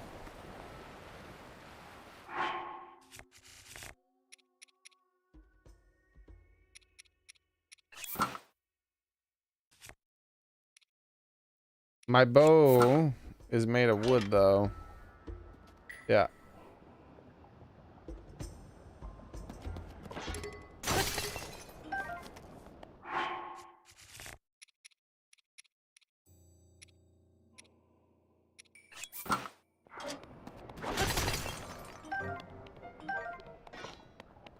Doot that, doot that, doot that.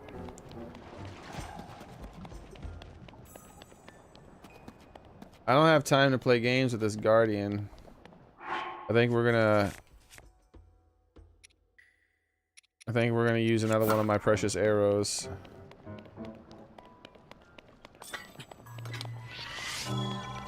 Oh no!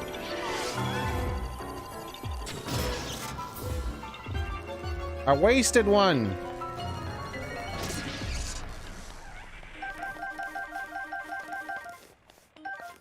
Oh no, man.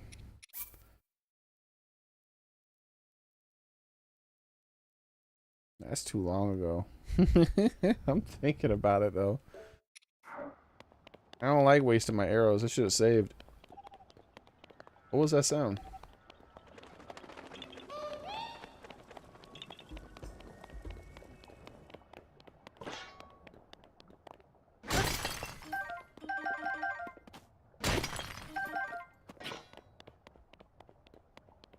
Isn't there some way to make myself wet too? Oh yeah, I remembered.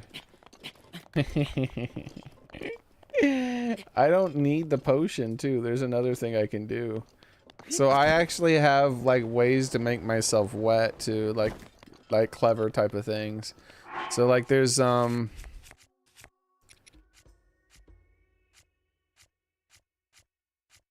like there's this ice slime I could use or water slime. So if I hold this and I put this and then I attack it immediately, it splashes water on me and it temporarily will cool me down.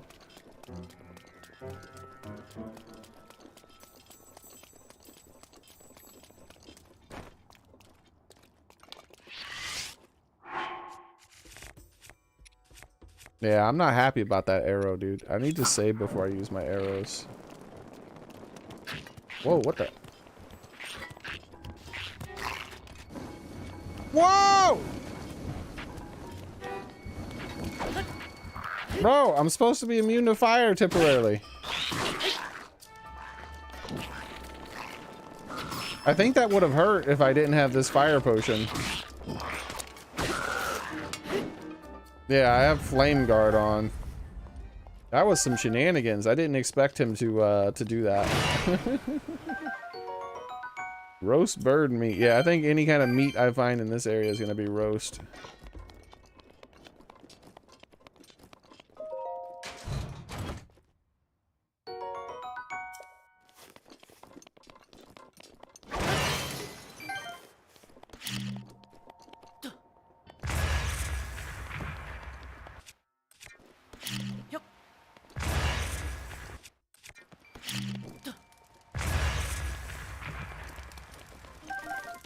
Some steaks, some flint. I'm wasting precious time. I only have the one potion. I forgot that just being heat resistant isn't enough sometimes on this place because like you'll get literally just set on fire. It's a little different than like being resistant to some heatness. Resistant to some heatness.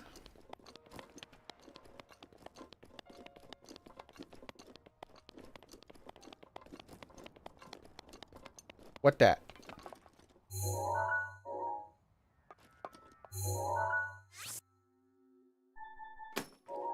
I feel like that's a Korok thing, related thing.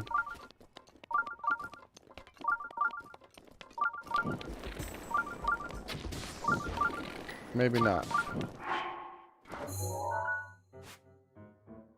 Remove the marker from that from now. We'll just put like a... There's a question mark marker, unfortunately there's not. We'll put like a star marker.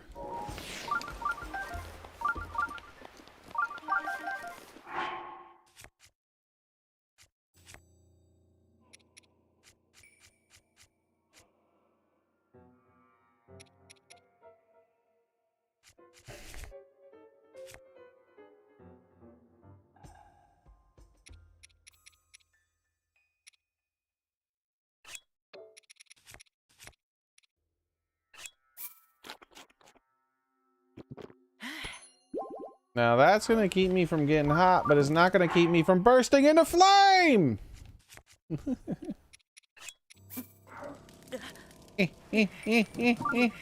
No!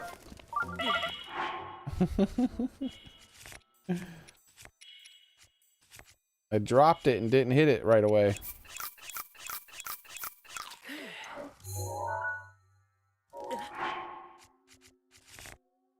Because I think that if I touch it while I'm on fire, it turns into fire thingies, but I think there's a way.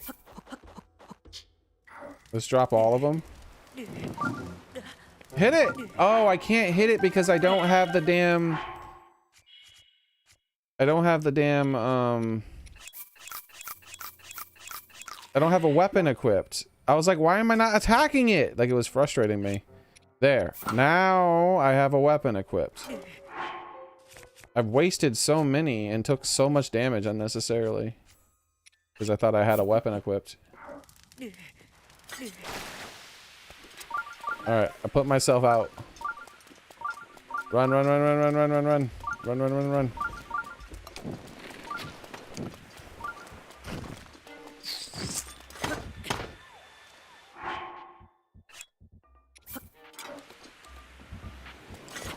Don't suck up my thing.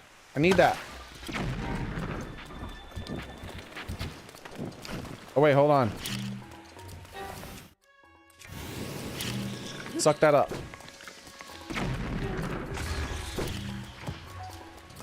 Did he just spit my bomb at me? I will murder your family.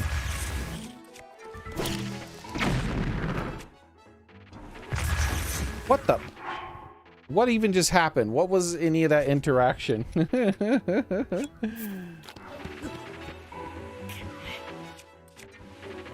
I'll just put this here. I bet you won't come up and try to hit me. You fool. Alright, hold on now. Before I get set back on fire. There we go.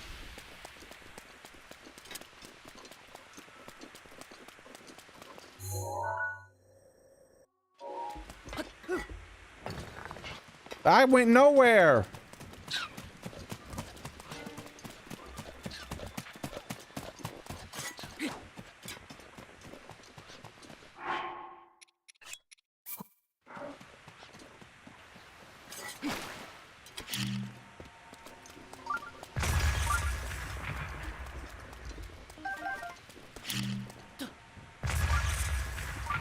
What? What the fudge? I don't got time to be... What? There was nothing there.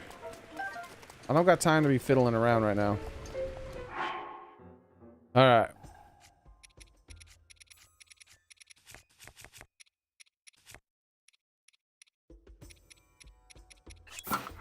This isn't a game.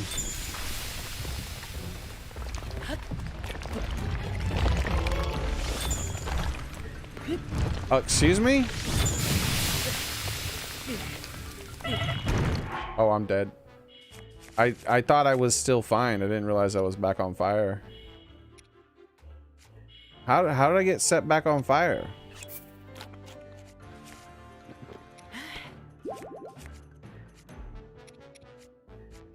Da, da, da, da, da, da. Like, when did I... Like, that upsets me. Yeah.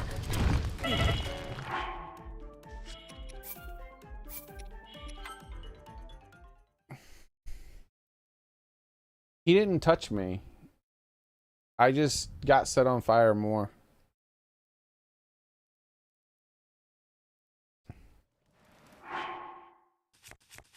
Like, it happened faster than I realized. There we go. We are just gonna fully bypass this bastard. I don't have time to deal with him right now. Do.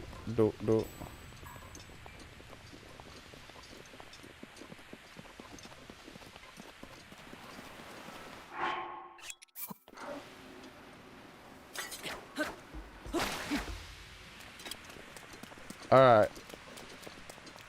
I gotta make this bit fast here.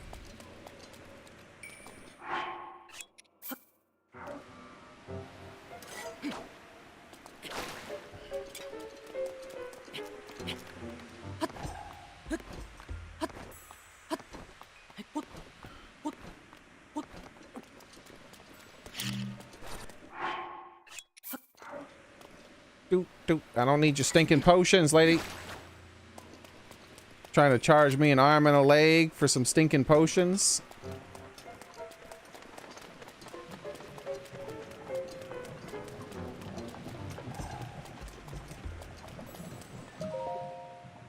Death Mountain Marker 3. Hey, hey.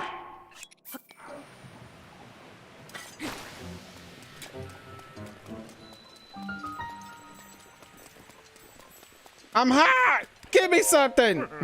Clear the site. You need me for anything? I'll be back tomorrow.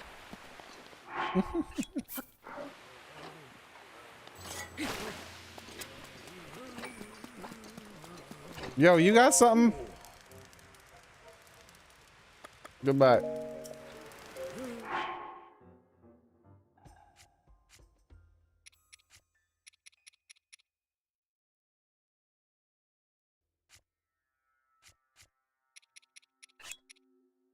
Hold.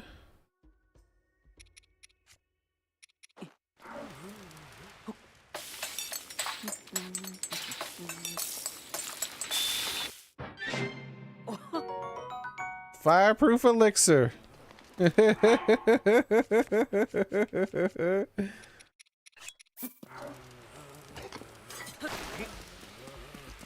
You, talk to me. Hey, hey, perfect. You showed up just at the right time. I'm on my way back to Goron City, but I forgot to buy souvenirs. I wanted to capture some of those fireproof lizards that live here in the Death Mountain. Those little suckers are quick.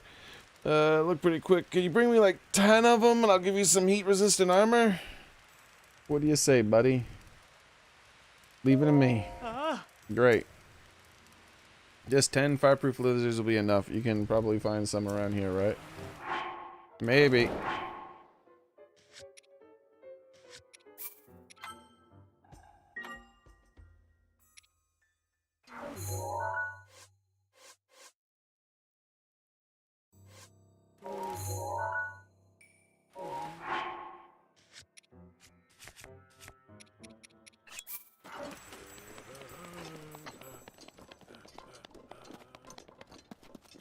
Here, lizard, lizard, lizard, lizard. Here, lizard, lizard, lizard, lizard. Here, lizard, lizard, lizard, lizard.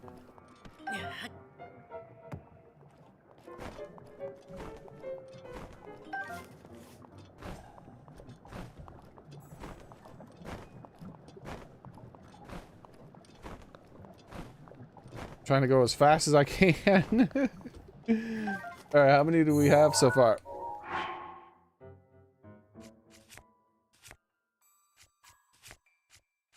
We have 4 lizards. We're almost halfway there. Here, lizard, lizard, lizard, lizard. 6.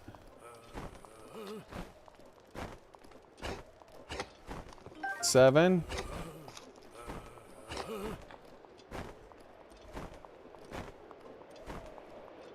8.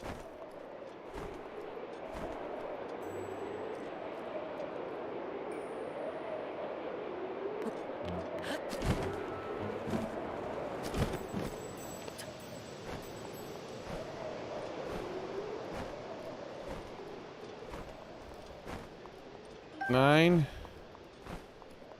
10. All right, we have 10 lizards, guys.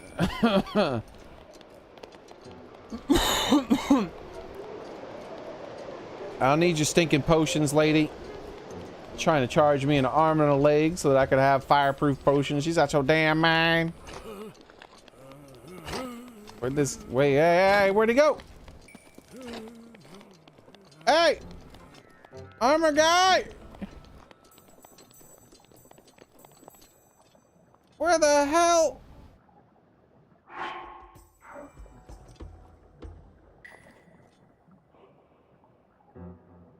All right, wait, is that him? Couldn't make him out. Give me their stuff. Oh, what's going on, buddy? Sure is hot around these parts, isn't it? Even at night. What do you can't you believe it? Those folks in the Goron City, I'll tell you, they sure are amazing, huh? Eating hot pot, even in this heat. Look, those are fireproof lizards. You chased down 10 of those suckers, did you? Well, a deal's a deal. I'll hand it over. Thanks, bud. Here, take this. Armor crafted by the Gorons for Hylians curious enough to visit the Goron City. It's made from heat-resistant rocks to protect the wearer. Something the matter, buddy? My helmet? Sorry, that ain't for Linden. It's too expensive for that. You can buy your own in Goron City. To get to Goron City, head north from here. It's the 5th stop on the trail. I'm sure you'd agree, buddy. It's always handy to have your spare souvenirs on hand. So, if you come across any more fireproof lizards, I'll buy them off of you for 20 rupees for 3. And if I get my hands on some fireproof lizards and some monster parts, I'll make some fireproof elixirs to boots. Yeah, you can do that, my man. I got me. I'm set. Now I want to go back to that lady and be like, ha, I didn't buy your potions. I didn't buy your potions. Screw that lady, dude. She wanted me to, what, how much money? She wanted like 150 gold or something crazy like that. Or rupees. Ooh, there's a lot of lizards down there.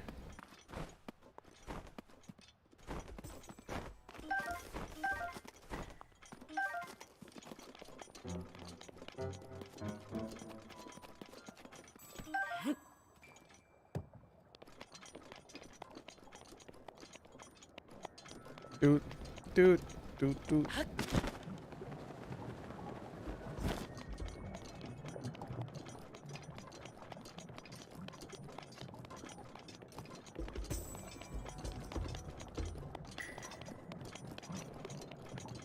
But yeah, as you can see, there was an example of someone approaching from a different angle.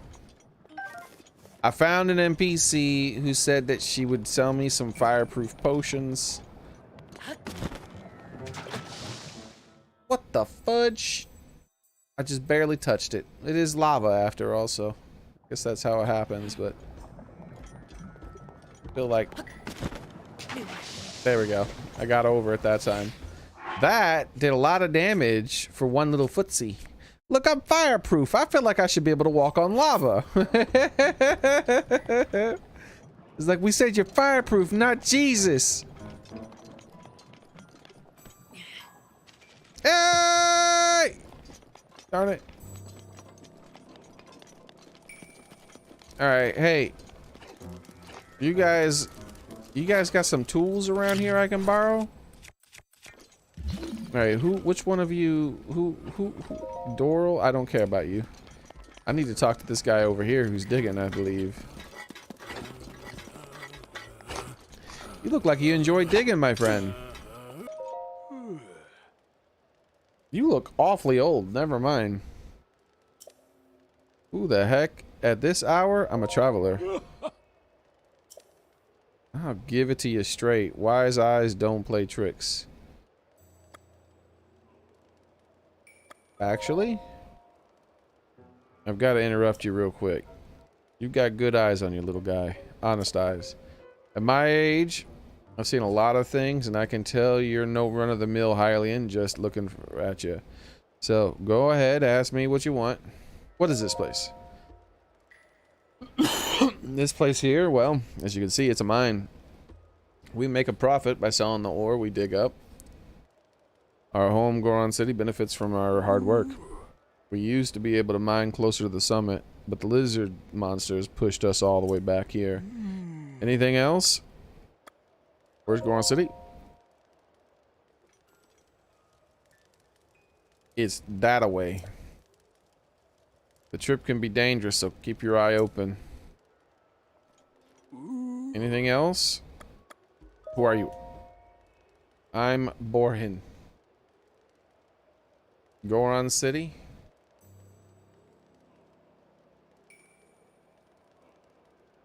I was once young and strong. Now I'm old and wrinkled. But worry not, there's still a lot of fight left in me. Anything else? Goodbye. This man humphed me. Jingo? Oh, I know who you are. You look awfully familiar there, buddy. Oh. Come on, I'm on break.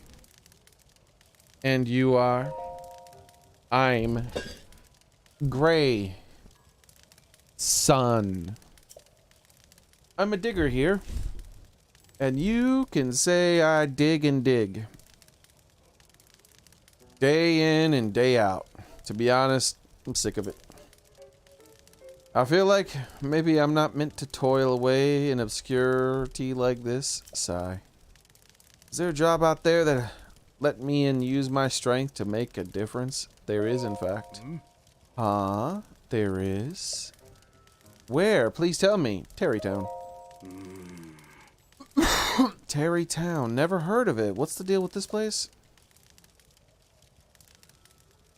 Akala. Terrytown. So there's somewhere out there that needs me. Akala isn't too far from here. Alright. I'm gonna do it. Look at this dude's smile.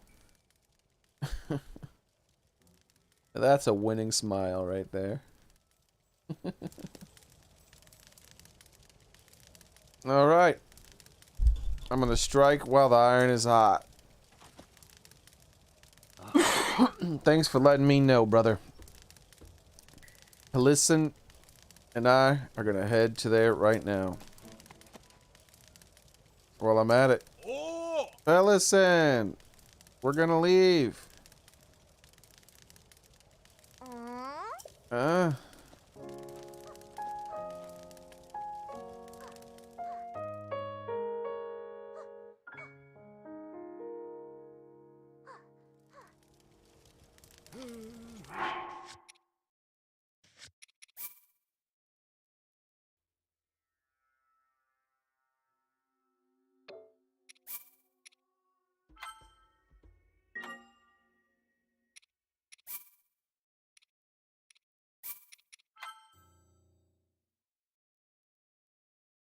Let's talk to him.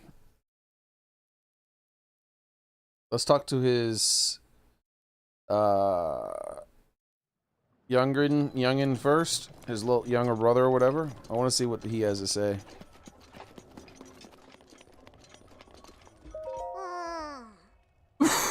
Is there something on my face? And you are? Pellison, your name ends in son. Yep. Are you strong? You bet I'm strong. But my big bro Grayson, he's even stronger.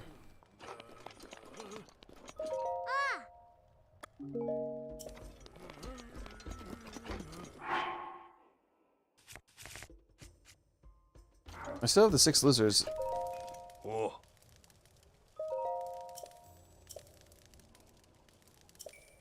Yeah, we'll keep this load. I just have to talk to the old man over there, and then we've done all the same stuff.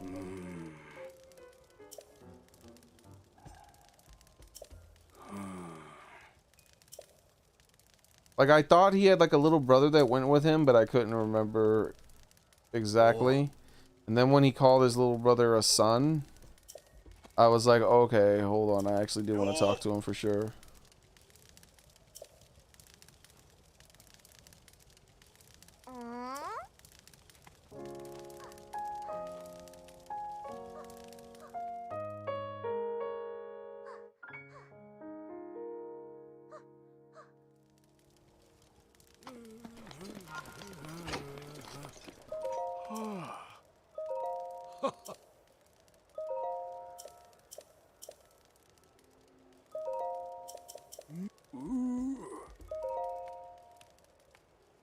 Doo-da, doo-da, doo-da, doo-doo-doo-da.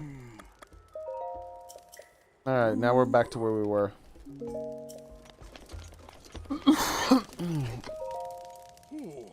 Yeah, I'm exhausted, but how have I got something time to but I've got some time to talk. What do you want to know? Who are you?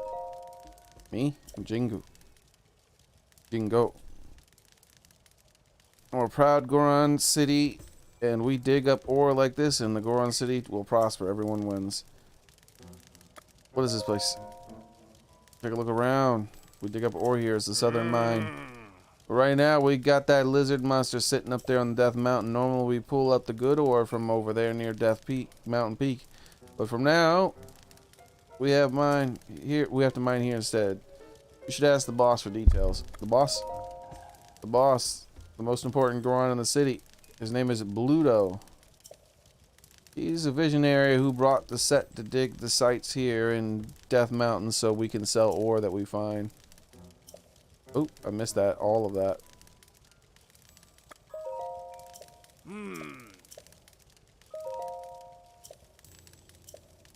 Thanks to the boss, Goron City is happy and prosperous. Nowhere else can even complete. No way, no how. Alright.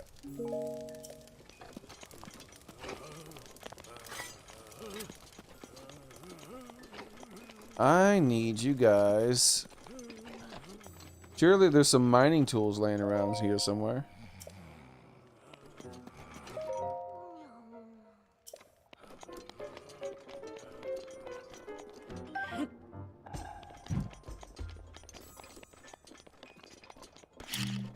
There it is. This will be useful. And I'm willing to bet this isn't the only one.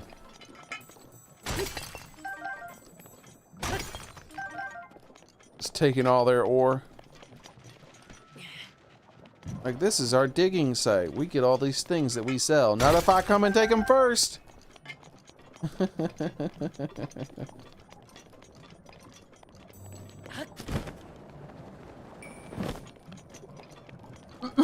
They're mine now. Oh! The hell?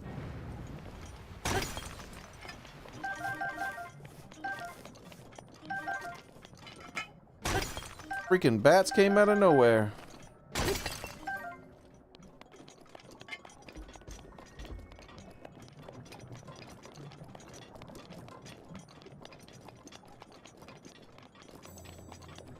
What happens if I drop a chew slime on the molten lava?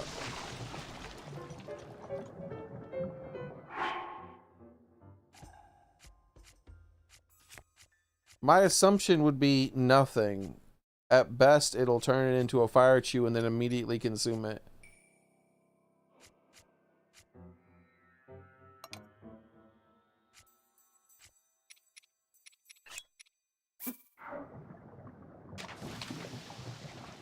Nothing. It just instantly consumed it.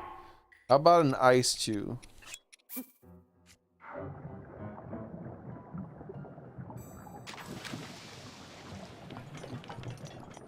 Oh yeah, Soren, you weren't here for it. I got to this point, and you know, I was using the water to keep myself from setting myself on fire. I kept just dropping down the chew and attacking it to splash myself with water. See, I'm dripping now. And I made it all the way to the town, and this NPC was like, go catch me some lizards. So then I went and caught the lizards, gave him 10 lizards, and he gave me the armor. So I didn't need that lady's stinking potions. I didn't have to buy a single potion from her. Screw that lady.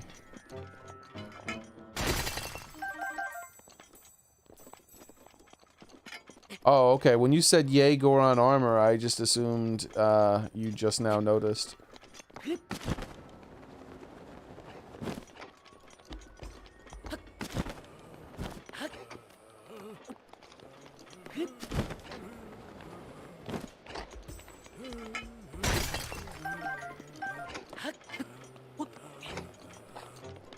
You guys got any more ore?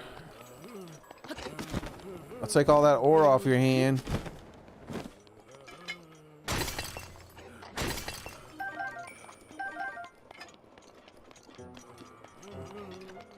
Doot that, doot that, doot that, doot, doot, doot. Whew, I almost fell into the lava. Sneaky lizard.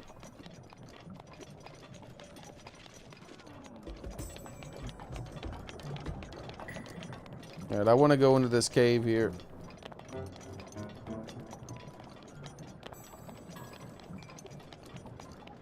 It tempts me.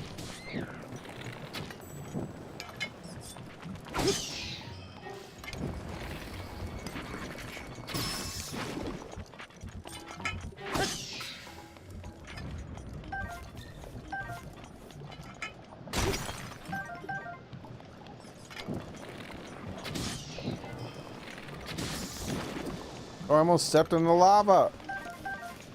Well, whatever happens over there happens. I'm not gonna jump over there.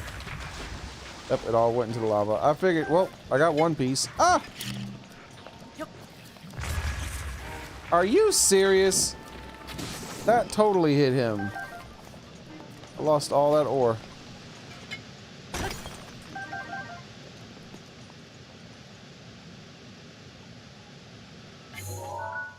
Well, you can tell that's a place that will have secrets.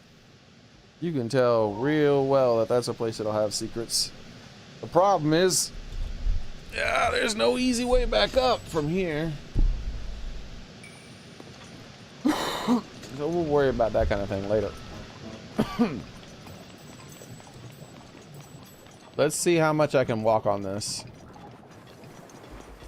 I can actually walk on that for a very short time, so I could have jumped across there and got that ore.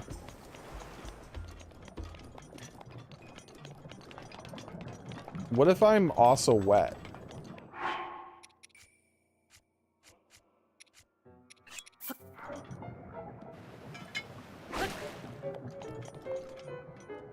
What? It didn't splash me. See, this is why I was using a short weapon. Alright. Yo! The combination of the flame resistant and being wet makes me immune to standing on the semi-molten lava.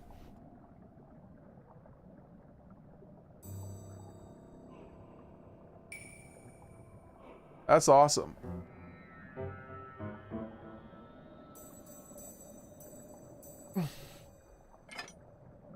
How long does this effect last?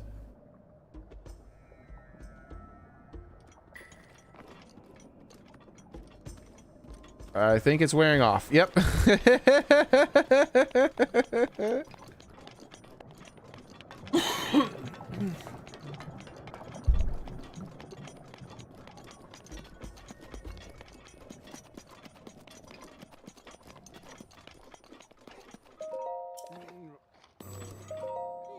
This kid's still sleeping? When does that kid ever wake up? My happiness is the boss's happiness. And that means it's Goron City's happiness too. Oh my. Oop, that is not the right thing. Please don't shut down my stream. Hello. Close, close, close.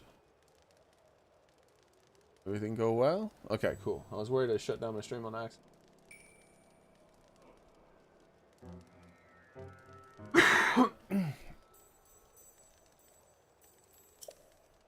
Dig, dig, dig, then dig some more, then sell all the sweet, sweet ore. Hump? And that's nothing to do with you. Who are you? I'm Doral, head of the Goron Group Mining Company. We're digging this site out under direct orders of the boss of the Goron City. No time to chat. Gotta dig, dig, dig. Who are you? What is Goron City? It's where Gorons live. It's straight up down that road there. Be careful not to get burned. Looks tough. The reason Goron City is so prosperous is because of all the work we do here. I actually want to dig closer to the summit, but the lizard's in the way. Need anything else? Nope, I'm good. Enjoy your digging, man. You guys got... Before I go, do you guys happen... Oh, wait, hold on. Did that kid finally wake up? I think I just heard him. Yo, you scared me. What is it? Who are you? Me, I'm Jingo. I need to concentrate while I work. I don't want to talk. Come see me when it's nighttime. What is this place? Yeah, he still wants me to talk to him when it's nighttime. I thought I heard the kid go. Yeah, he's up. Hey, hey, you little kid. Good morning. Me, huh? Ah, a highland. This is bad. Because just beyond Goron City, it's raining down from the sky. Tons of magma bombs. I'm heading that way. Why you're gonna go all the way up the mountain? No way, you can't. Not just magma bombs you have to worry about. My pop says it's the mountain burning hot. It's burning, it's boiling, it's on fire. Well, anyway, you get my point. You again. Papa says the area up ahead is dangerous for Highlands. Really? That's right, Highlands should go home. You should listen to grown-ups. They know what's best. That's what Papa says. Anyway, but hey, what do I know? I'm just a kid.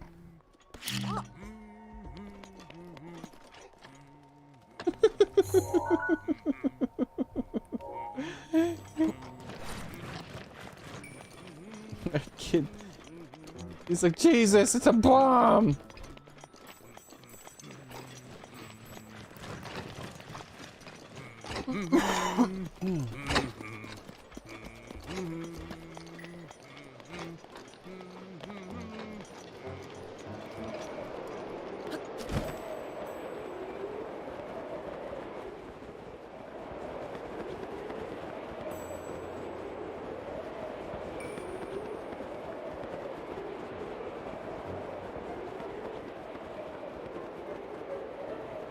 Scouting out the area.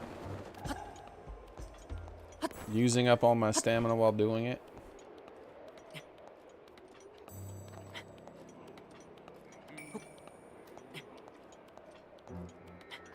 Dun, dun, dun, dun.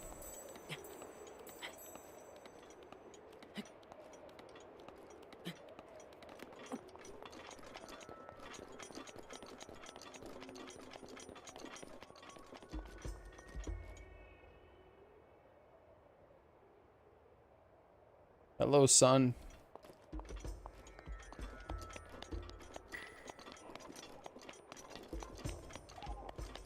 Hello, birds. All right.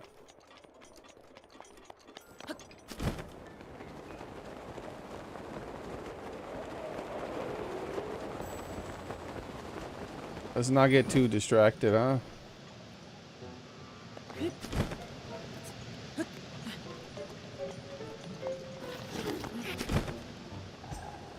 Womp, womp, womp, womp, womp, womp.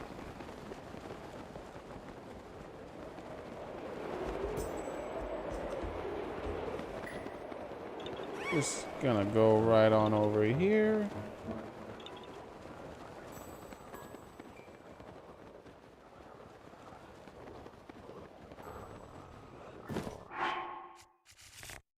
Just take you and...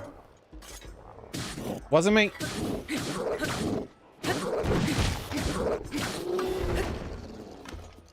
It wasn't me, it wasn't me, it wasn't me, it wasn't me, it wasn't me, it wasn't me. He fell, he tripped, I swear. Bro, long throw. Cobble crusher, long throw.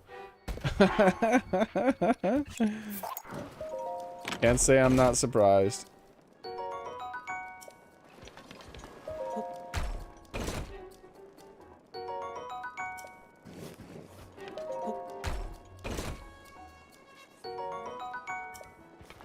It's my treasure now!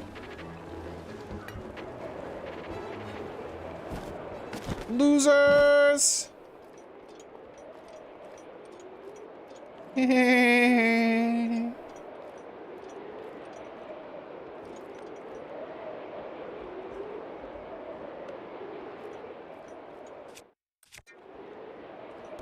One last parting gift.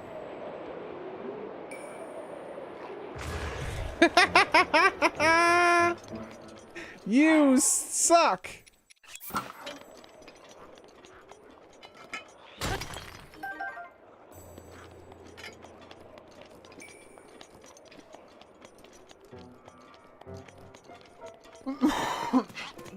Hello, birdie.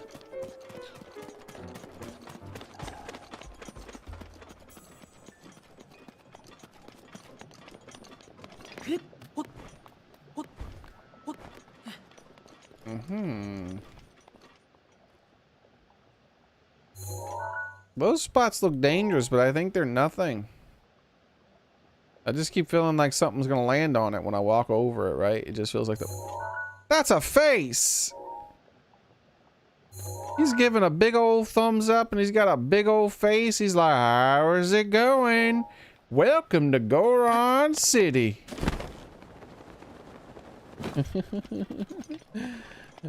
I don't know where it's always hot and the girls aren't pretty. Oh god, oh god, oh god, oh god, oh god, oh god, oh god, oh god, oh god, oh god, oh god, oh god. Oh god, oh god, oh god, oh god. What in tarnation?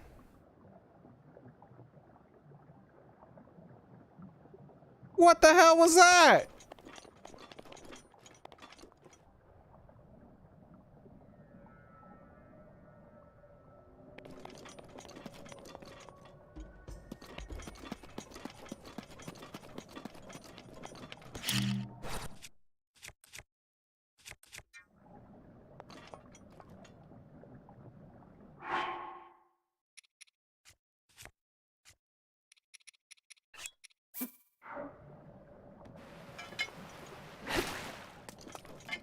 Get myself a little extra wet. Give myself a stasis. We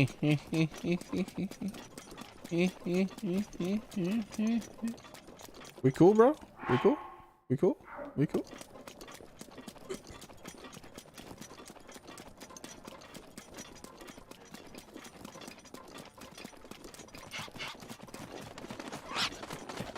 Alright, we're cool.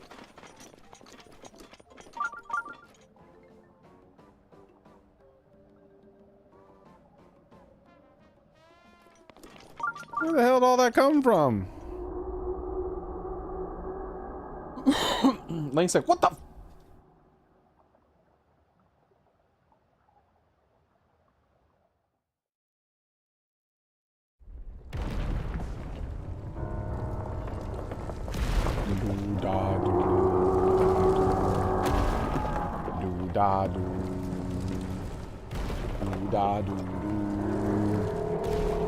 You know what I haven't been doing today? Using any of my amiibos. I'm still on amiibo 2.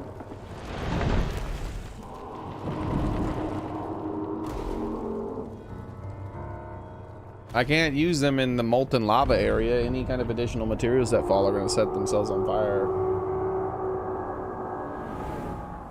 Why are you so mad?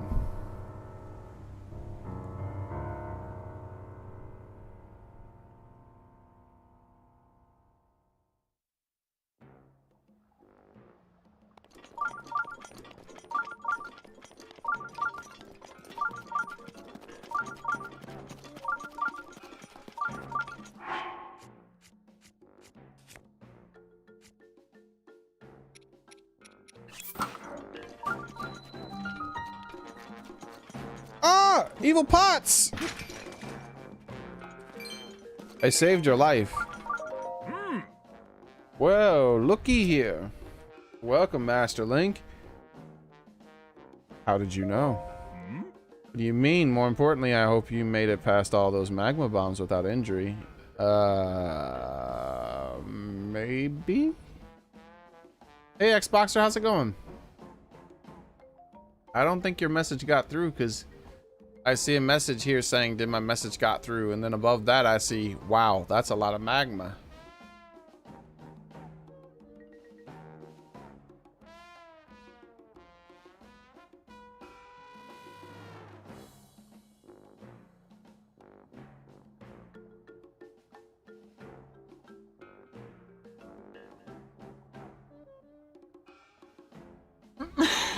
Another month down, subscribed to... Oh, you subscribed and they didn't actually give me a notification or anything?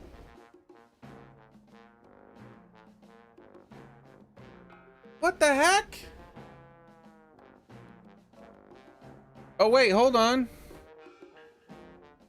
If I, okay, there's the Twitch only chat. For some reason, the Twitch only chat is showing something. Hold on, I gotta get it. Another month down, subscribed the GOAT. Thanks for all the years of love and passion. Thank you, dude, I appreciate it. And while making the channel, I appreciate it, dude. I got, hold on. There's all this extra crap on my screen, so it's hard to see stuff. Because, it said I had a network attack that got blocked when I first started the stream, like a few minutes into it. Yeah, for some reason it didn't show up on the dashboard either. Like the emote, normally there's an emote that plays and everything. Nothing happened. That's weird.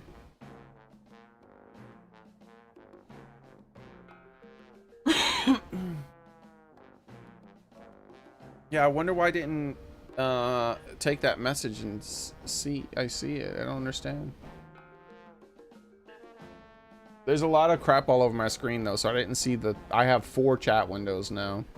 I didn't see one of them because like I had some kind of like, what was it called again?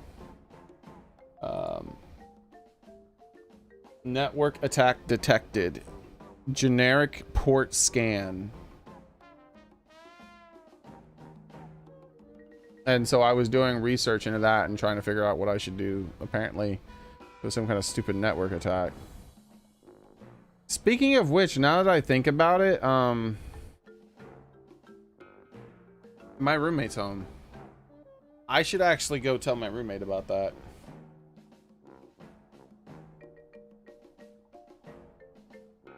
No, I think it'll be fine. It'll be fine. What do you mean? More importantly, I hope you made it past all those magma bombs without injury. To be honest, we haven't had too many visitors here since the magma bombs started falling from the sky. I'd be bored to tears if I didn't pass the time pretending to greet the long-lost Hylian champion. In any case, you didn't know Link is the little Hylian who fought alongside the Goron champion Daruk. If you want to hear more, talk to the boss. Yeah. Divine Beast. You don't know anything about. You want to know anything about that business? If you're looking for that info, talk to the boss. Pleasure. I thought you said you were here for some divine bees earlier. Maybe I'm crazy. Well, whatever brought you here doesn't really matter. Welcome. The extreme heat, I actually haven't seen the Hylians around here lately. Well, they're lost. Enjoy the stay, little guy. Business. Didn't you just say something about being here for pleasure before? Business, eh?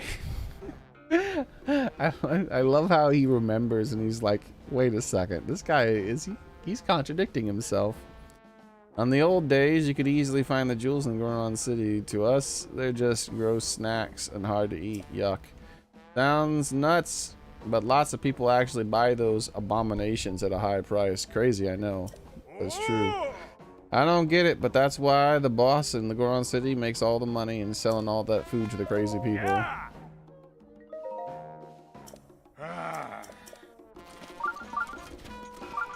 Just keep telling them something different every time.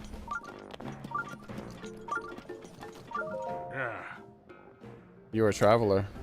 In that case, I'll take you somewhere nice. Follow me.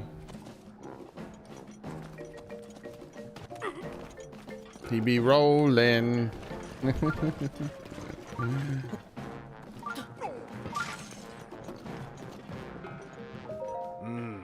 Not there yet. Just take it easy and follow me. This is it. The armor shop. I had to wait till he sat down. Recently, something called the Divine Beast of Rodani showed up in Death Mountain. Since then, I've gotten a lot hotter here, and why we're selling fireproof armor. Well, thank you. I heard you're selling fireproof armor, my man. How much does this big chest piece cost? 600. And this piece here? 2,000! And this piece here? 700. No wonder he wouldn't give me the helmet. That is an overpriced piece of gear right there. Yeah. You have the privilege of standing in the ripped and shredded, my armor shop. Can I help you? What is this place? As you can see, here's my armor shop. Funny thing is, Gorons normally don't wear anything at all. We started selling flame-resistant armor for the tourists. I recommend the Flame Breaker boots over all else. They're made using gems mined from the very soil. And as you'd expect, you have a great flame resistance. Give it a try. They're the envy of famous warriors all over the world alike. Bye. Ah. Of course you do.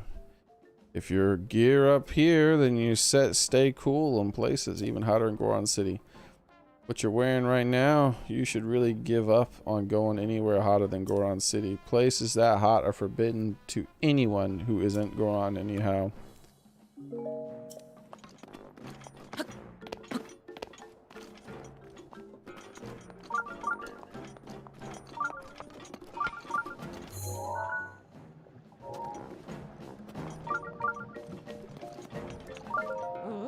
What is it? I'm a traveler. Hmm? You again. What's your problem? I'm a traveler. You again. What's your problem? Goodbye. What? You're the one who approached me. Why would you just walk up to me and say goodbye? Yeah, I like your style. I'm gonna do you a favor and accept you as my student. It's settled. I'm the professor. Got it? And I expect my students to let me know if they have any questions.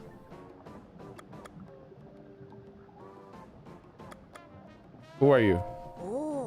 Slurgo. Anything else? Where am I? Goron City. Anything else? Where do you live? The smithy.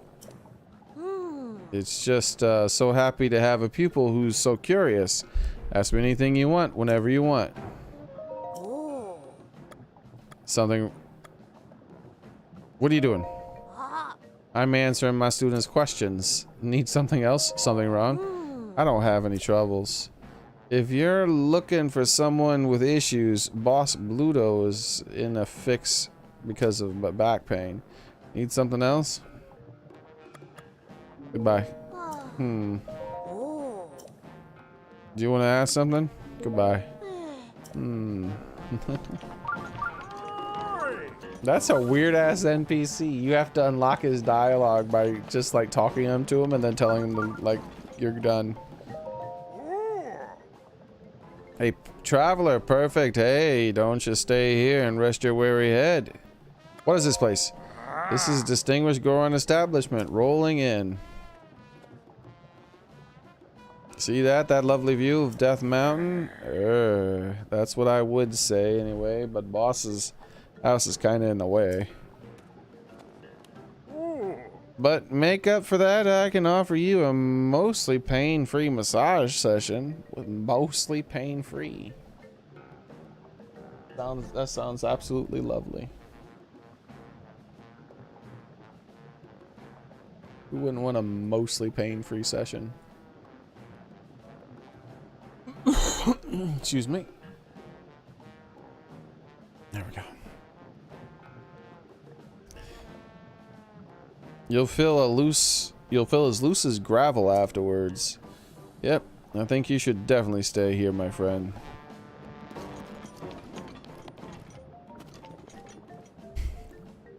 Holy hotness. She must be talking about me. Savak, flirting in the middle of the day, are we? Bold. How did she know what I said? That's not what oh, that's too bad. Who are you? I'm Ramallah. As you can see, I'm from the Gerudo region. I came for the jewels that are to be found in Goron City. These days, those magma bombs are causing trouble and preventing me from working. I'm not too happy about that. What is it? Have you never seen a real Gerudo before? Aren't you hot? Oh, well, I slathered fireproof elixir on my skin, so I'll be fine.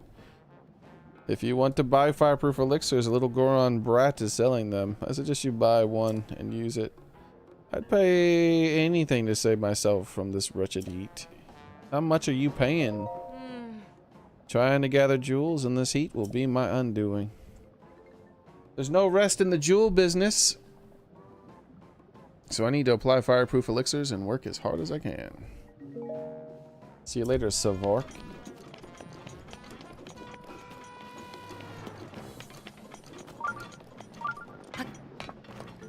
Those beds look as hard as a rock.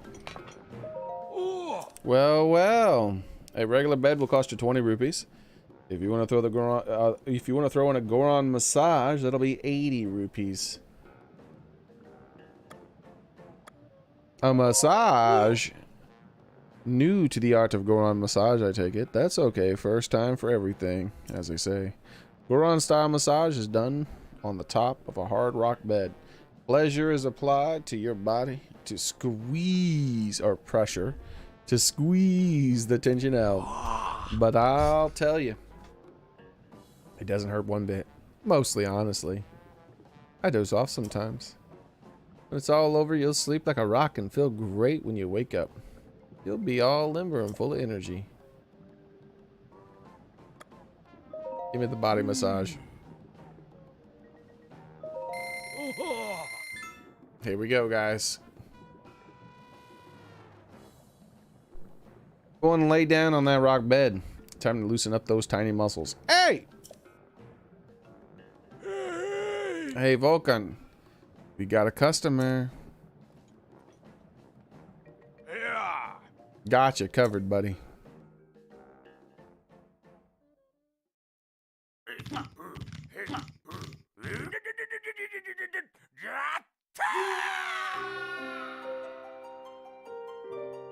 Sound like he broke Link's bones, man.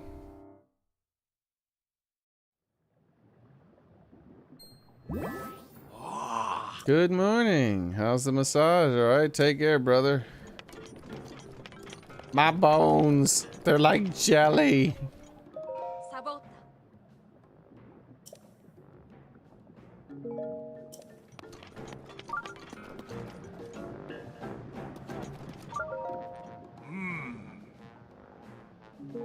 Ah.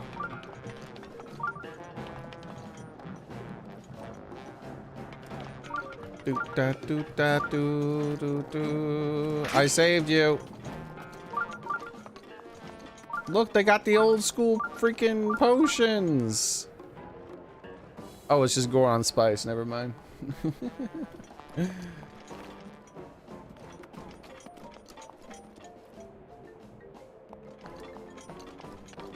Hey.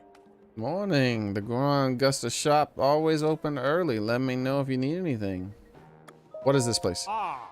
Our motto is from the kitchen to the battlefield. We've got the right tool for the wheel for you to wield. They sell ice arrows. That's crazy. Bomb arrows seems awfully dangerous in a fire location.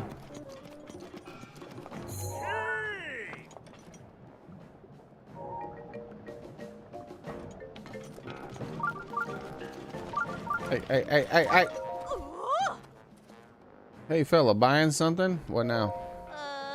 Alan, you need this, right? Fireproof elixir? I probably do. 60 rupees. Serious, kid? Well, don't come crying to me when you're on fire, fella. Trying to rob me, you little brat?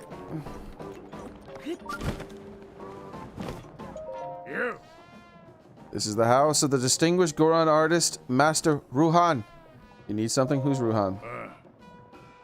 Master Ruhan is a godly blacksmith. He's responsible for keeping the ancient arts alive. He's really strict with everyone, including me. In any case, He told me to beat every Igneo Talus around Goron City to part for my training. But I can't get the Igneo Talus at Duroc Lake. Sigh. If anyone could get it in my place. Road to respect.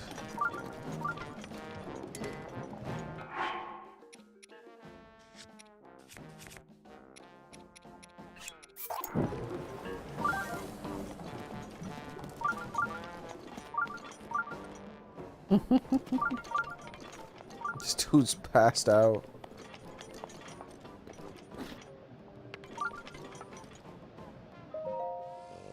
He's sleeping rough.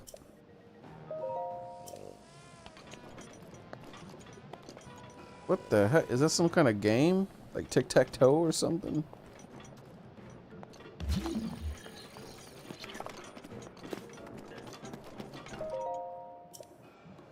Smack, smack. You dreaming about being slapped?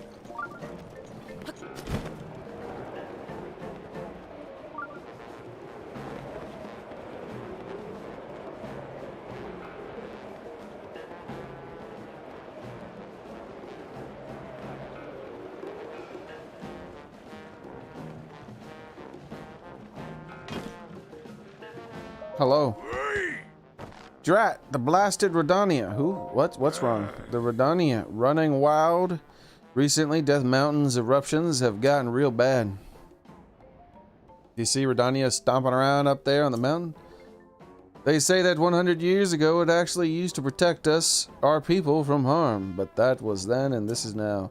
Now all it does is mess up our mining operations. We're all suffering because it's stopping us from doing our business. I can't tell you how many times we use that cannon to chase off the fiend. But it always comes back. Ugh. Yeah, ouch. Ow, ow, ow, ow, ow, ow. Are you okay?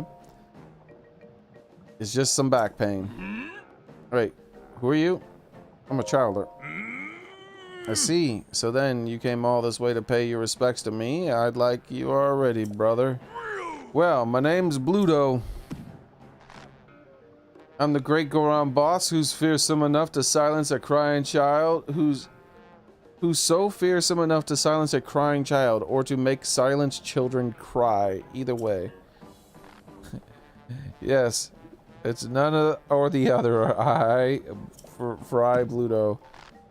I was planning to drive off Rudania like I always do, and then the blasted pain in my back flared up out of nowhere. That blasted Unobo. When will he ever return? Who's this Unobo? It's a young Goron who helped me drive off Redania.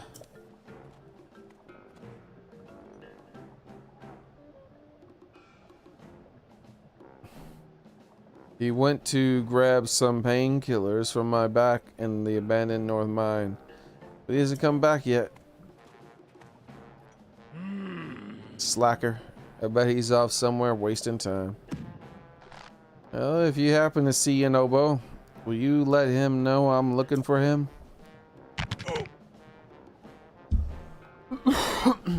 Your back's making some awfully weird sounds, man.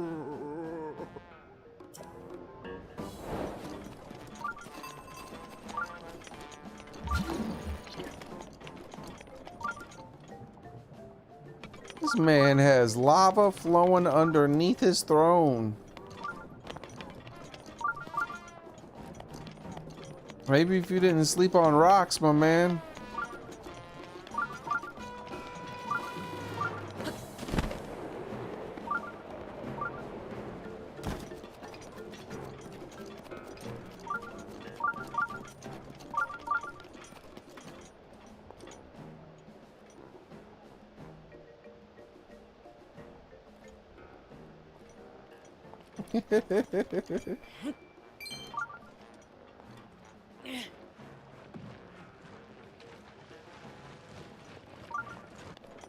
Who the?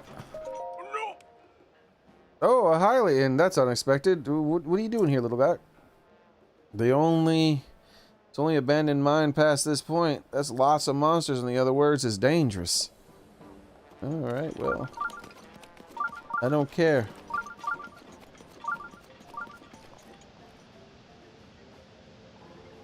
Oh my god, look at them all flexing! Flexing.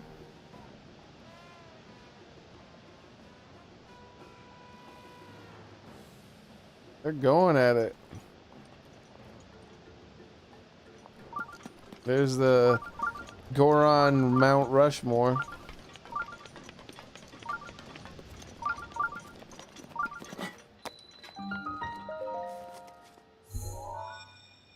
This right here is the most important thing in this town for me to click on. Because that was a lot of effort to get all the way to here.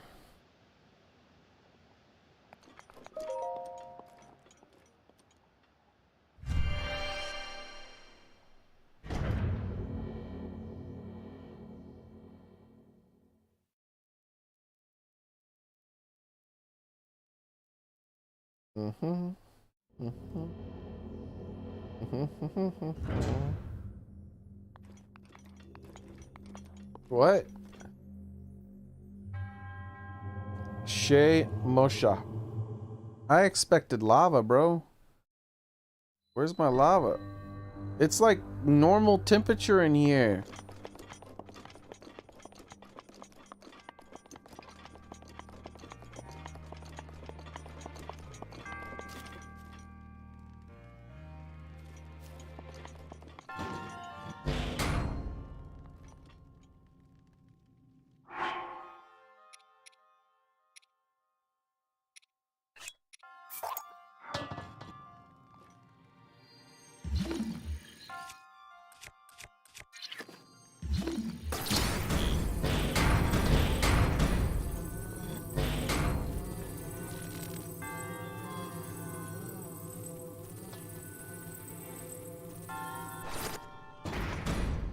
Ow, my stuff.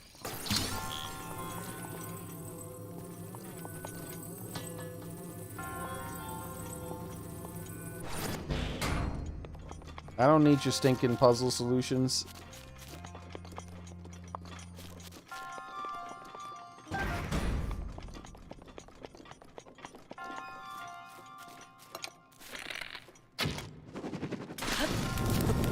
I'm on fire! Help me! I'm on visible fire!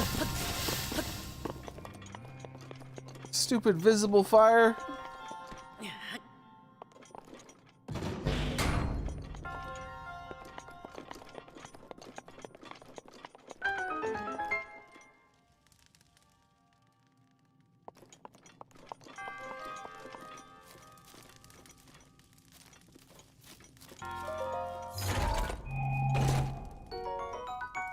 A stone smasher. Now that's a real weapon.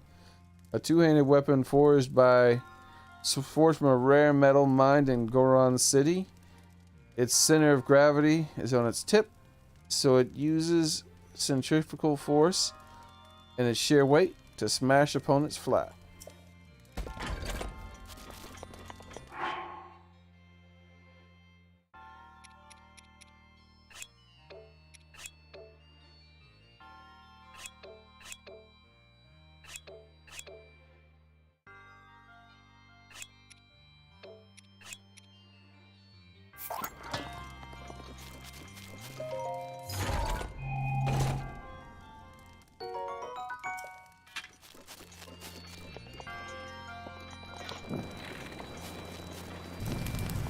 Oh, I'm on fire! Help me!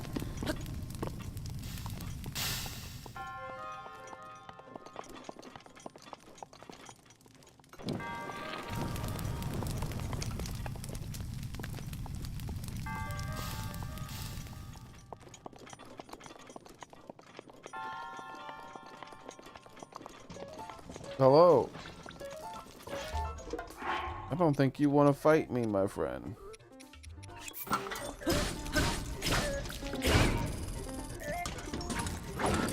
Oh, I didn't expect that.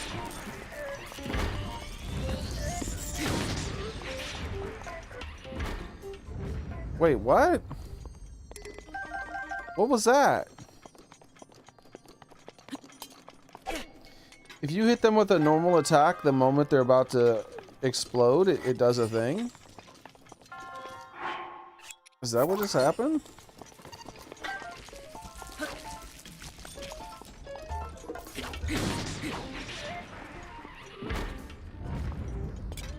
He started to charge it for a split second. So it's not even right before. So when they're charging that, if you hit them, they just die. I didn't know that. Do the bigger ones take extra damage if you hit them while they're charging? I know they won't get one-shotted like those, but maybe they take extra damage. Maybe it's worth me swinging a couple extra hits during that time.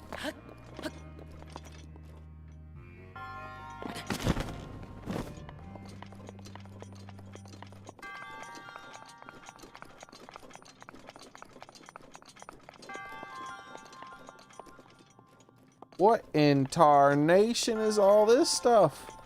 Wait, I don't have the extra key. No! But doing it without the key doesn't help you.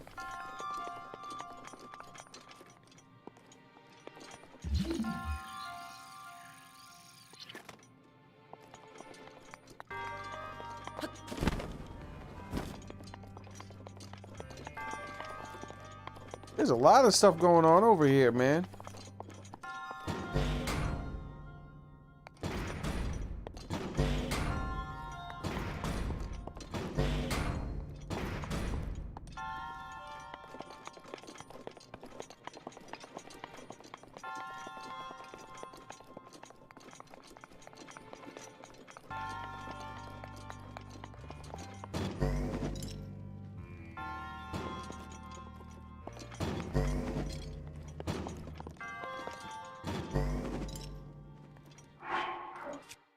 Will it take it back even if I have it grabbed? Dude, it was gone instantaneously. I mean...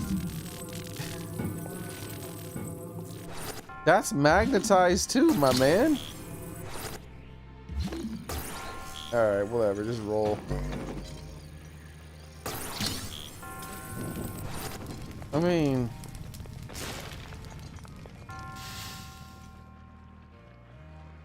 Bro, did it really have to roll in that specific direction even though I told it not to several times? This thing is stuck. It rolls no matter what. Like, the physics of this ball don't work correctly. Let me drop it. Maybe this will somehow reset it or something. No, it just won't stop moving. Stop. Damn infinite momentum.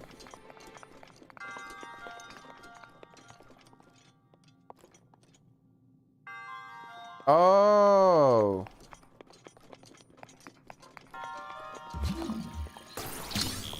What if I just do it myself? What if I don't need you? What if you're not my dad?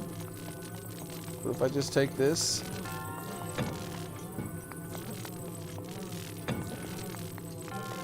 Kind of bang it around. Rather than letting it fall through there, I'm like, no. No.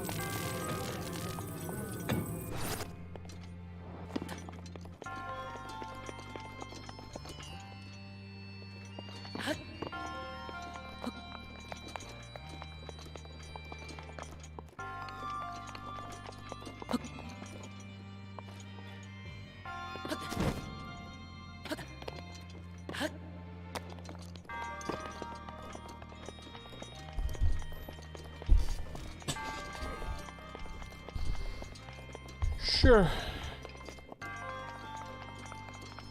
Let's do it the way the game wants instead of me using the most obvious method, which would be taking the ball magnetically and just using the ball and just manipulating it by itself. But you know what we'll do? We'll pretend like we didn't notice that. We'll put the ball here. We'll let it roll and stop.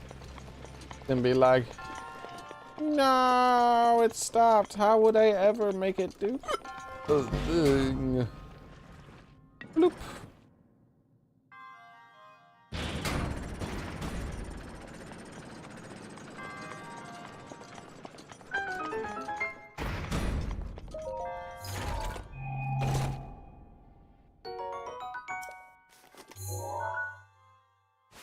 Still missing a chest.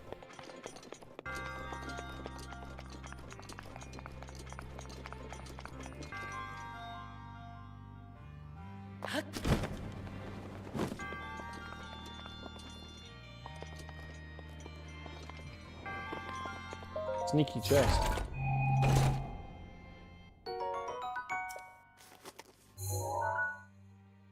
There, now I have all the chests. But yeah, if I wanted to do that, I could have just did that, did this. What? Where you be at? All right, well, here. You come with me if you want to live.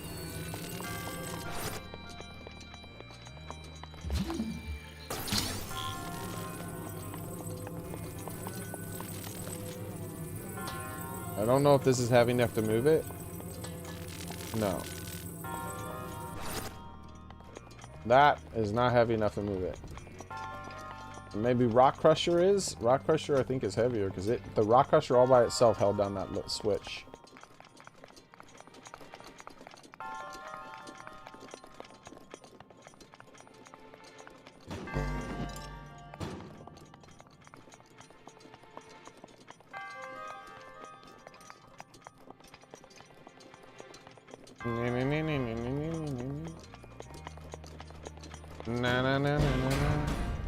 What the? It exploded. What happened? It despawned. Did you see that? What? You think that had anything to do? Surely they didn't have anything to do with this. There's no way this is connected. But like, at the same time, you never know with the physics of Zelda Breath of the Wild. Sometimes they just be doing some weird stuff.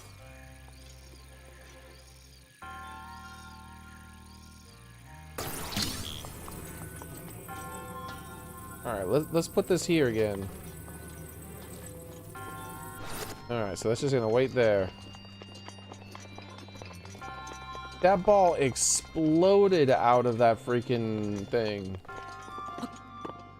I was gonna try to catch it with my magnetism. That was my plan. Instead of just rocking it off. Let's do this again. Just in case this is part of it. And we see it over there, right?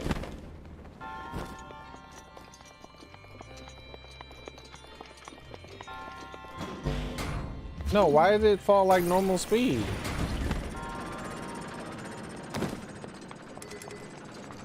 Weird. Yeah, I don't know. That was weird.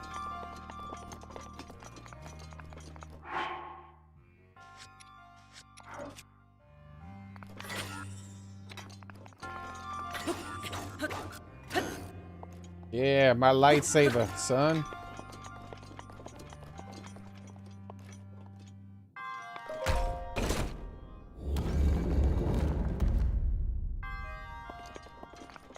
What?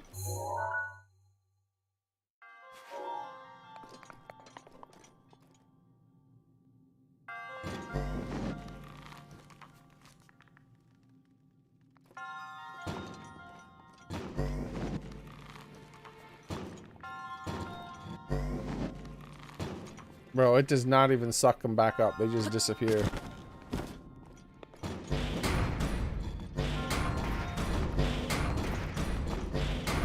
So here's the thing. I have a fire sword. I also have a fire wand. I also have flint and steel.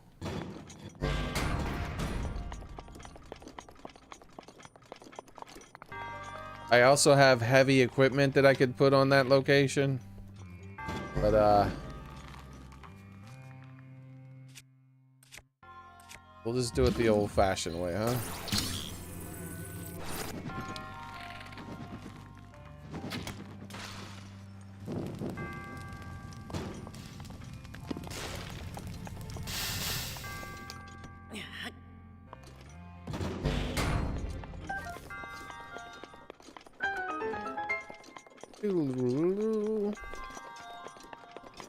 He's got a Funyun. Everybody has Funyuns but me, man. Give me that Funyun.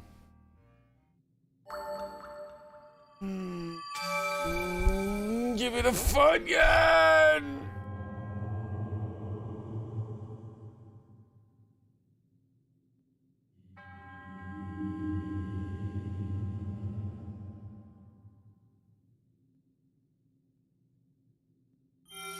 Oh, you don't have Funyuns either?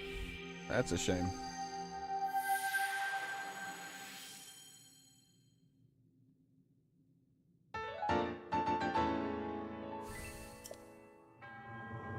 May the goddess smile upon you. I am nearly sword. He said 3 more hearts, didn't he? I have almost 3 hearts worth of stuff. If I transferred all my stamina to hearts, I would be able to get the master sword, I think.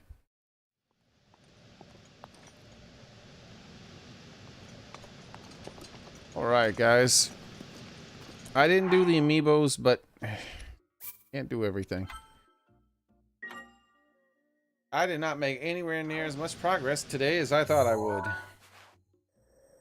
It also took a lot longer to get up the mountain than I thought it would. I was able to ride Epona all the way to this point, and that was actually a little bit of a journey. It wasn't like slow, quick. But then I'm getting rid of this. I don't need that anymore. But then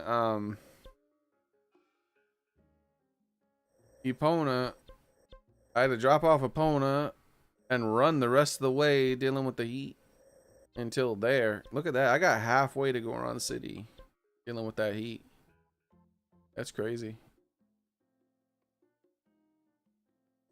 So really I got to about here before that potion wore off. Was it like here? It was somewhere around here before the potion wore off. Yeah. We'll probably finish up Death Mountain tomorrow or whenever the next day is that I play this. I haven't 100% decided if I'm going to continue to play this tomorrow. I might take a break and play Hyrule Warriors or that Cyberpunk game I was playing, or you know, all the various games that I play here and there. It'll likely be Zelda though, because I'm on a big Zelda kick. You know, it's Zelda. And Tears of the Kingdom is coming out so soon, you know.